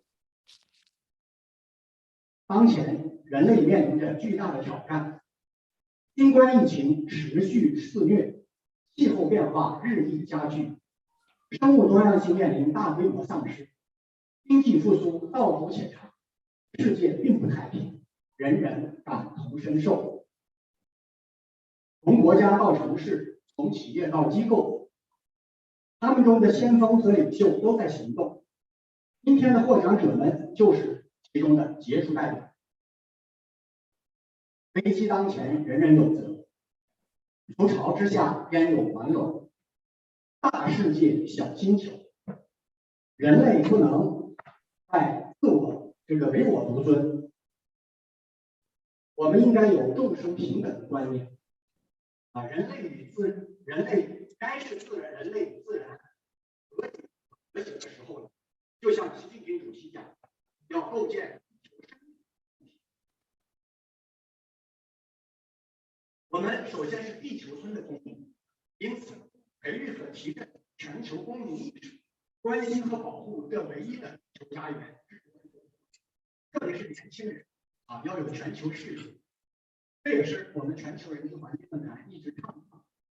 我们可以通过自己的日常生活工作，尤其是消费的选择，来节约资源，降低生态足迹，减少碳排放，为保护地球家园做出应有的贡献。请允许我再次引用联合国秘书长他最近讲的一句话：不要等待别人采取第一步行动，尽你的责任。我们在关心自己福祉的同时，也应该关心他人，关心后代，关心自然。你不断的去做，贡献了你就幸福。因为人活着，我们活着不光是为了自己，获取只能带来满足，而幸福来自于奉献。这个最近呢，碳中和成为这个全世界的热门话题。2天以后，联合国气候变化大会将在英国格拉斯哥举办。那么现在，所以最流行的一个词儿就是carbon neutral carbon就是碳中和。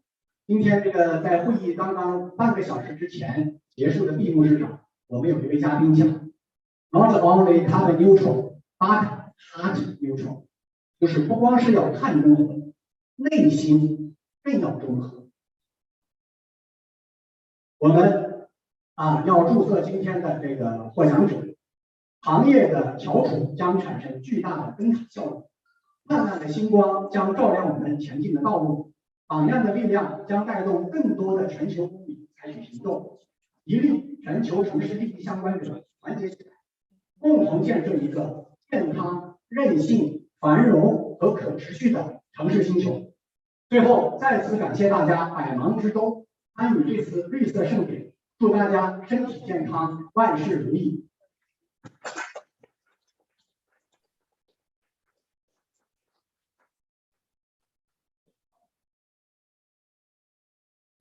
感谢吕秘书长带来的精彩致辞。刚才秘书长说了一句话，说我们要和自然和解，创造和谐的家园。这也就说明，其实我们的萨萨奖变得尤为的重要。我要跟大家讲一下，我们的萨萨奖呢，评审是有一个完整的程序的，申报者必须按照要求提交申报材料，由10多位知名的专家组成的评审团进行审核。评审专家呢要验证每一个申报者的信息和数据，最后做出推荐与否的决定。为保证萨萨奖的质量，做出了杰出的贡献，我们要向专家们表示衷心的感谢。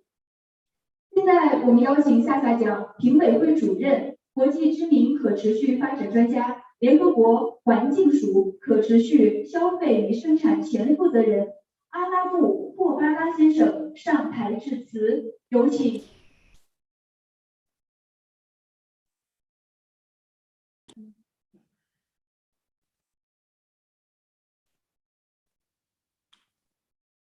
Good morning, good afternoon, good evening.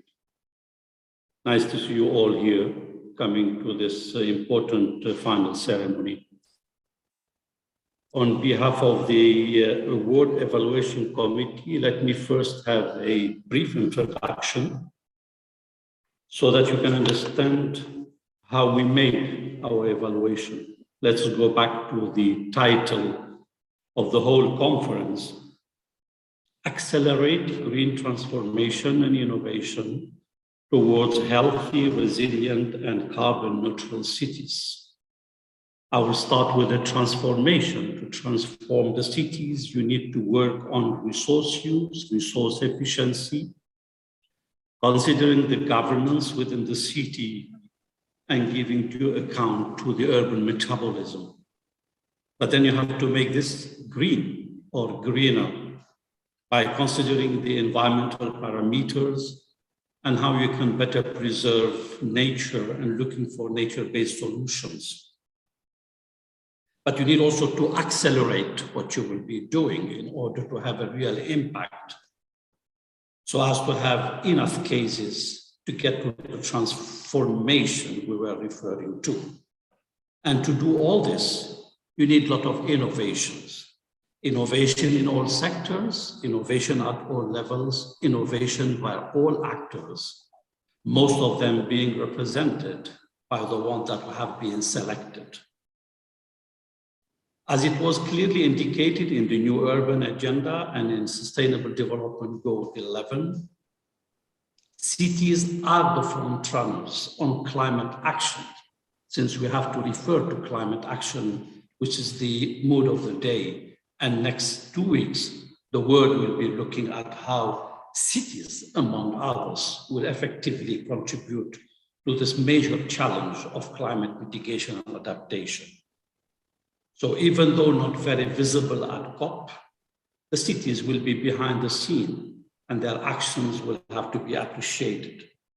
National global efficiency, circularity, resilience depends on what happened and what will happen in cities. And that's precisely what Global Forum for Human Settlement has been advocating for and working on green innovation and transformative actions for green and resilient cities by identifying outstanding cities, local communities, and other representatives, and of course, outstanding individuals. This year, the awardees included 26 organizations and individuals under 8 categories, as it has been indicated, representing about 15 countries and regions. The awardees include the world-famous historical and cultural centers, such as Barcelona metropolitan area in Spain, the advanced city of ecological civilization, city of Jiangxi, from Jiangxi province in China, the carbon neutral tourism destination Sania Resort in Greece, the carbon neutral company Signify, formerly Philip Lighting in the Netherlands, the outstanding expert Edouard Mazruya, the American architect and the winner of AIA Gold Medal for 2020-21, and who is the head of Architecture 2030, Dubai 2040 Urban Master Plan, the French Dream Town in Hangzhou, small building model, The Edge in Amsterdam, the first green infrastructure park in Bangkok, and many others. You will hear about them very soon. Back to you, colleagues. And congratulations to all the awardees in advance.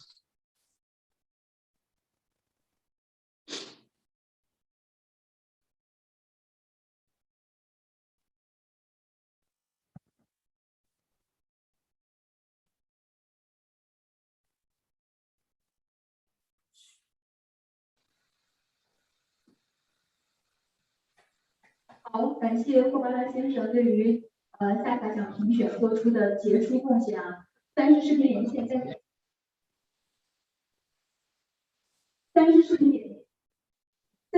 我刚想说3视频连线，但好像就像是来到我身边一样。但是后来卡壳的那几句发现真的不一样，所以我希望疫情可以赶快过去，我们大家可以欢聚一堂啊！期待就在明年，我们不用再用线上的这种模式。那么接下来呢，我们有请广东省政协周长虎有请。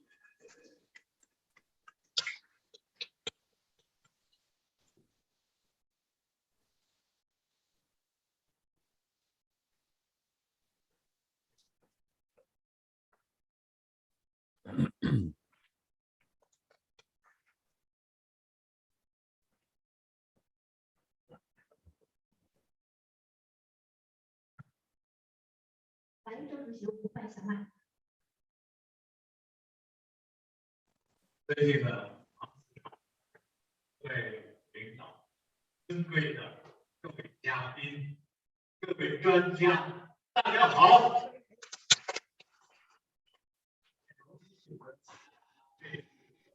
颁奖盛典，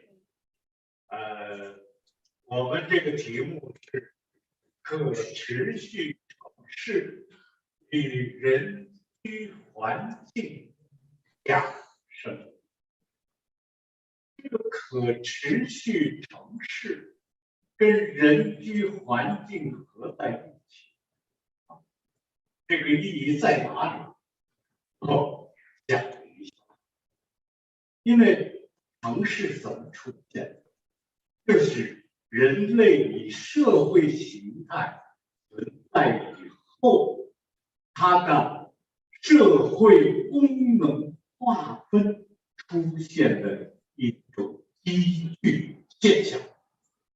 所以城市是整个人类发展的领头的部分，是不管是政治、经济、社会、文化，所以城市一个国家如果没有很强大、很繁荣的城市带动，它就很难全面的提高、快速提高。所以城市是对整体提高的一个依据功能作用。所以可持续城市就意味着可持续人类的发展。所以我们把城市把它跟人居环境搞在一起。可持续城市，我们看它什么？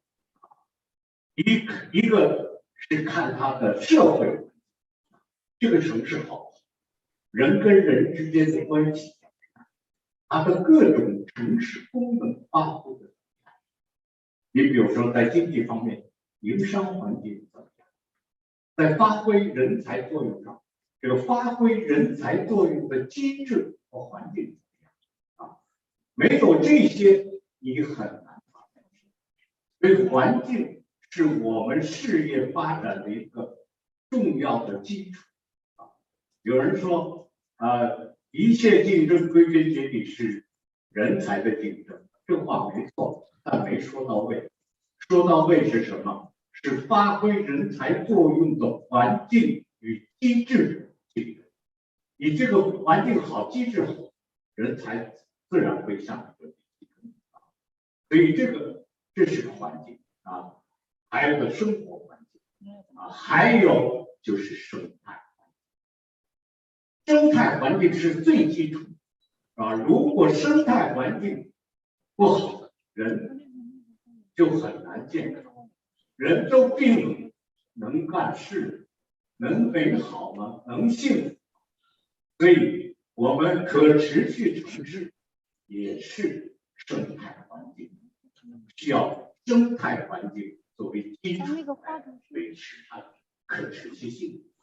所以我们这个事儿是近代我们非常关注的问题，因为过去我们对环境的破坏没有这么厉害，近代越来越严重，现在变成我们面临着不可忽视的全球性问题，只有全球同时行动少部分人不行，要大家都动起来，我们的环境才能得到改善。这就要付出很多要有智力的付出，要有经济付出，要有财富的付出，还有体力的付出。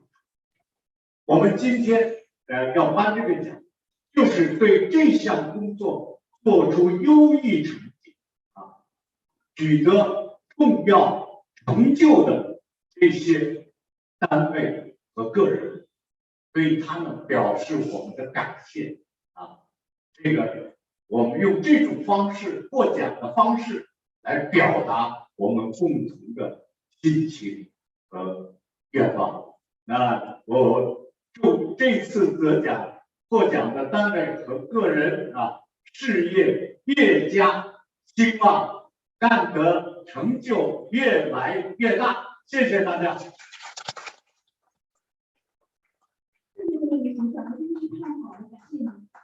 听您讲话呀，感觉受到了教育，因为刚才周主席说什么最重要？人才重要啊。那人才会去哪儿呢？人才会去城市环境好的地方。我觉得这一点真的是让我受到了教育。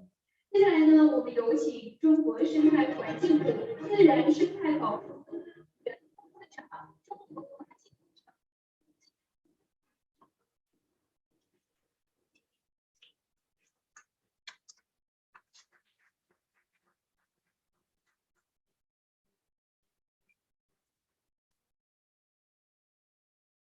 现在给大家大家好，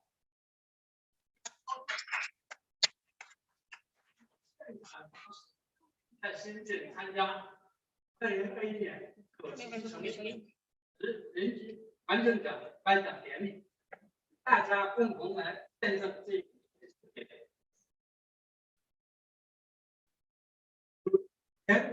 全球人居环境论坛创立所颁发的可持续城市园区环境奖，得到联合国环境署大力支持和指导，旨在分享绿色低碳发展成功经验，推动联合国可持续发展议程和联席议程的贯彻。文坛联会连同颁奖活动，已经连续16届成功在5大洲举办，包括在纽约联合国总部、联合国非洲总部、亚太总部，国际上产生了广泛的影响。这个奖项是经过单位自主申报，专家评委会按照科学的标准进行甄选，并对申报单位一些投委项目组织专家进行实地考察验定等一系列科学有序的推展出全国绿色与低碳发展的最佳范例，并将他们这些成功经验通过会议和媒体向全球宣传推广，让更多的国家和公众学习分享这些成功的经验，对促进当地可持续发展及其目标的实现有十分重要的意义。历届获奖范例来自全世界各地，如非常知名的加拿大温哥华市、奥地利的维也纳市、巴西库里提巴市、英国格拉斯哥市，又有绿色低碳建筑社区、景区规划设计项目、绿色技术与绿色经济和绿色出行项目，以及大力践行绿色低碳接触个人等。历届范例还有来自我们中国云南省的丽江市、江西省的无锡市、浙江省的江山市虎头山景区、东兴天津生态城、山东省青岛中德生态园、四川省磨米山景区、广东省关门湖度假区等。全球人机环境论坛还应邀组织获奖代表到国外交流学习，相互借鉴，共同提升。这些交流活动促进世界各地分享中国生态文明建设理念和成果，展示中国绿色低碳发展形象，讲好中国生态文明故事，熠熠新颖。朋友们，本月中旬在昆明举办的以生态文明共振地球生命共同体为主题的联合国生物多样性公约第15次约方大会，新民主席发表了以生态文明建设为引领，协调人与自然关系，共同构建地球生命共同体，共同建设清洁美丽的世界的重要讲话，也对全世界建设可持续城市和人居环境，保护生物多样性，应对气候变化，实现碳中和都具有十分重要的意义和推动作用。本届年会和颁奖与活动，也就是贯彻落实 GOP15的大会成果，推动中国及全球加强保护生物多样性的大会，值得我们鼓掌赞赏。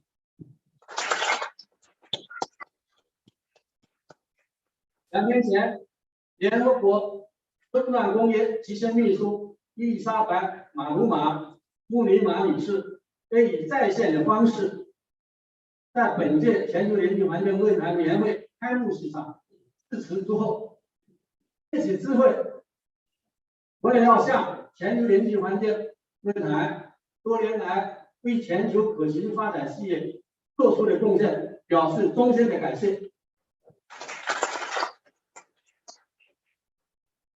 向第16届全球人居环境论坛年会成功举办表示热烈的祝贺。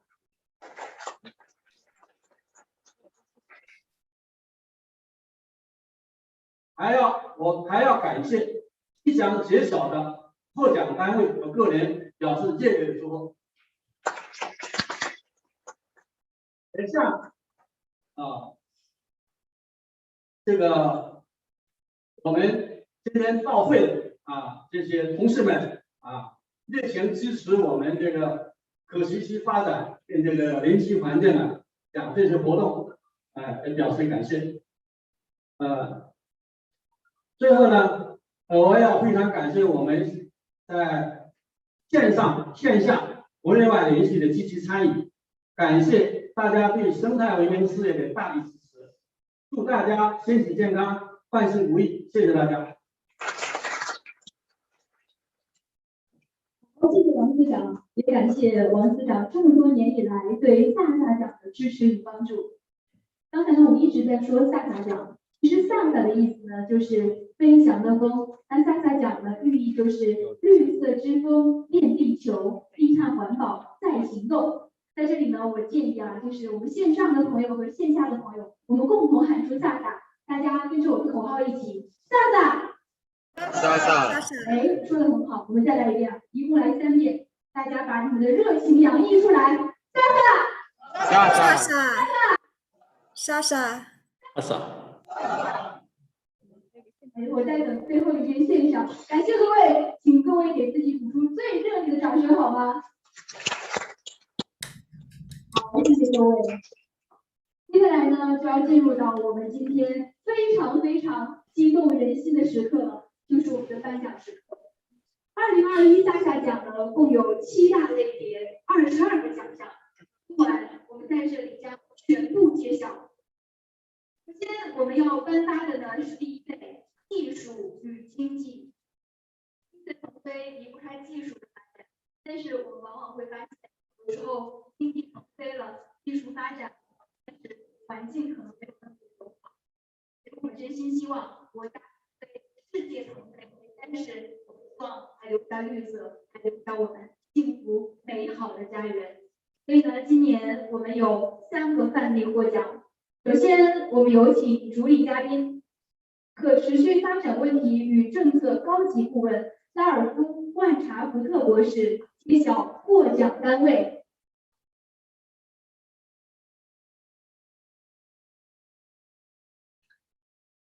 Thank you very much for this opportunity. And I'm pleased to announce the winners in this first category. It is the award for Global Model on Green Technology 2021. There is two winners. There are 2 winners. Number 1 is Dubai Smart Environment Program of the United Arab Emirates, and Mini Thrashpresso 3.0 by Minivis Taiwan, China, for the decentralized upcycling of smart robotic modular factory. The participants of the forum had the opportunity to see a very interesting documentation on this project, so I congratulate those winners. I also pleased to announce 1 award in the category of Global Model of Green Economy 2021, which goes to Green Standards Company Limited of Canada. Thank you so much and congratulations to the winners. 好，非常感谢拉尔夫先生。同时呢，我们要祝贺迪拜环境质量监测技术、台湾智能机器人模块化工厂以及加拿大绿色标准公司获得本年度大奖。现在请观看获奖单位视频。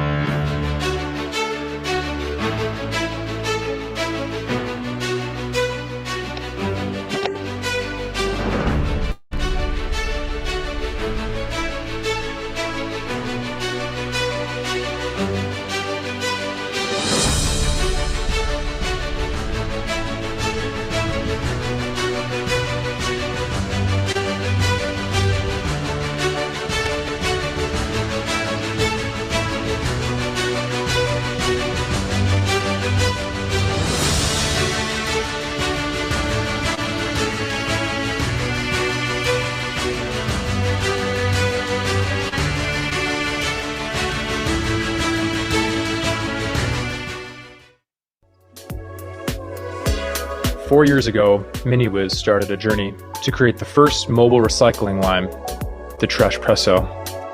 Using press machines, shredders, ovens, and other industrial equipment, Trash Presso is able to recycle trash anywhere. While TP1 traveled around the world, MiniWiz developed a new generation of Trash Presso.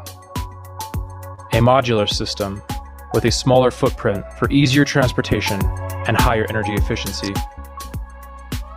With a new system of heat induction presses and specific molds for different parts, the process has become faster and more efficient. The new Trash Presso complements Robin, MiniWiz's smart trash collection system.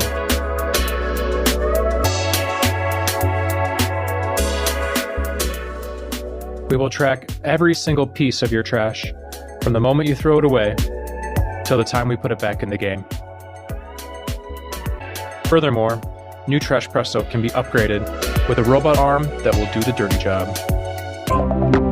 Green Standards is helping organizations like yours across North America reimagine the value of their excess furniture, equipment, and supplies. High-value products are resold to generate revenue. Reusable items are donated to nonprofits from our growing network of over 10,000 organizations, including charities, schools, associations, social programs, foundations, and more, providing them with safer, more productive workspaces. And anything that remains is effectively recycled or even upcycled. When it's time to clear out your offices, it's as simple as saying go. Now, 99% of your furniture and equipment will be kept in use and out of the landfill. Think of it as supporting our transition to a circular.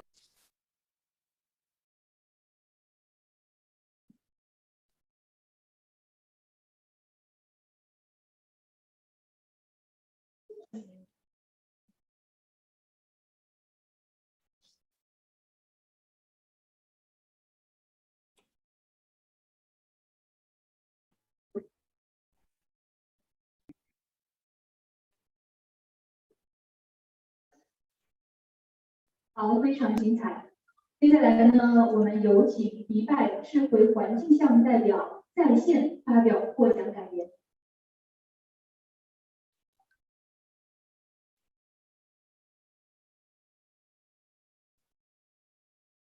请您打开视频和麦克风，谢谢。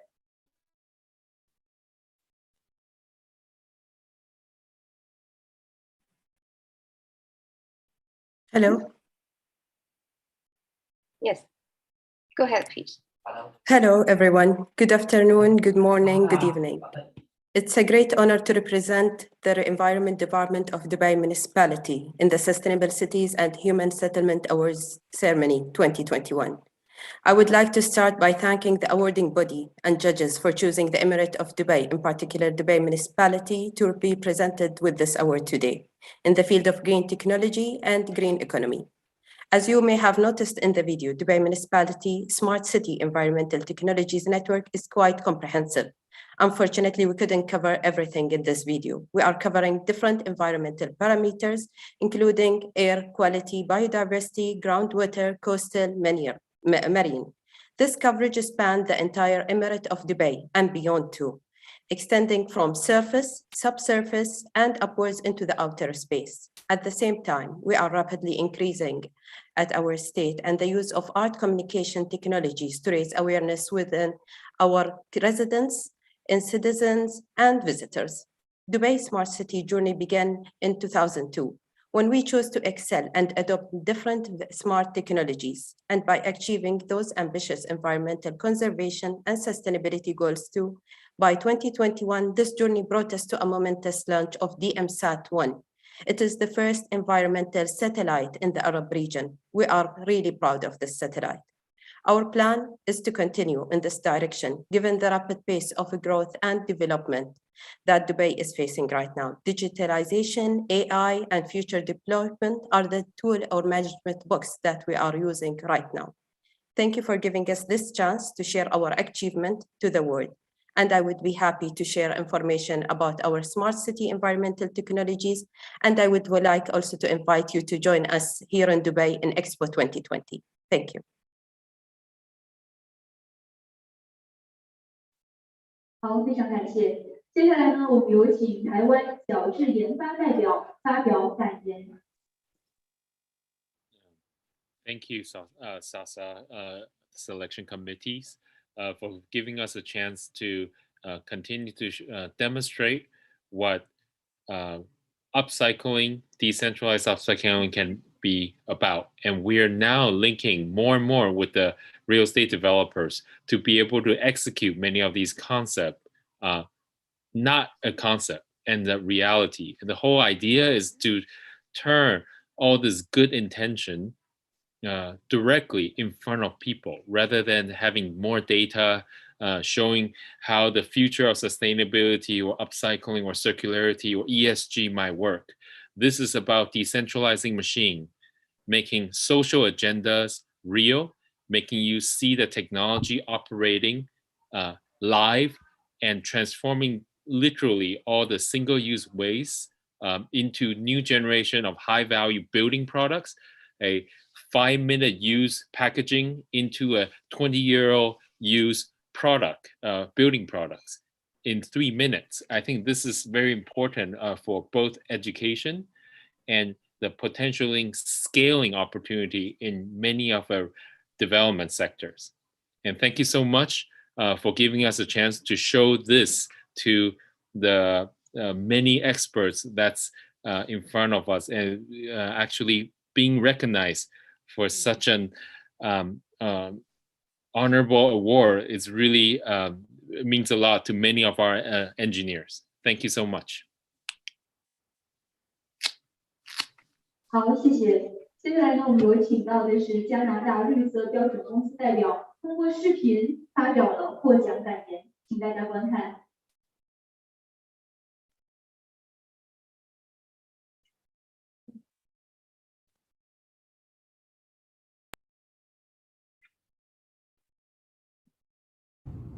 Hi, I'm Trevor Langdon, and I'm the president of Green Standards.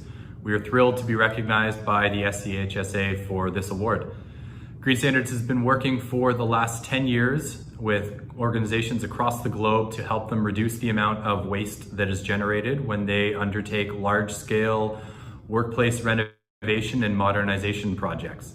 Typically, conventionally, a lot of that furniture would have ended up as waste in landfills. And we've come up with a creative and clever solution to keep it out of landfill, typically averaging a landfill diversion rate of 98%. A lot of those items are actually channeled to local community organizations, nonprofits, and schools so that they can benefit from those assets and keep them in their current state for a longer period of time. So again, we're thrilled to be recognized here. We're also thrilled and motivated and energized to be acknowledged alongside so many like-minded organizations who are coming up with creative solutions and really pushing the envelope and changing mindsets when it comes to creative ways that we can tackle climate change. Thanks everyone, have a great event. 好，恭喜以上的获奖单位。接下来呢，我们要进行的是今天颁奖的第二类旅游。在这里我想问大家一个问题：平时大家去旅游的时候，你们是喜欢去人多的地方还是人少的地方？喜欢去人少的地方，举手示意我一下。我发现大部分都喜欢人少的地方，为什么？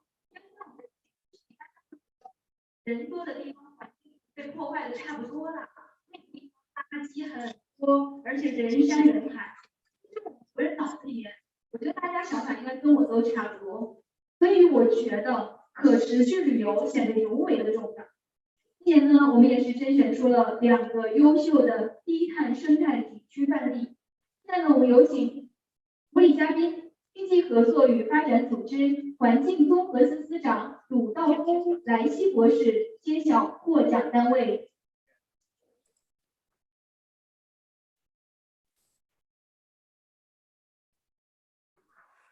Thank you very much. It is my honor to announce the winners of this category, the Global Low Carbon Ecological Scenic Spot 2021. The winners are Bekuti Antara Beach Resort in the Caribbean region and Sani Resort in Greece. Congratulations to the two of them.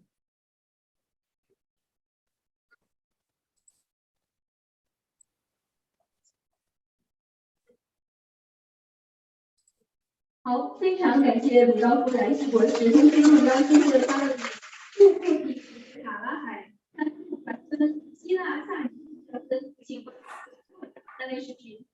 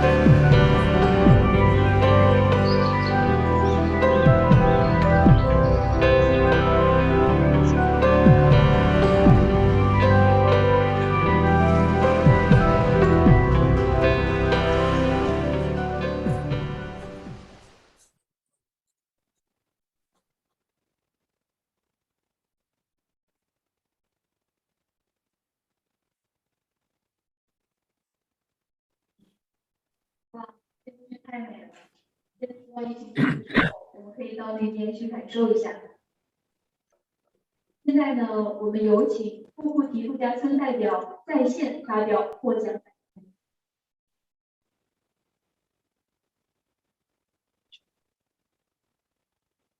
Good morning from Aruba to the Global Forum of Human Settlements and the award ceremony.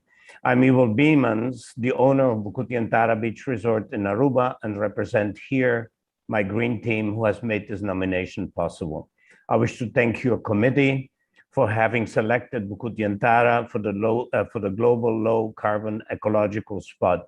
We are so honored.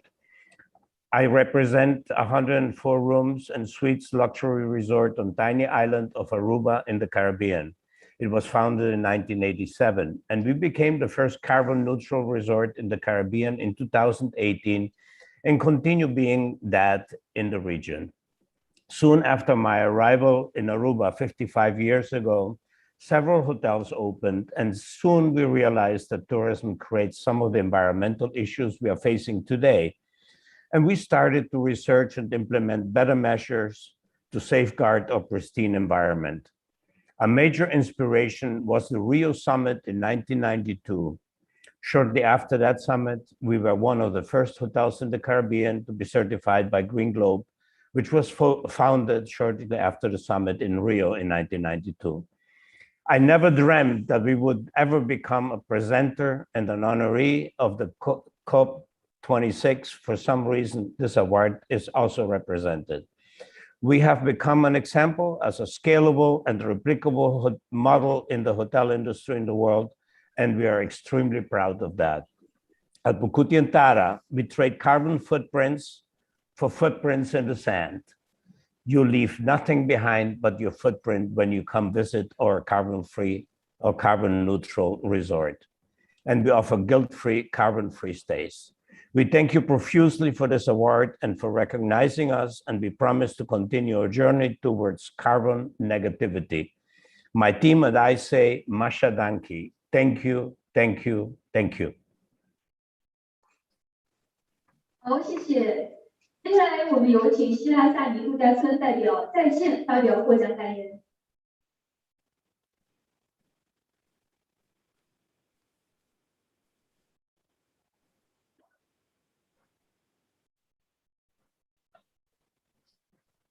Thank you, ladies and gentlemen. On behalf of Sani Resorts, it is such a great honor to receive this award as the Global Low Carbon Ecological Scenic Spot. For us, this award serves as a recognition of the vital role that each company, institution, and city can and must play in addressing the critical challenges needed to help us transition to a sustainable future. With sustainability at the heart of Sani Resorts, for over 50 years, we've set some very ambitious goals, such as a 000 goal, our ambition to be net zero by 2030, and zero plastic as well as zero waste by 2024. Last year was our first carbon neutral year, and we run on 100% certified renewable energy. We run several programs to preserve biodiversity in the sea, such as dolphin programs, conservation programs, our wetlands, our resident wetlands, as well as forest, tree planting and preservation programs with expert partners. We support over 35 organizations in our community and recognize that we have lots of work ahead of us. Being part of this community and recognized by this community today gives us great joy and encouragement going forward. So thank you to the committee. Thank you to all of you from Greece. 好，非常感谢。接下来呢，我们要颁发的是今天的第3类别的奖项，是建筑与社区。其实建筑与社区呢，是我们的城市目标，只有它们绿色、可持续发展了，我们才能幸福的生活。今年呢，我们甄选了2个优秀的绿色范例。现在有请主礼嘉宾，国际可持续建成环境倡议组织主任、加拿大皇家建筑师学院院士尼尔斯·拉尔森揭晓获奖单位。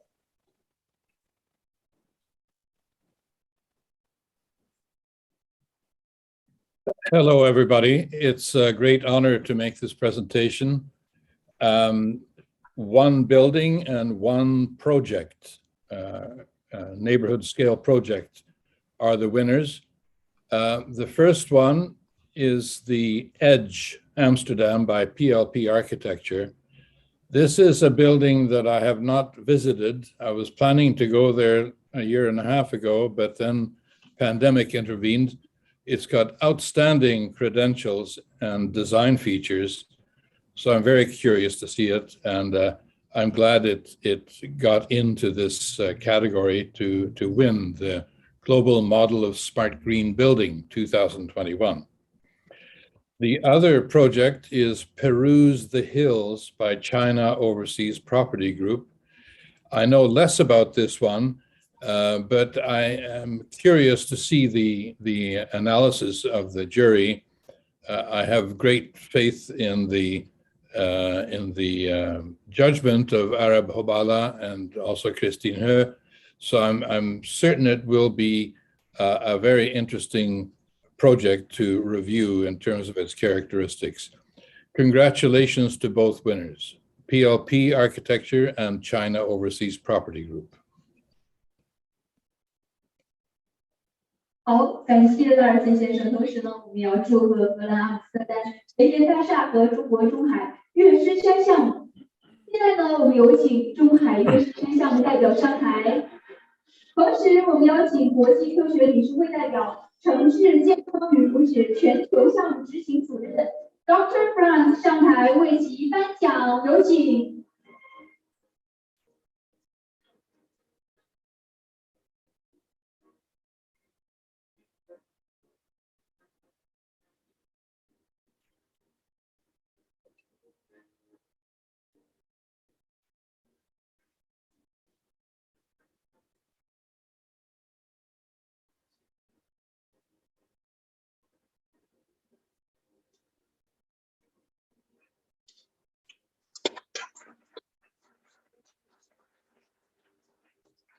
好，祝贺！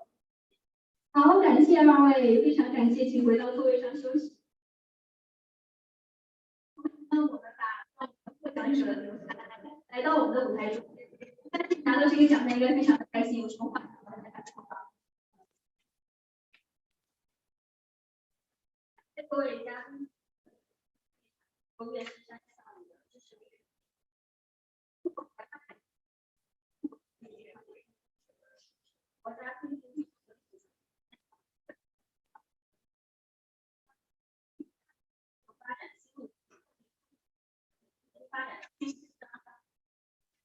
我非常看好，非常感谢在座同学，谢谢。现在呢，我们有请大厦的设计单位 PRP 事务所代表线上发表感言。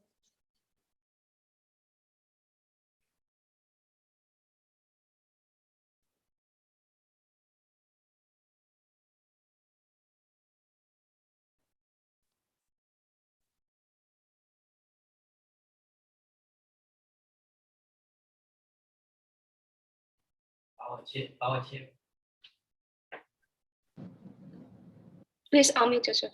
Go ahead, please. Hi, everyone. Thank you very much on behalf of PLP Architecture and my clients for the Edge in Amsterdam. This is a great honor, it's a building that's been finished for about 5 years now, but it still makes people learn about the future of buildings like this. We are in every building we do at the moment, combining innovation and collaboration with many people to see if we can find better solutions for the results of our projects, because they have a huge impact on society and on the climate. The real estate industry is, one of the industries that needs to change much in the next 10 or 20 years. Because of the impact on the environment. We love to work on these things. We know a lot of people who love to work on these things. And we find it's a real goal.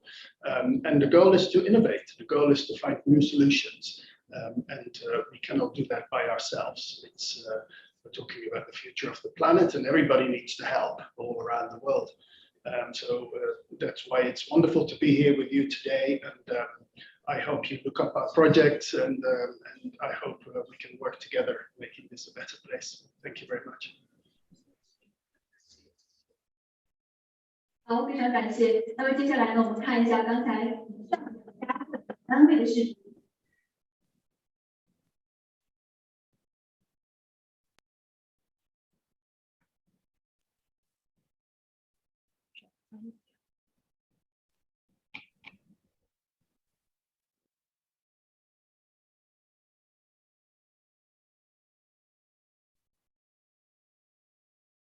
The Edge in Amsterdam is a new type of workplace.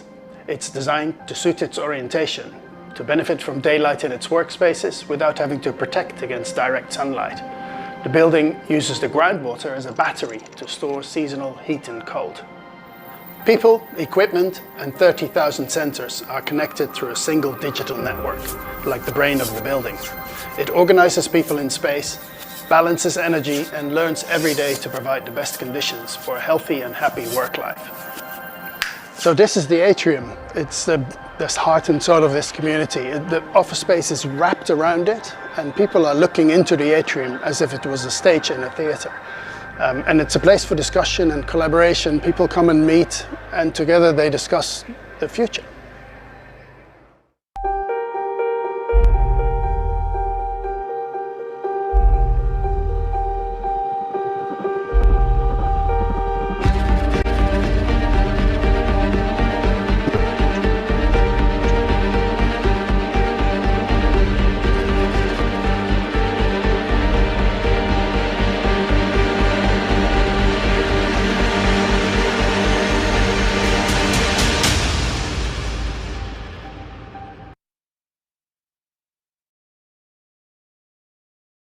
接下来呢，我们要颁发的是第4大类别规划设计。今年我们共甄选出了4个优秀范例。现在有请主礼嘉宾、全球人居环境论坛副主席、世界非政府组织联合会主席太极哈马德博士揭晓获奖单位。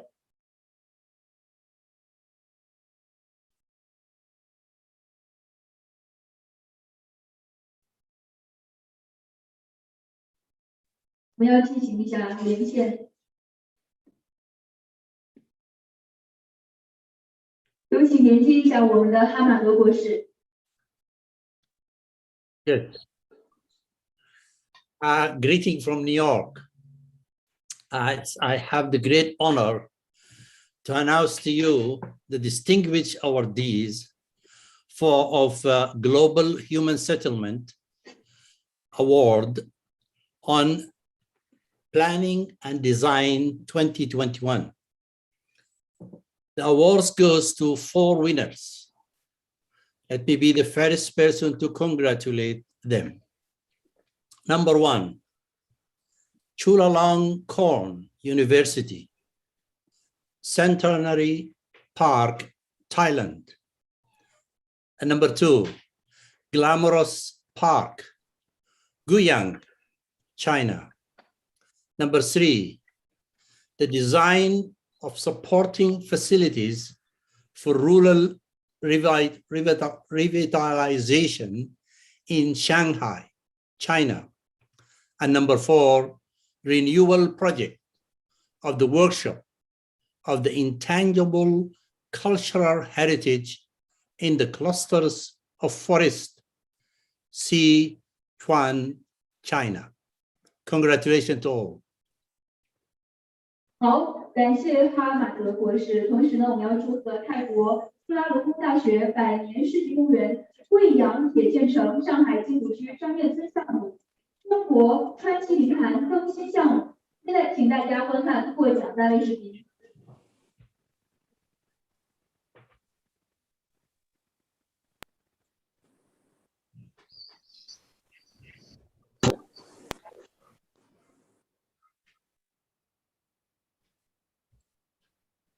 I won a design competition to build Bangkok's first new public park in over 30 years, which opened in 2017.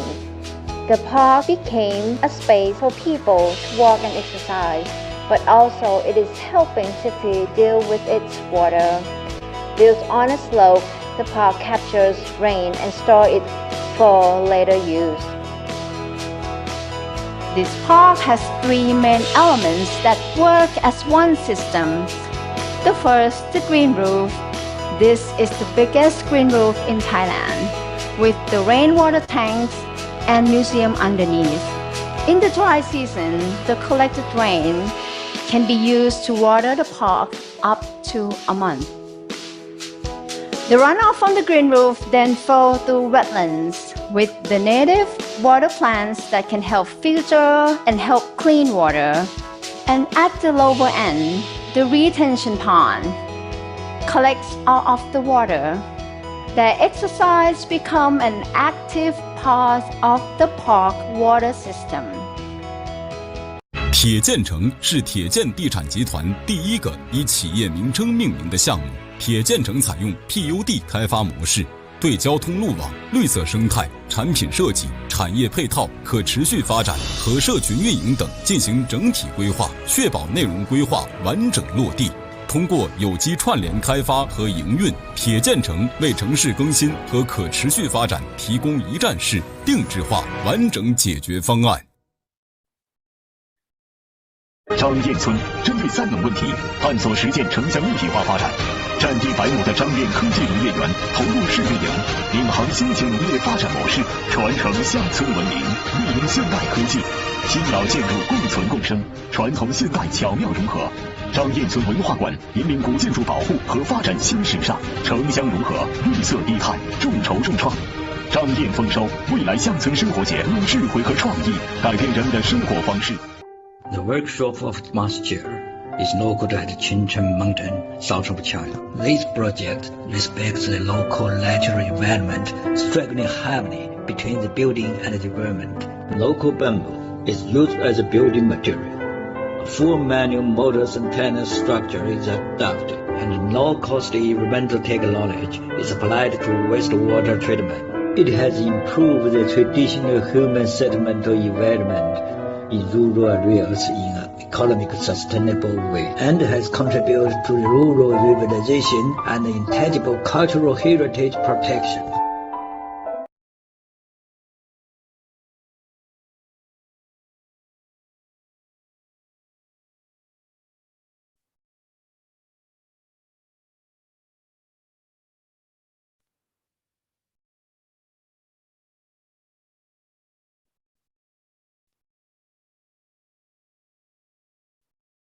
And construction stage, respectively. All these measures will be a solid. 中国区首席代表、全球人居环境论坛规划设计委员会委员杜鲁宾先生。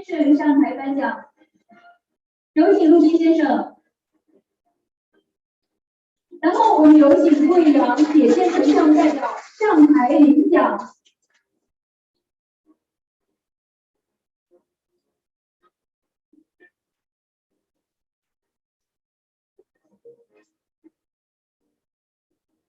有请我们的摄影师记录下这一个激动人心的时刻。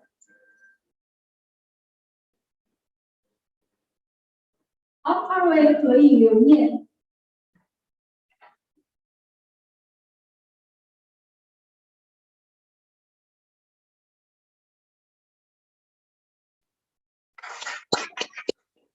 好，感谢，有请我们的获奖单位先到我们的舞台一次休息，谢谢。接下来呢，我们有请到的是上海张燕姿项目代表上台领奖，有请。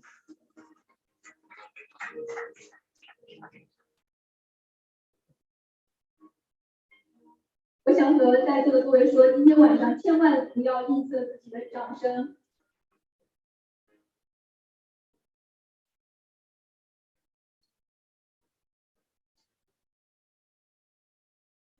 好，请2位合影留念，也把我们最热烈的掌声送给他们。好，感谢，谢谢。接下来我们有请到的是川西林坛更新项目代表上台领奖，有请。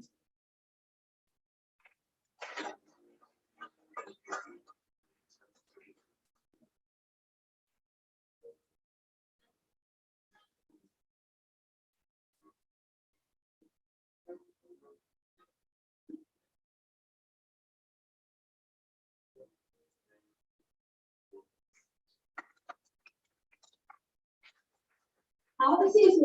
同时呢，我们请上我们第4类别所有的获奖单位来到我们的台上，共同合影留念。其实每一年我们都有收很多照片，这些照片都非常的珍贵，因为这些照片里面都记录了这些单位的荣誉。好，非常感谢，谢谢各位，请到场下休息，谢谢。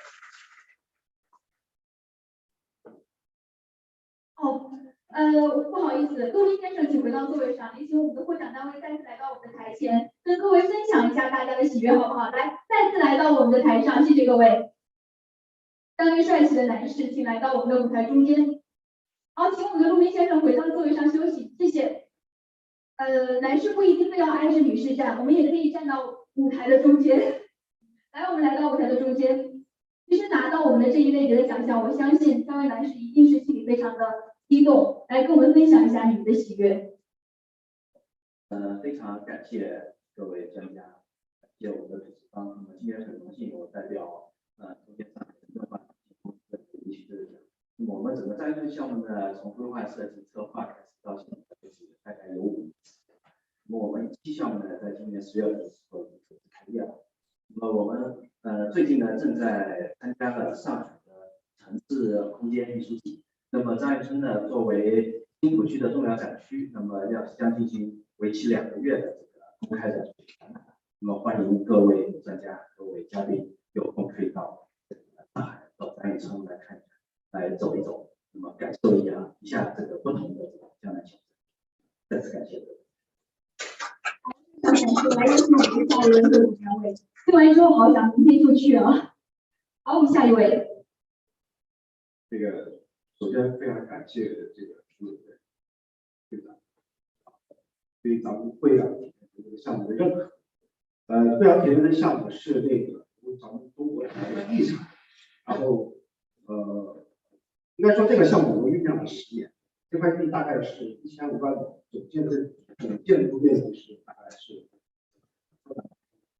目前是按照这种 PPP 的模式，然后这个结合这个配套规划设计和手续率整体来打造，也算是我们集团公司就是未来在片区开发和产生如何的案例探索啊，感谢诸位的认可，谢谢大家。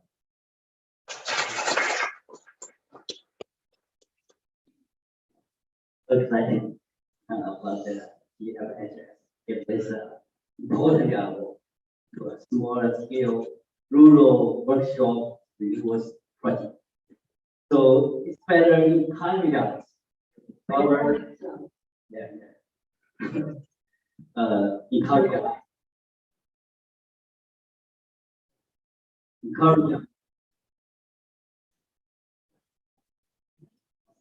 encourage us to discover the more sustainable wisdoms of the traditional sustainable human settlement. Help us to rural village and local. Thank you. Thank you so much. 好，恭喜获奖单位提到场下休息。刚才的9位男士都说非常感谢下发奖杯的那个，其实在说非常感谢几位感谢发展和贡献。那现在我有请布拉隆功大学百年世纪公园首科查塔宫莫拉口发表感言。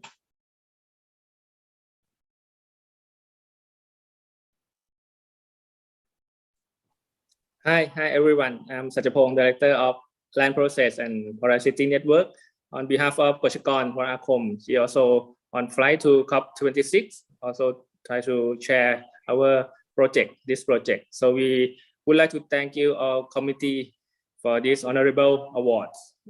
It means a lot for us as a landscape architect that we try to deal and balancing between human activities, urban function, and natural environment and resource. And this award will motivate us more, try to improve for a better natural based solution that we already proved it works and efficient and to help our city and environment in especially like in Bangkok, Thailand, the sensitive for climate change. So for the resilient way, and hope this will work for the other city too for our future. So thank you very much.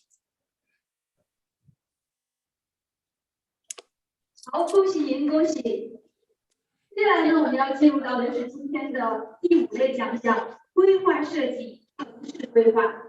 那我们今年呢，也是甄选了5个优秀城市的规划范例。首先有请主礼嘉宾，国际知名可持续发展专家。联合国环境署可持续消费与生产前负责人阿拉布霍巴拉先生揭晓。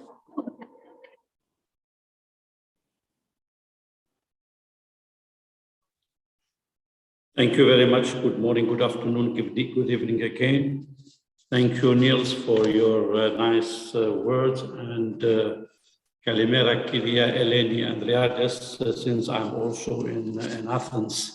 Now let us come to this new category. It's really an extremely important one, because planning and design are absolutely essential to avoid having informal settlement and to make sure that we have better flow and use of resources for a more lively city and neighborhood. So it comes 5th in the list, but is an extremely important one if you want to have sustainable cities. How to well plan them and design them to have them healthy and resilient.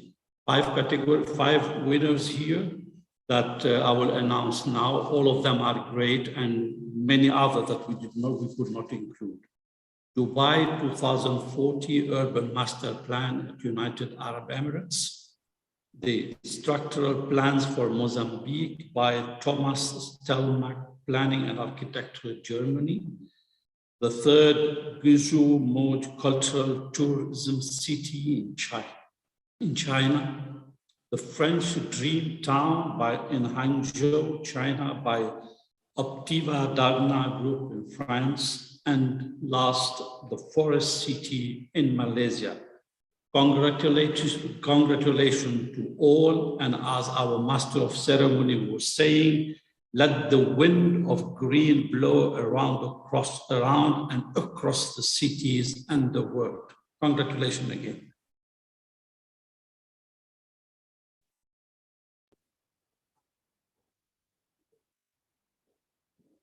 好，非常感谢霍巴拉先生，也祝贺迪拜市莫桑比克规划项目、碧桂园森林城市、法国梦想小镇和贵州木鹅河本旅程。现在请观看获奖项目视频。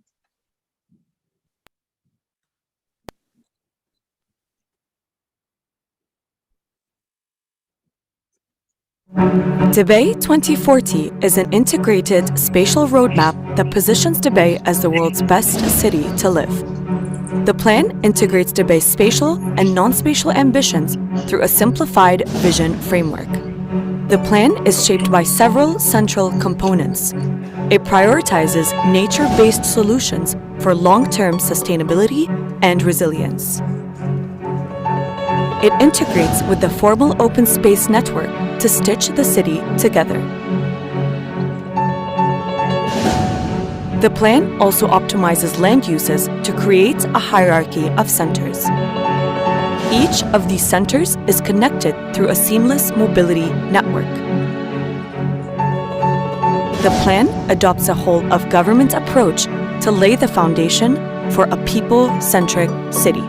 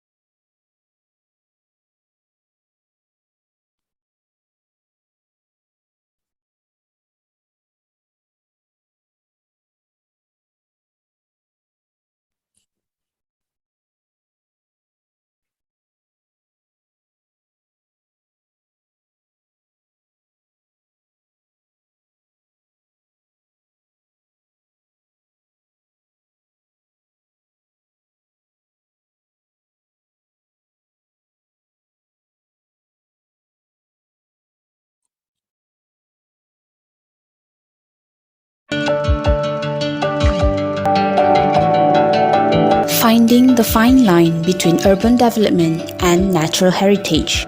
In order to promote green construction, Forest City optimized its technological resources to build an IBS plant spanning around 417 acres.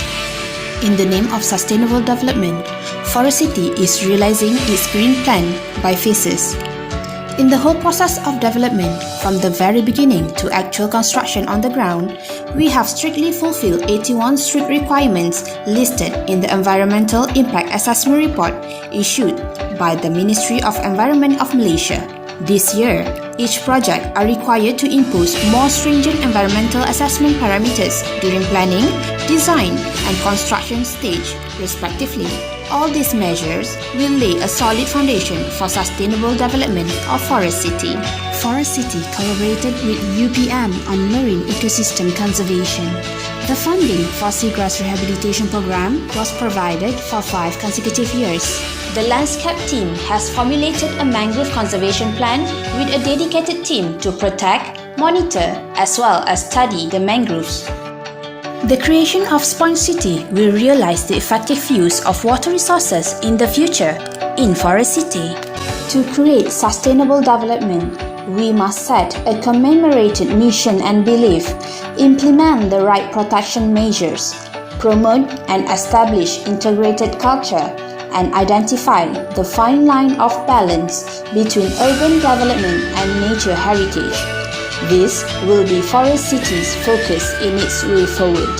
Forest City is striving to fulfill its green mission and create an environmentally friendly city culture.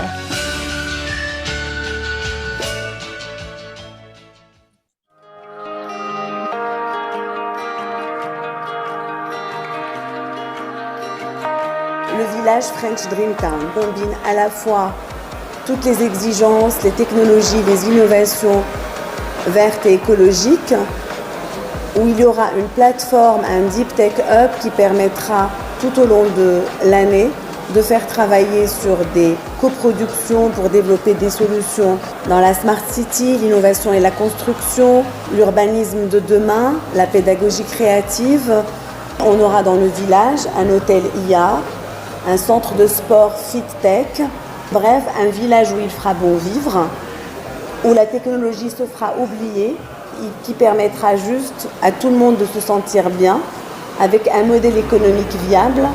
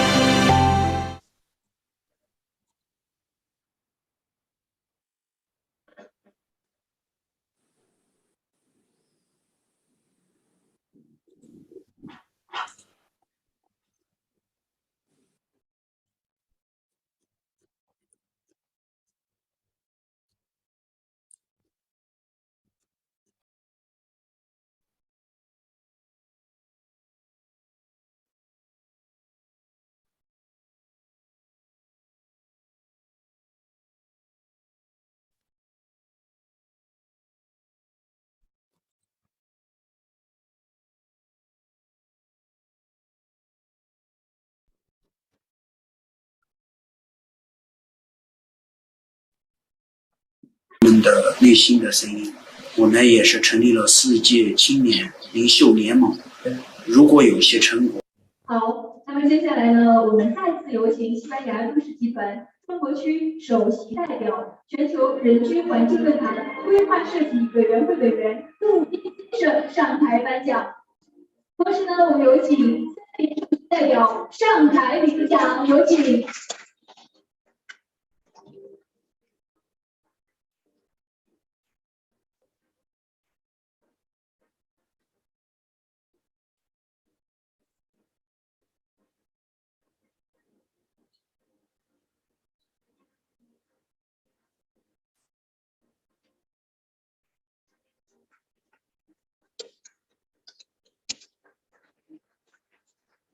好，非常感谢。好，恭喜！同时呢，请我们的获奖代表移到我们的舞台侧方进行休息，谢谢。接下来呢，我们有请贵州木鹅河文旅程代表上台领奖，有请。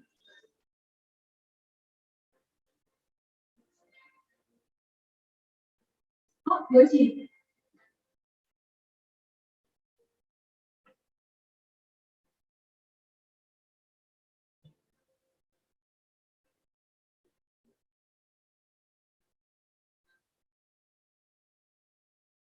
由我们的陆斌先生进行颁奖，请我们的摄影师记录一下这个非常重要的时刻。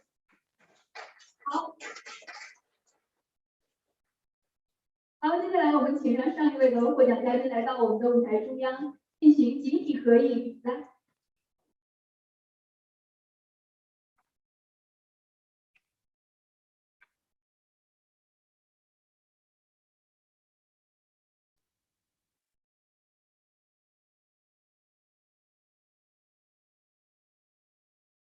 好，感谢。好，那么先来，我们的代表留到我们的舞台中间。来，两位代表，我相信此刻的心情应该是非常的激动啊！来说出你们此刻的心情。尊敬的各位领导、各位嘉宾，晚上好。我是无锡市建筑设计研究院与无锡市政第2获奖代表，这个我的名叫江真慧。那么本次获奖项目呢，也是一个近100万平方的一个。感谢各位的肯定。接下来呢，请要将这个健康、美丽，也希望我们现在共同抱怨。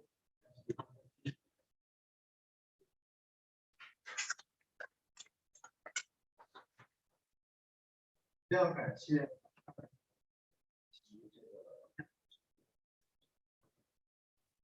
然后呢，也是要感谢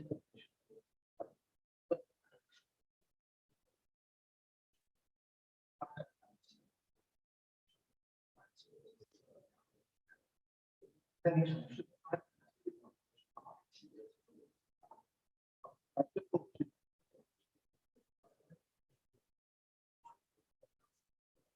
发展也会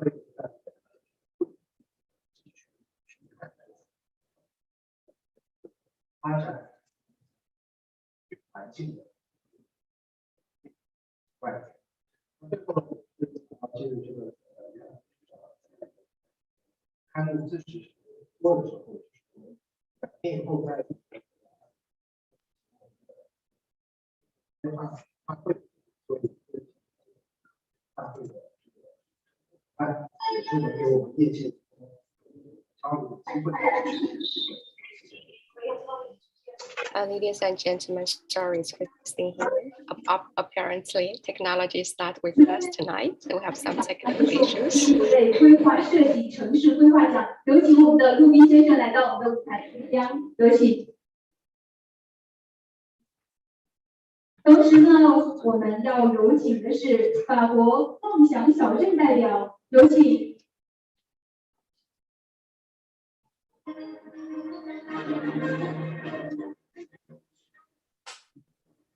Merci Julien.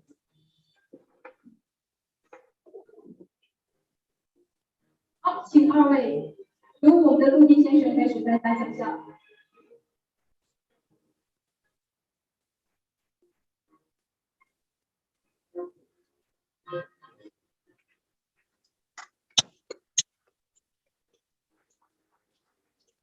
非常感谢，非常感谢祝贺我们的岛国梦想小镇，谢谢，请到场下休息。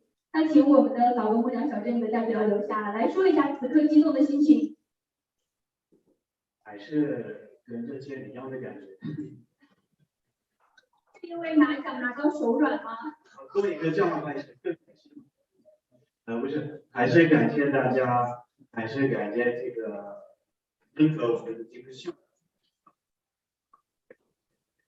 在中国对一个，所以还是总会编织我法国所有公司，中国航空都是非常谢谢大家。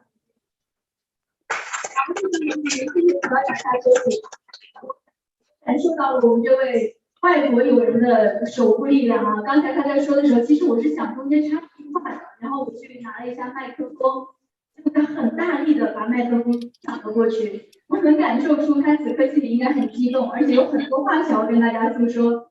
好了，那接下来呢，我们有请到的是迪拜市代表在线发表获奖感言。Hi everyone. Hi from Paris. I'm really very proud and happy to get this award from you, and so sad not to be with you at Shenzhen or at New York. And this award really recognizes years of effort of a global team. And as all the jury said, we are all facing the same big challenges on the planet and each country. We should all achieve a zero carbon strategy. Still, we should take advantage from innovation, from deep tech, from AI, but we should certainly work on how to preserve and create prosperity for everyone and still respect specific culture and tradition. Our French dream town, as said the jury, is a global model of planning and design. Our French dream town is green and ecological by design, by integrating many technologies from the conception and the planning. More than 25 companies has worked on this aspect. Our French dream town is, of course, deep tech and digital to take advantage from innovation, from worldwide innovation, the best of France and the best of China. Our French dream town is people-centered.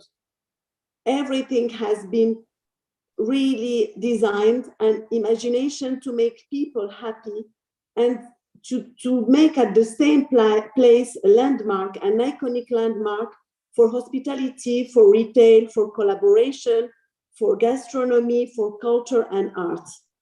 And of course, culture, art, philosophy is last but not least, because it's very important nowadays to collaborate also on these aspects.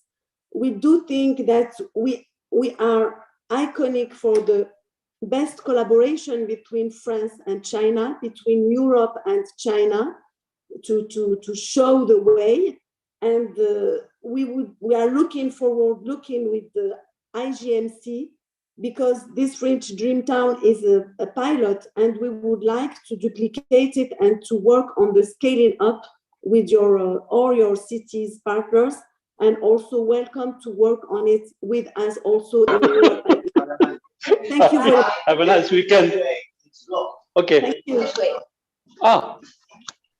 Oh, we are in jail after 5 o'clock. Exactly.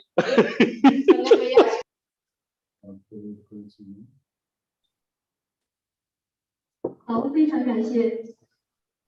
我来和大家介绍一下，刚才这位发言的呢是法国梦想小镇的苏比来说的获奖感言。那么接下来呢，我们有请到的是莫桑比克城市空间规划的实施方，德国 TSPA 规划与建筑事务所代表在线发表获奖感言。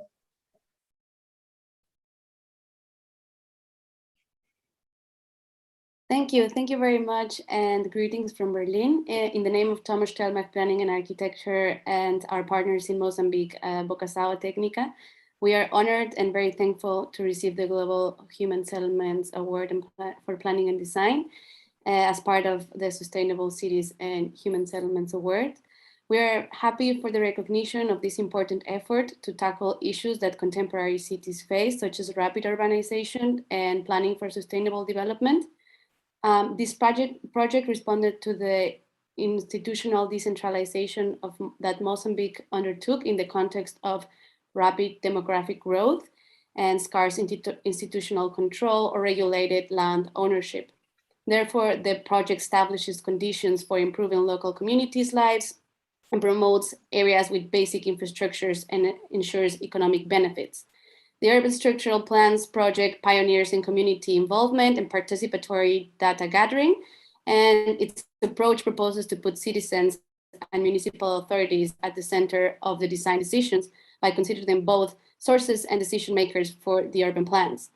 The participatory processes that went forward to an innovative data collection methodology in a complete lack of background information, and TSPA managed to classify and analyze data retrieved from satellite images and geographic information tools to produce a cognitive instrument, different scenarios and design solutions. We are happy and humbled to be awarded for a project that thinks of the need of future cities with social representation, economic efficiency, climate change adaptation, and data-driven urbanism. We look forward to keep planning for livable neighborhoods, integrated urban development, capacity building, digital urbanism, and resilient environments in the context of Africa, Asia, Europe, and the world. And in the name of TSPA and Bocação Técnica, we thank you for the award. 好，再次恭喜。接下来呢，我们有请到的是迪拜市代表在线发表获奖感言，来为我们连线一下迪拜市代表。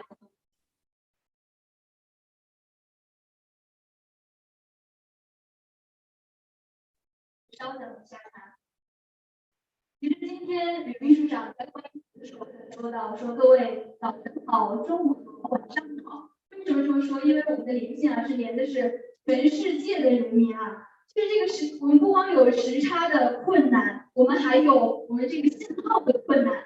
所以今天呢，我们整场会议真的是克服了重重困难，来给大家呈现这一个，我觉得是一个颁奖的真的是盛典。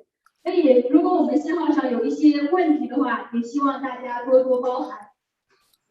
可能我们信号这边确实是不太好，现在呢是没有连上我们的我们大家呢稍作等待，我们接下来如果稍后我们连线上之后，我们再看我们的代表发表感言。接下来我们要进行的是我们第6类的。I think I think the representative from Dubai is here now. Can we give the floor to her? Yes. Hi. Go ahead, please. Yes, ladies and gentlemen. Good morning, good afternoon, and good evening. On behalf of first of all, on behalf of our city, I would like to congratulate all the nominees for the excellent works that they have done. And of course, my thanks to Global Human Settlements for recognizing this. As we all aware, the importance of all cities, of the cities today's world, from climate change to managing social cohesion and affordability, especially during the COVID. It is important for all to collaborate together to find solutions that will safeguard the future of our coming generation. This was the guiding spirit for Dubai Urban Master Plan 2040 under the leadership of His Highness Sheikh Mohammed bin Rashid Al Maktoum. Our goal is simple, is to create the best city to live in, It does no matter who are you, where are you from, or what you do. We imagine at Dubai that offers something for everyone. We encourage all cities to think like this. Our journey has just started, but this award is a strong encouragement that we are on the right path. Thank you for all.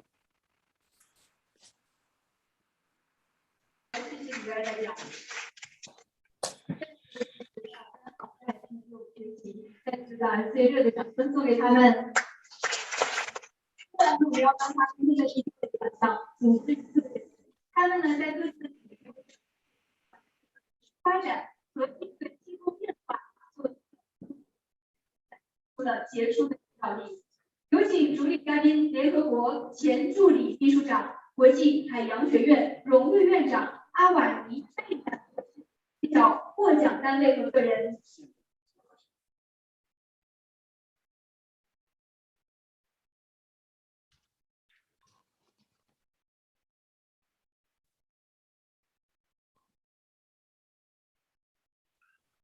Thank you. It's a great honor to announce the Global Human Settlements Outstanding Contribution Award 2021, which goes to 1, Edward Mazaria, founder and CEO, Architecture 2030, Signify Company, the Netherlands, Professor Gernalo Dal Ara, President, National Association of Alberghi Diffusi, ADI, Italy.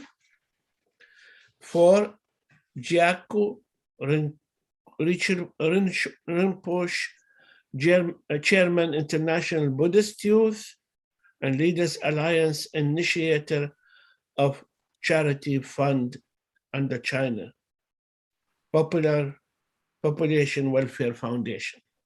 Congratulations to them and thank you.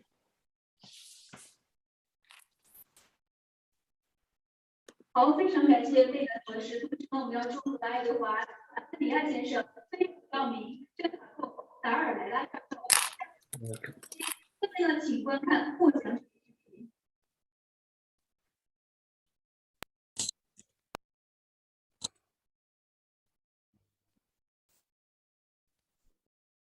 Thank you. Thank you for this important award. It comes at a critical time. In a few days, COP26 will take place in Glasgow, where countries will gather to negotiate their actions to meet the 1.5 degrees goal of the Paris Agreement. Although we remain hopeful of a positive outcome, it's important to remember that we are also, in our own right, leading an environmental revolution because we control planning, design, configuration, and repurposing of our cities, its landscapes, and infrastructure, currently responsible for 3/4 of all global emissions. Our planet's health depends upon us achieving 50 to 65% carbon emissions reduction by 2030 and zero emissions by 2040.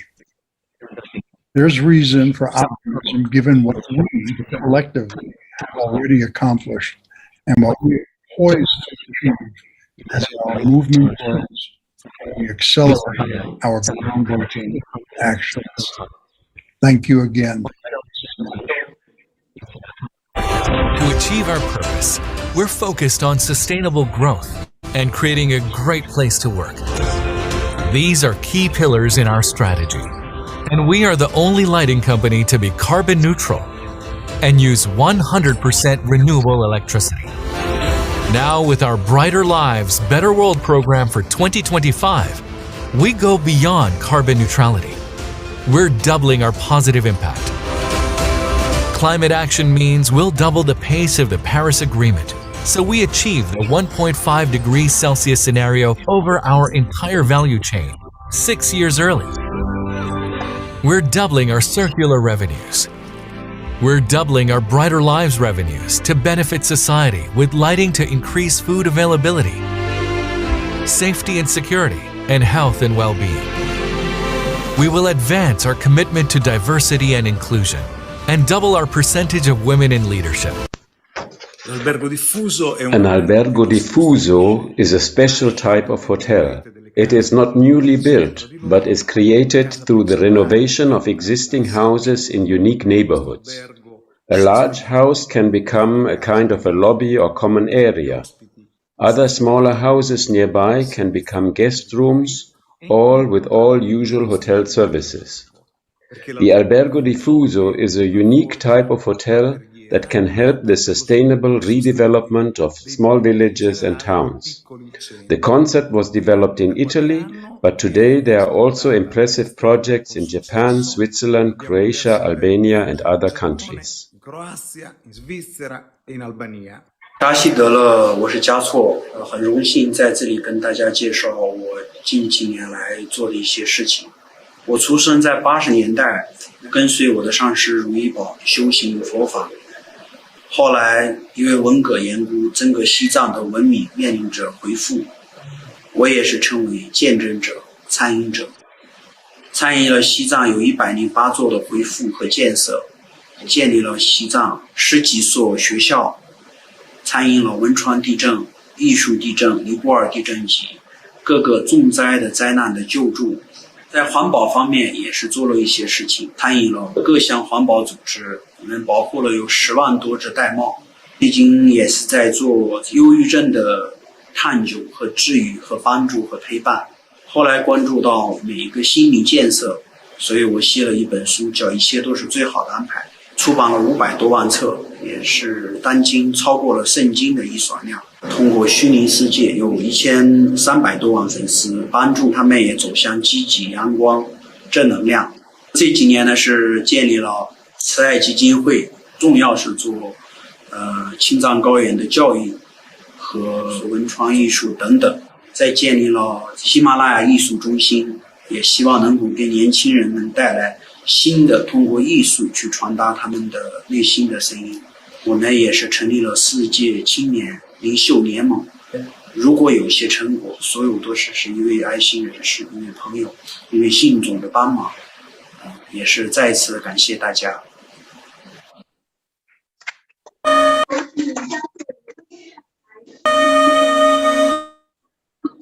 邀请国项目执行主任 Dr. Franz 上台为颁奖，有请。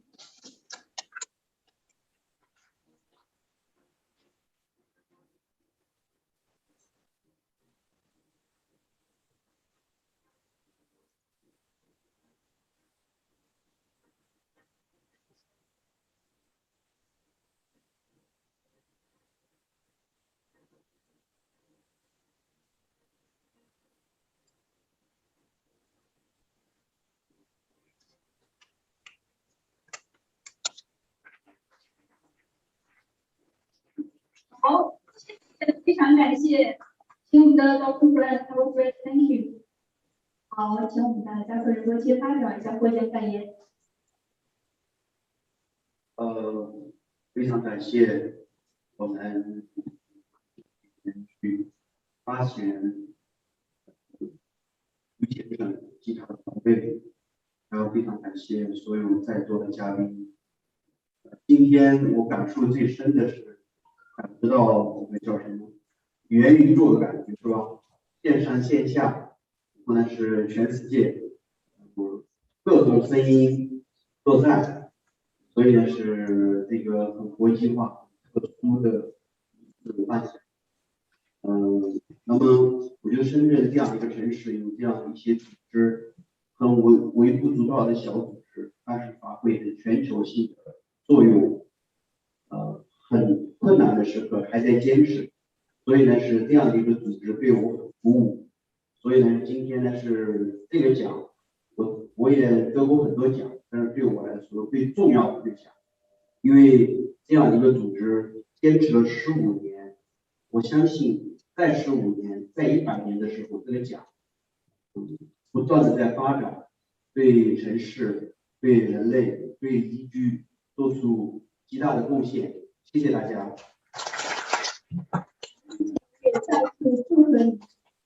接下来呢，我们请获奖者分别发表获奖感言。首先，我们有请到的是爱德华·马斯里亚先生，请您打开视频和麦克风，谢谢。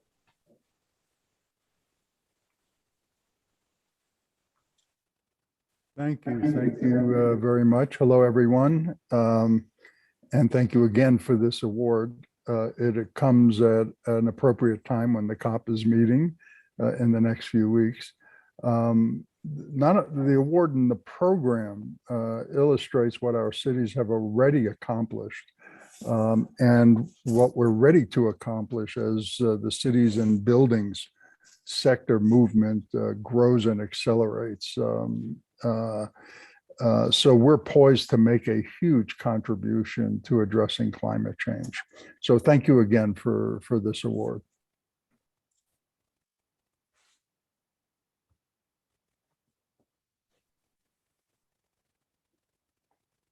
好，下面有请荷兰飞利浦照明公司代表，请您打开视频麦克风，谢谢。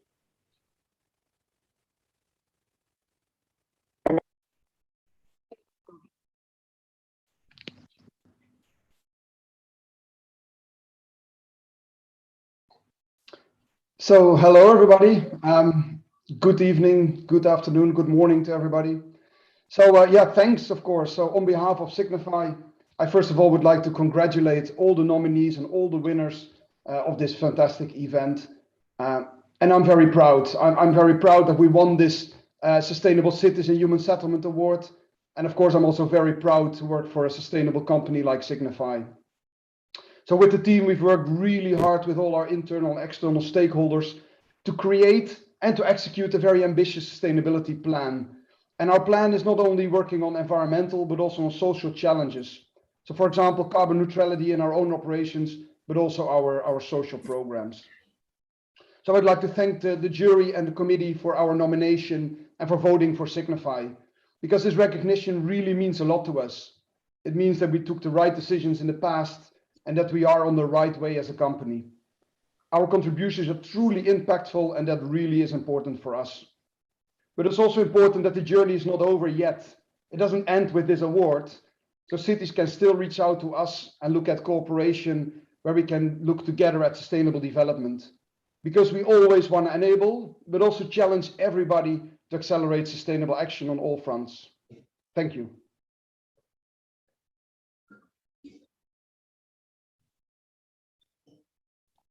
好，下面请有请詹卡洛·达尔莱拉教授，请打开您的视频和麦克风，谢谢。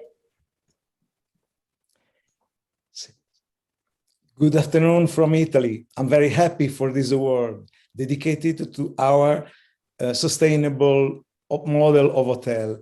Albergo Diffuso is a very special kind of hotel because it's not built, but is born networking existing houses very close to each other. I hope that this award will help us to promote our innovative idea in the world and to help small villages to repopulate and improve their economy. Thank you for giving me this opportunity.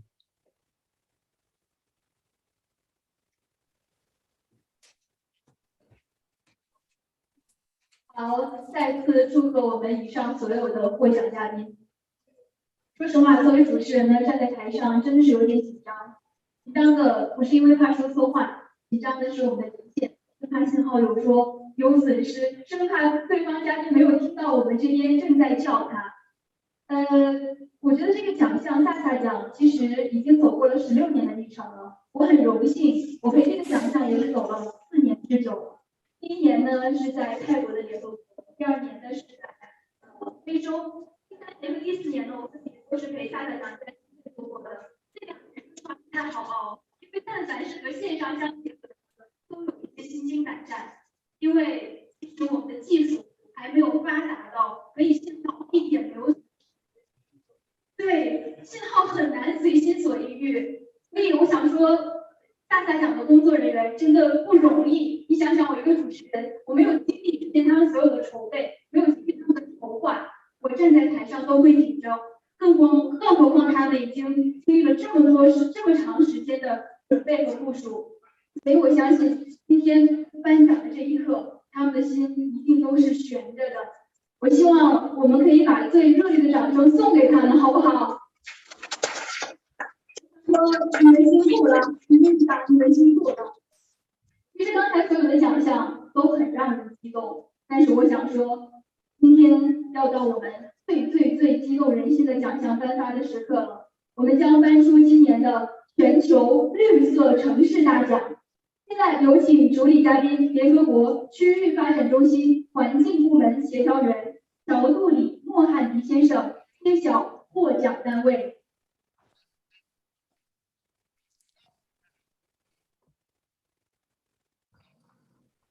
Thank you.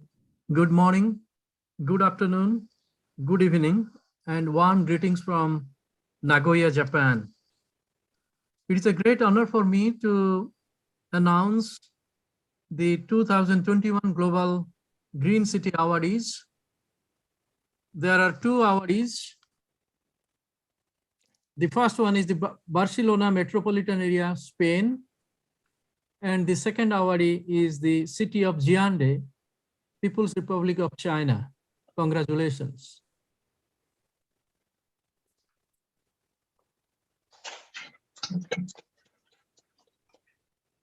好，非常感谢莫汉迪先生，同时呢，也要祝贺西班牙大都会区和中国建德市。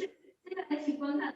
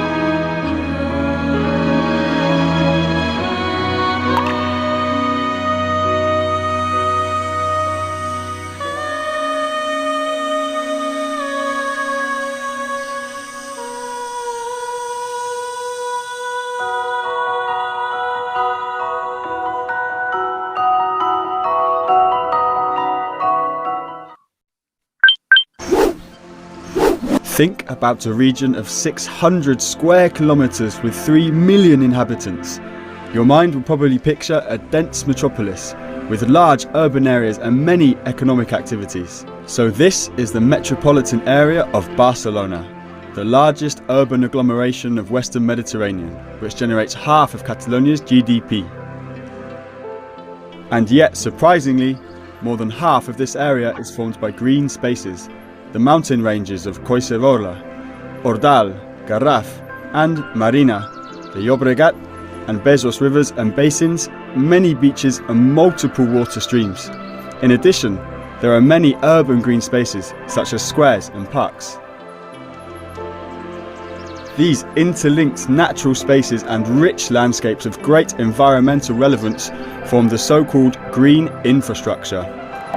Can be found more than 50 diverse habitats, home to over 5,300 different species.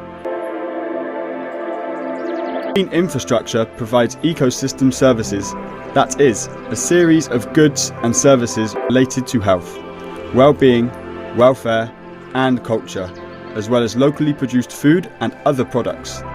As a whole, it shapes an important environmental and social network, intended to become one of the backbones of the metropolis. Consolidating the green infrastructure shall help to develop a new model of metropolitan environmental sustainability aimed at achieving the right balance between socio-economic development and existing environmental assets. It is important, though, to always consider the eventual climate scenarios. What future shall we expect from our territory? How will the increase of world temperature alter it? Which consequences will entail the decrease of water resources, the increase of flooding periods, or the rising frequency of fires? How can we face the loss of biodiversity? The speed and intensity of the climate change impacts will determine to a large extent the way of managing our territory in order to respond to citizens' needs. The Barcelona metropolitan area is already working to face all these challenges and to boost the resilience of the metropolis. The green infrastructure will certainly help reduce risks and vulnerabilities, as it is a tool to make the territory more versatile towards the forthcoming reality.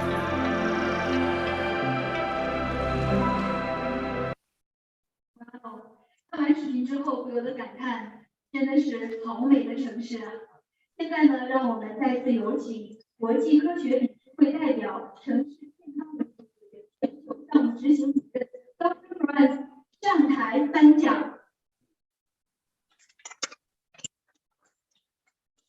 同时呢，有请建德市领导上台领奖，有请。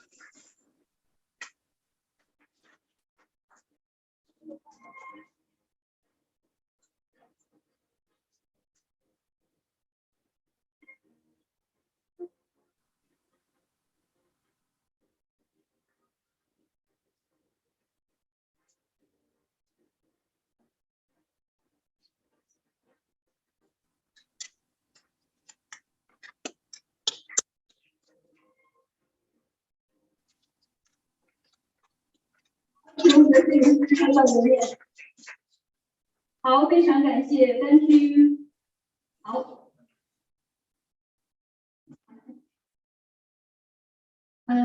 我相信您现在的心情应该很激动，自己的城市在此刻获得了这样的荣誉。请问领导，您有什么想说的？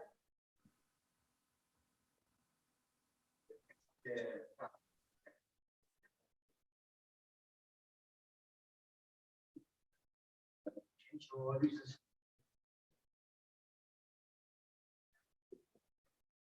建的这个一张，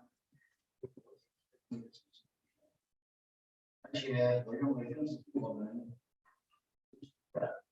坚持践行我们绿水青山就是金山银山理念的一种意义非常的高级。这个我们感到非常的自豪，也感到非常的。当然，我们更知道，在这份荣誉的背后，将意味着更大的责任和更高的要求。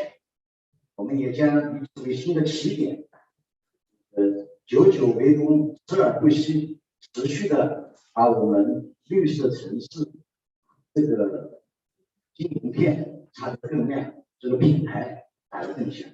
欢迎大家来建德走一走。我相信今天的讲座，好好走一走，转一转。谢谢您，谢谢。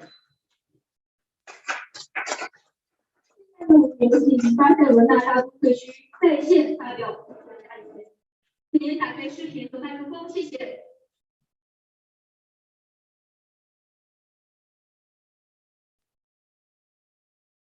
我们连线一下巴塞罗那大都会区。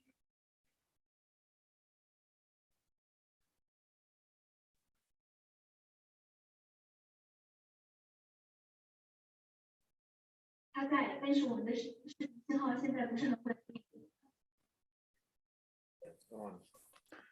Good morning, good afternoon. Thank you to the jury.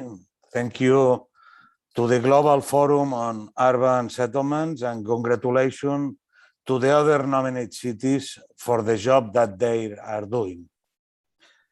Giving the Green City Award to a metropolitan area is a great success. AIMB is highly committed with sustainability, green infrastructure, nature-based solutions, and climate change. Our daily work is focused on the benefit of our citizens and municipalities. I want to congratulate the AIMB team for the unbelievable job that they are doing. I also want to express my gratitude to the Metropolitan Council for their trust on the work we do. Thank you. 好，感谢。同时呢，今天也要祝贺一下我们所有的获奖嘉宾。我觉得每一次来大奖特别冲动，感觉好像被种草，鸽子种草，第二天马上上去感受一下。和这些获奖嘉宾在一起接触，我觉得我经常听到他们说非常感谢萨萨奖，感谢萨萨奖对他们的认可。但其实今天我也想代表萨萨奖对你们说一声感谢，感谢你们对于城市的可持续发展，对于世界、对于地球的可持续发展付出的自己的一份力量，谢谢你们。我们整个的颁奖盛典在这里就要跟大家说再见了，也希望有更多的优秀范例可以加入我们，加入到这个大家庭中。那么接下来呢，我们请所有的获奖嘉宾，还有我们的颁奖嘉宾来到舞台前合影留念，有请。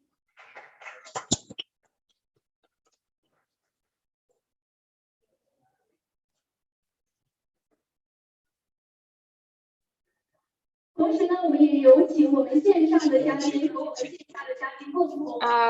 Please, all the participants online, would you please switch our camera? Let's have a group shot. Congratulations, bravo. Hi from Paris. Congratulations for all.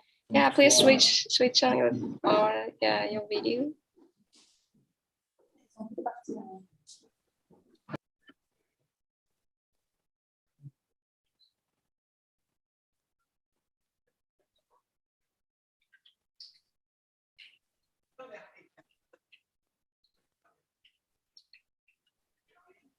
Yes, I just want to say a final word on behalf of the host. I'd like to thank you once again for being with us tonight.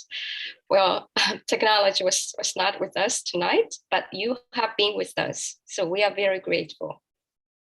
We hope you enjoyed it.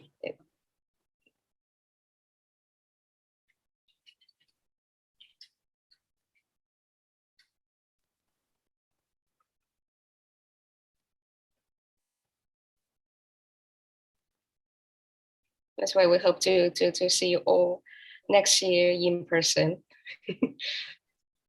Zoom always go wrong.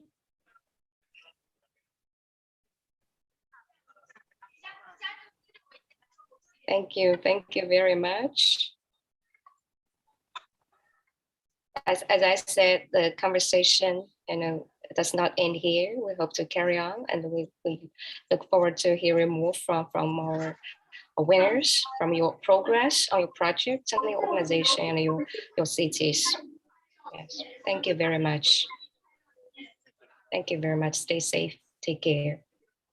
We'll see you. Congratulations to all. Good evening there in Beijing and in Shenzhen or in China. Thank you all.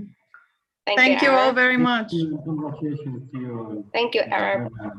Thank you, Mr. Sube. Thank you. Thank you, Raymond. To all. Thank you, Taj. Thank you, Ron. Thank you all. Thank you, Mohanty. Thank you very much, Niels. See you Thank you, soon, Morris. I hope. Thank you, Morris. Great. Bye-bye. Good to see you, Arab Hubballah. Good to Yes, see you good to too. see you Take care. too. Good to see you too.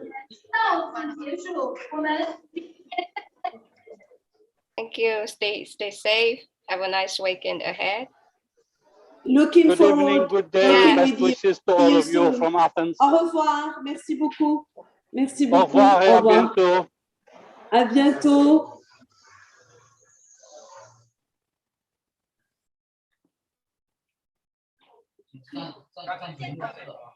现场的各位获奖嘉宾，你们手里。